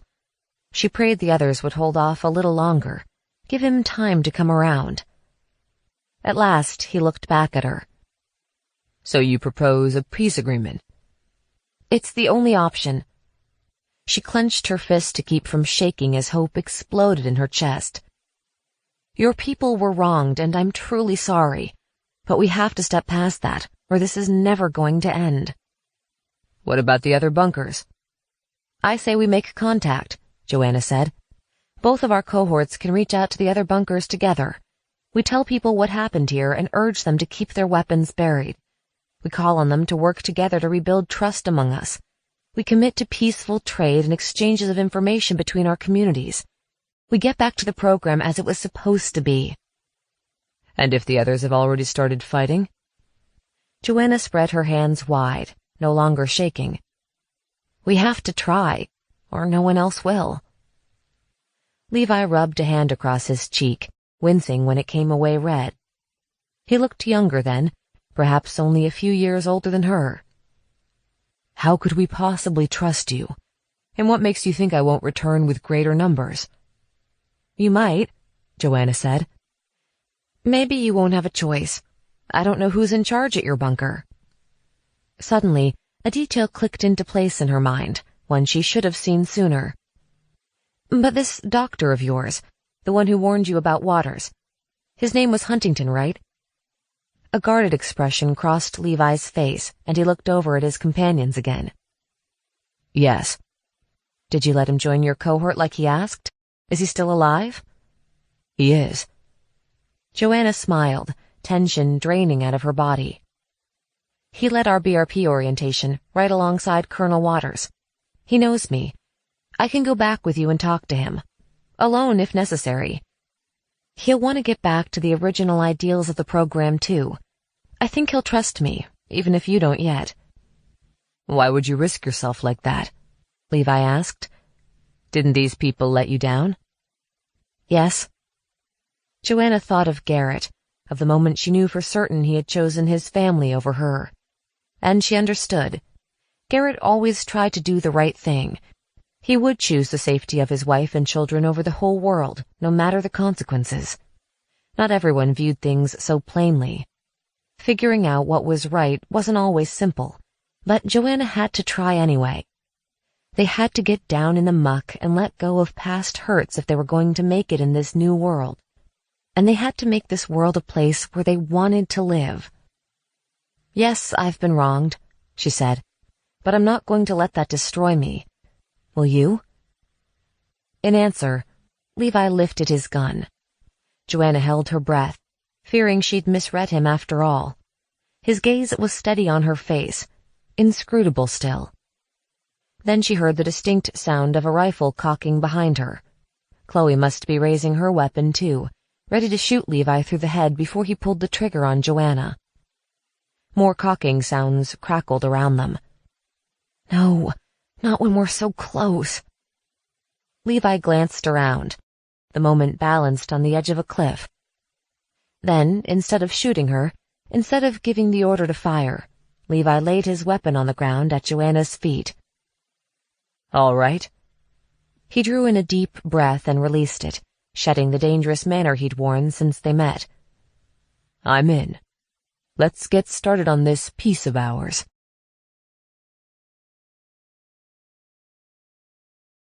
Chapter 37. After. Levi and his men piled their weapons at the edge of the garden. He assigned 2 to watch over them, along with 2 villagers to keep them honest, and sent another 3 back to the mine to summon the others. The message they carried was clear. Peace started with them. The villagers threw the strangers an impromptu welcome party. They produced the leftovers from Thanksgiving, sweets they'd been hiding away in cupboards, and more moonshine. They gathered around the schoolhouse on the village green and told the stories of their lives in the post-comet world. Levi and his followers listened raptly as the villagers told them of farming in the early days, of accidents and salvage operations and illnesses. The older generation impressed upon the younger how hard it was going to be, but also showed them it was possible to make a good life in a hard world. As it grew late, Chloe directed the villagers to bring blankets and cots from their cabins so the newcomers could camp in the schoolhouse after the children were sent to bed. But no one seemed ready to sleep in the presence of strangers just yet. So they poured more moonshine and told more tales, gradually becoming acquainted. Late into this night of breaking bread and sharing stories, the others returned from the bunker. The former hostages and hostage-takers were wary of each other, and they trooped into the village under a heavy cloud of suspicion. But with the help of food and drink and 1,000 lights holding back the darkness, they got on just fine. Joanna found Levi sitting on the porch of the schoolhouse around midnight. She brought him a wet cloth and bandages, and apologized for slashing his face. "My hand hurts more." He showed her where the butter knife had cut deep into his palm. "Ouch. To be fair, that was a complete accident. I didn't expect you to jump out at me. Levi grinned wolfishly at her. It won't happen again. He looked around at his followers mingling with the older bunker group. I thought there were more of you. That trick of the light was clever. Not my idea. Do you want to take back our truce? He shook his head. There are few enough of us left. I'm relieved we're not going to start killing each other off after Brandon failed to wipe us out. Joanna smiled. It would be a shame to waste all that cryogel. They looked at each other shyly. Levi opened his mouth to speak when Priya bustled over with a jar of salve for his wound. Put this on before you get an infection. Antibiotics are in short supply here. She gave Levi a quick once-over, his smooth skin and piercing eyes and fine cheekbones. Actually, Joanna, why don't you put it on for him? And Priya shoved her unceremoniously toward the very age-appropriate young man before marching off again. May I? Joanna said, her cheeks warming. Levi held out his hand so she could apply the salve. His palms were warm and strong, and he smelled like clean sweat and leather. And for one fleeting moment, she imagined not her past before the apocalypse, or the future she'd planned after it, but something new. Hey, Murphy, I hear you saved the day. Blake plopped down beside her, swaying slightly, a jar of moonshine in hand. He gave Levi a cautious nod and received one in return. Ruby and Vincent sat down on the porch steps on his other side. It was mostly Chloe. Joanna finished tying a bandage around Levi's palm and wiped her hands on the cloth. You guys will never guess who turned up at the organ bunker just in time to get into cryosleep. Harvey Brandon, Ruby said. Levi chuckled, and Ruby gave him an appraising look. Dr. Huntington, Joanna said. He knew Colonel Waters was going off the rails and decided to join a new bunker family. Typical, Vincent said. He was only an idealist when it suited him. Ruby frowned at Levi. There was room for him in your bunker? He offered a crate full of gold bars to anyone who'd give up their spot, Levi said. A kid from my team got cold feet and took him up on it. He grimaced, looking down at his bandaged hand. He was always a little skeptical about the comet and decided he'd rather take the chance that it wouldn't be so bad, especially when it meant becoming a millionaire. Huh, Vincent said. I never thought I'd hear where that goad ended up. Joanna leaned past Blake to look at him. What do you mean? Huntington was one of the people my parents paid off to get me into BRP. I always wondered what he planned to do with the gold. Many who accepted payments for bunker spots only took vehicles and supplies, and things that might actually be useful post-apocalypse. The good doctor took gold, probably for insurance in case he was wrong about everything. I forgot you didn't know that, Joe, Ruby said. Vin filled us all in once we were safely in the future. Vincent patted his wife's knee with his gnarled hand. Had to make sure no one would give me up at the last minute. Well, since we're solving mysteries, Joanna said. Blake, you once told us you'd gone into cryosleep before. What was that story? Blake picked at his beard, as if to return to his square-jawed, clean-shaven state. It was a classified mission, but I reckon the confidentiality part don't matter so much now. I went in when I was 18 and stupid. No offense, Joanna. None taken. She wasn't the 18-year-old she had been 200 years ago. It was the early days of the cryo-revolution, Blake went on. Private companies were leading the way, but the U.S. government wanted to get a jump on the tech. They tried it out on their own soldiers. I was under for 6 months, then they spent 2 years prodding and poking me to study the effects. Sounds a little unethical, doesn't it? I got promoted for my troubles. Blake took a swig of moonshine. I reckon it's why I was selected for BRP. They wanted to seed the group with people who knew what was up. So survival was a reward for you. You could see it that way. Levi cleared his throat. I was one of those too.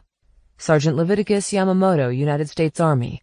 I did 3 cryo runs, so I was a shoo-in for BRP. Blake tucked his drink under his arm and saluted. Specialist Blake Taylor, though you wouldn't know it to look at me now. Ruby shook her head, Were there any truly random selections? Levi hesitated. The others looked up. This was something they had long wondered about, long debated.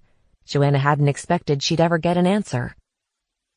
The random part was real, Levi said after a minute. But I believe less than half of each cohort was truly selected from the general population. Between the buy-ins and the favors, and the people various officials snuck in for their own reasons, there were fewer spots than anyone would ever admit. Most BRP folks probably thought they were the only ones who pulled some strings. He rubbed a finger under his eye and suppressed a yawn. People always think they're the exception, or it doesn't matter if they just bend one little rule. They never think how that affects the person who didn't get chosen because they didn't have the same opportunities or access or connections. Joanna thought back to the sunny afternoon around a picnic table when Vincent had told everyone his situation. He was here because his parents bought a spot from Dr. Huntington that belonged to someone else. But he wouldn't have had a shot at all under the program's original rules. Some people had resented him for it, but Blue Team 7 had defended him anyway. They had decided that whatever brought them here mattered less than what they did next. Despite the many ways BRP had failed, that strange, flawed program had saved their lives, and now they were going to build a new legacy. A cold breeze ruffled over the porch, stirring Joanna's hair and making her shiver. Levi took off his leather jacket and held it out to her. She accepted it with a smile, about to thank him when a yawn cracked her jaws and stole her words. It had been a long day. Soon the others were imitating her yawn. The festivities were winding down around them, the villagers and visitors shuffling off to bed. The night sky looked as deep as an ocean above them, but it wouldn't swallow them up. Their troubles weren't over, but thanks to the efforts of her family and the willingness of the strangers to take a chance on peace, all of them would live to see the dawn. That night, Joanna slept like a baby. The following morning, the villagers served breakfast to the newcomers on the green. Most looked as though they hadn't gotten much rest. Josh and Danica had dark circles under their eyes, and Aaron and Marco slumped over their bowls, eyelids drooping. People on both sides must have lain awake, wondering if they were going to be slaughtered in their beds. It wouldn't be easy for these two generations with vastly different experiences to get along, but they were determined to try, and that didn't change in the harsh light of day. Joanna sprawled on the grass with Ruby and Vincent, enjoying a bowl of oatmeal and berries while Ruby told her what it had been like to sit beneath the strangers' guns for hours, only to have 3 of them burst out of the wilderness and insist everyone had decided to be friends. "I hope you know what you're doing, Joe," Ruby said. "We have to try," Joanna said. "Besides, I'm excited to see what the other bunker people are like. It'll be like meeting a group of our old selves." Ruby grunted. "I had enough of that when you arrived. Can't say I'm excited about a world where I'm an old fogey at 40. "You're 220, dear," Vincent said. Ruby tossed a berry at him. "Thanks for that, babe. At least you don't have to see all my gray hairs. I'm sure they're lovely." Ruby smiled softly at him. Joanna wondered if he could tell she had a special look she reserved only for him. "Are you sure about going with them, though?" Ruby said, turning back to Joanna. "Someone has to make sure they stick to their bargain," Joanna said. "It makes sense for the liaison to have been awake for the same amount of time as them. I'm still much closer to BRP training than the rest of you, and Dr. Huntington will remember me." "But you can't do anything to stop them if they change their minds," Ruby said. "I think they'll work with me. I'm very friendly, you know. Besides, I need a little time away." Joanna nodded toward a well-built cabin beside the green. A spreading tree grew beside it, scattering red-gold leaves across the roof. Chloe perched on the porch, her legs swinging over the edge, with little Joanna Beth on her lap. Garrett stood beside them, pulling faces at the girl and making her giggle. His 2 sons darted up to him and latched on to each of his legs, begging for sweets. Their family looked happy and whole. Joanna forgave Garrett for what had happened, but she needed a break. It was time to step away from these old memories, to figure out who she was going to be in her next 18 years. Garrett looked up then, meeting her eyes for a moment. She thought of the last time she saw him before the apocalypse. He had held her hand, and she had promised to save him a spot in the future. They had been full of hope and fear and love. Even after everything he'd done, everything he hadn't done, Joanna was still glad he lived in this world. But it was time for her to let go, to move on, and to finally wake up.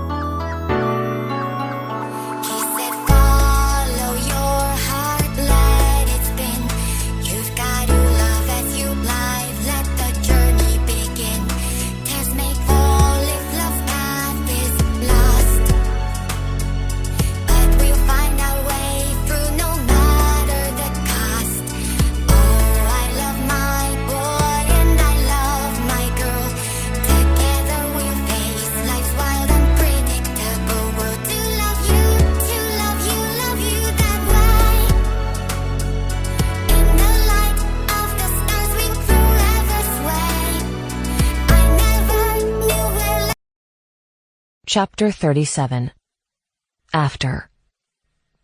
Levi and his men piled their weapons at the edge of the garden. He assigned 2 to watch over them, along with 2 villagers to keep them honest, and sent another 3 back to the mine to summon the others. The message they carried was clear. Peace started with them.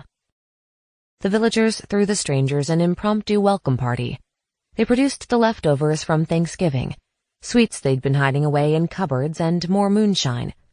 They gathered around the schoolhouse on the village green and told the stories of their lives in the post-comet world.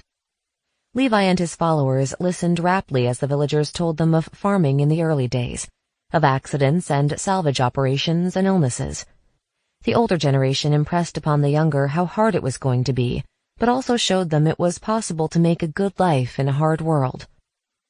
As it grew late, Chloe directed the villagers to bring blankets and cots from their cabins so the newcomers could camp in the schoolhouse after the children were sent to bed. But no one seemed ready to sleep in the presence of strangers just yet.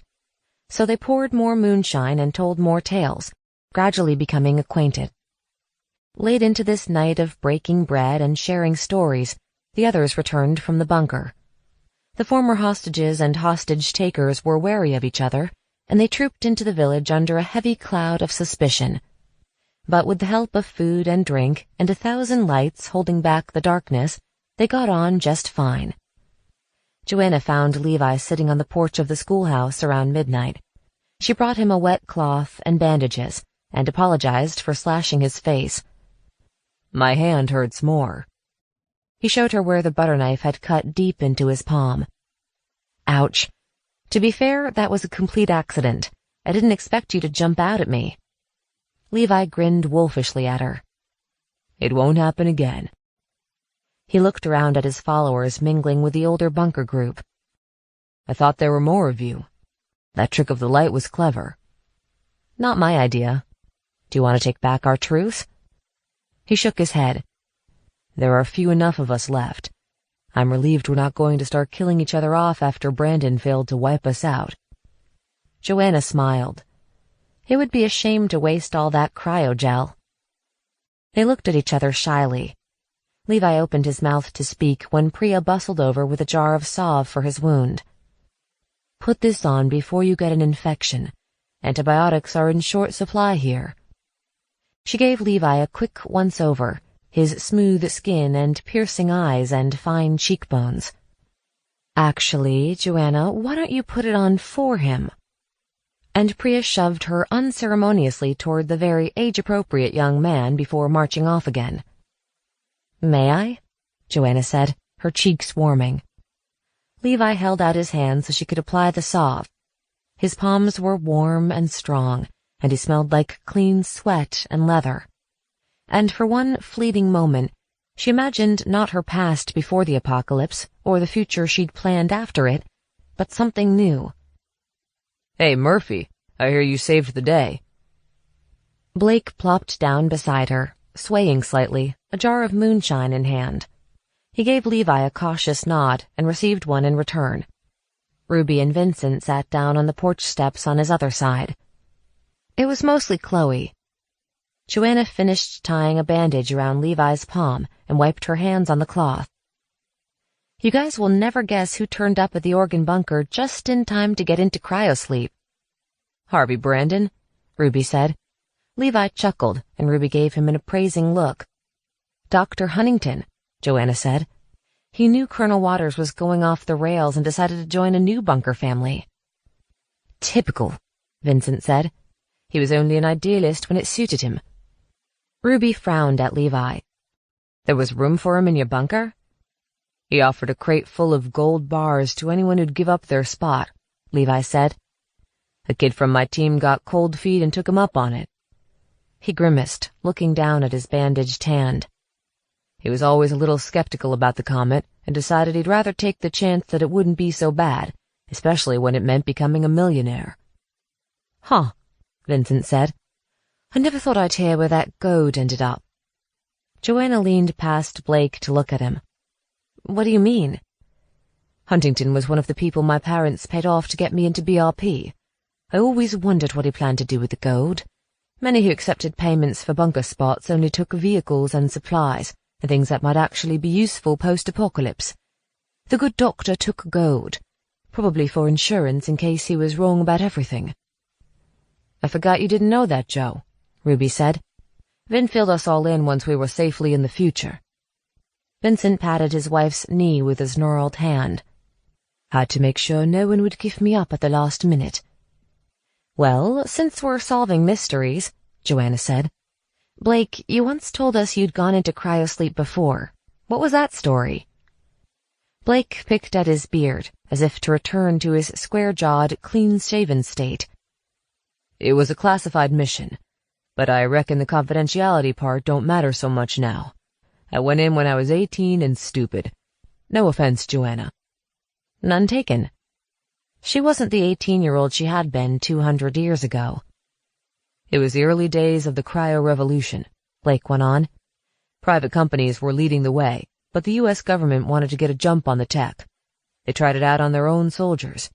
I was under for 6 months, then they spent 2 years prodding and poking me to study the effects. Sounds a little unethical, doesn't it? I got promoted for my troubles. Blake took a swig of moonshine. I reckon it's why I was selected for BRP. They wanted to seed the group with people who knew what was up. So survival was a reward for you. You could see it that way. Levi cleared his throat. I was one of those too. Sergeant Leviticus Yamamoto, United States Army. I did 3 cryo runs, so I was a shoo-in for BRP. Blake tucked his drink under his arm and saluted. Specialist Blake Taylor, though you wouldn't know it to look at me now. Ruby shook her head. Were there any truly random selections? Levi hesitated. The others looked up. This was something they had long wondered about, long debated. Joanna hadn't expected she'd ever get an answer. The random part was real, Levi said after a minute. But I believe less than half of each cohort was truly selected from the general population. Between the buy-ins and the favors, and the people various officials snuck in for their own reasons, there were fewer spots than anyone would ever admit. Most BRP folks probably thought they were the only ones who pulled some strings. He rubbed a finger under his eye and suppressed a yawn. People always think they're the exception, or it doesn't matter if they just bend one little rule. They never think how that affects the person who didn't get chosen because they didn't have the same opportunities or access or connections. Joanna thought back to the sunny afternoon around a picnic table when Vincent had told everyone his situation. He was here because his parents bought a spot from Dr. Huntington that belonged to someone else. But he wouldn't have had a shot at all under the program's original rules. Some people had resented him for it, but Blue Team 7 had defended him anyway. They had decided that whatever brought them here mattered less than what they did next. Despite the many ways BRP had failed, that strange, flawed program had saved their lives, and now they were going to build a new legacy. A cold breeze ruffled over the porch, stirring Joanna's hair and making her shiver. Levi took off his leather jacket and held it out to her. She accepted it with a smile, about to thank him when a yawn cracked her jaws and stole her words. It had been a long day. Soon the others were imitating her yawn. The festivities were winding down around them, the villagers and visitors shuffling off to bed. The night sky looked as deep as an ocean above them, but it wouldn't swallow them up. Their troubles weren't over, but thanks to the efforts of her family and the willingness of the strangers to take a chance on peace, all of them would live to see the dawn. That night, Joanna slept like a baby. The following morning, the villagers served breakfast to the newcomers on the green. Most looked as though they hadn't gotten much rest. Josh and Danica had dark circles under their eyes, and Aaron and Marco slumped over their bowls, eyelids drooping.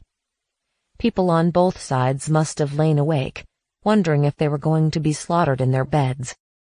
It wouldn't be easy for these two generations with vastly different experiences to get along, but they were determined to try, and that didn't change in the harsh light of day. Joanna sprawled on the grass with Ruby and Vincent, enjoying a bowl of oatmeal and berries while Ruby told her what it had been like to sit beneath the strangers' guns for hours, only to have 3 of them burst out of the wilderness and insist everyone had decided to be friends. "I hope you know what you're doing, Joe," Ruby said. "We have to try," Joanna said. "Besides, I'm excited to see what the other bunker people are like. It'll be like meeting a group of our old selves." Ruby grunted. "I had enough of that when you arrived. Can't say I'm excited about a world where I'm an old fogey at 40. "You're 220, dear," Vincent said. Ruby tossed a berry at him. "Thanks for that, babe. At least you don't have to see all my gray hairs. I'm sure they're lovely." Ruby smiled softly at him. Joanna wondered if he could tell she had a special look she reserved only for him. "Are you sure about going with them, though?" Ruby said, turning back to Joanna. "Someone has to make sure they stick to their bargain," Joanna said. "It makes sense for the liaison to have been awake for the same amount of time as them.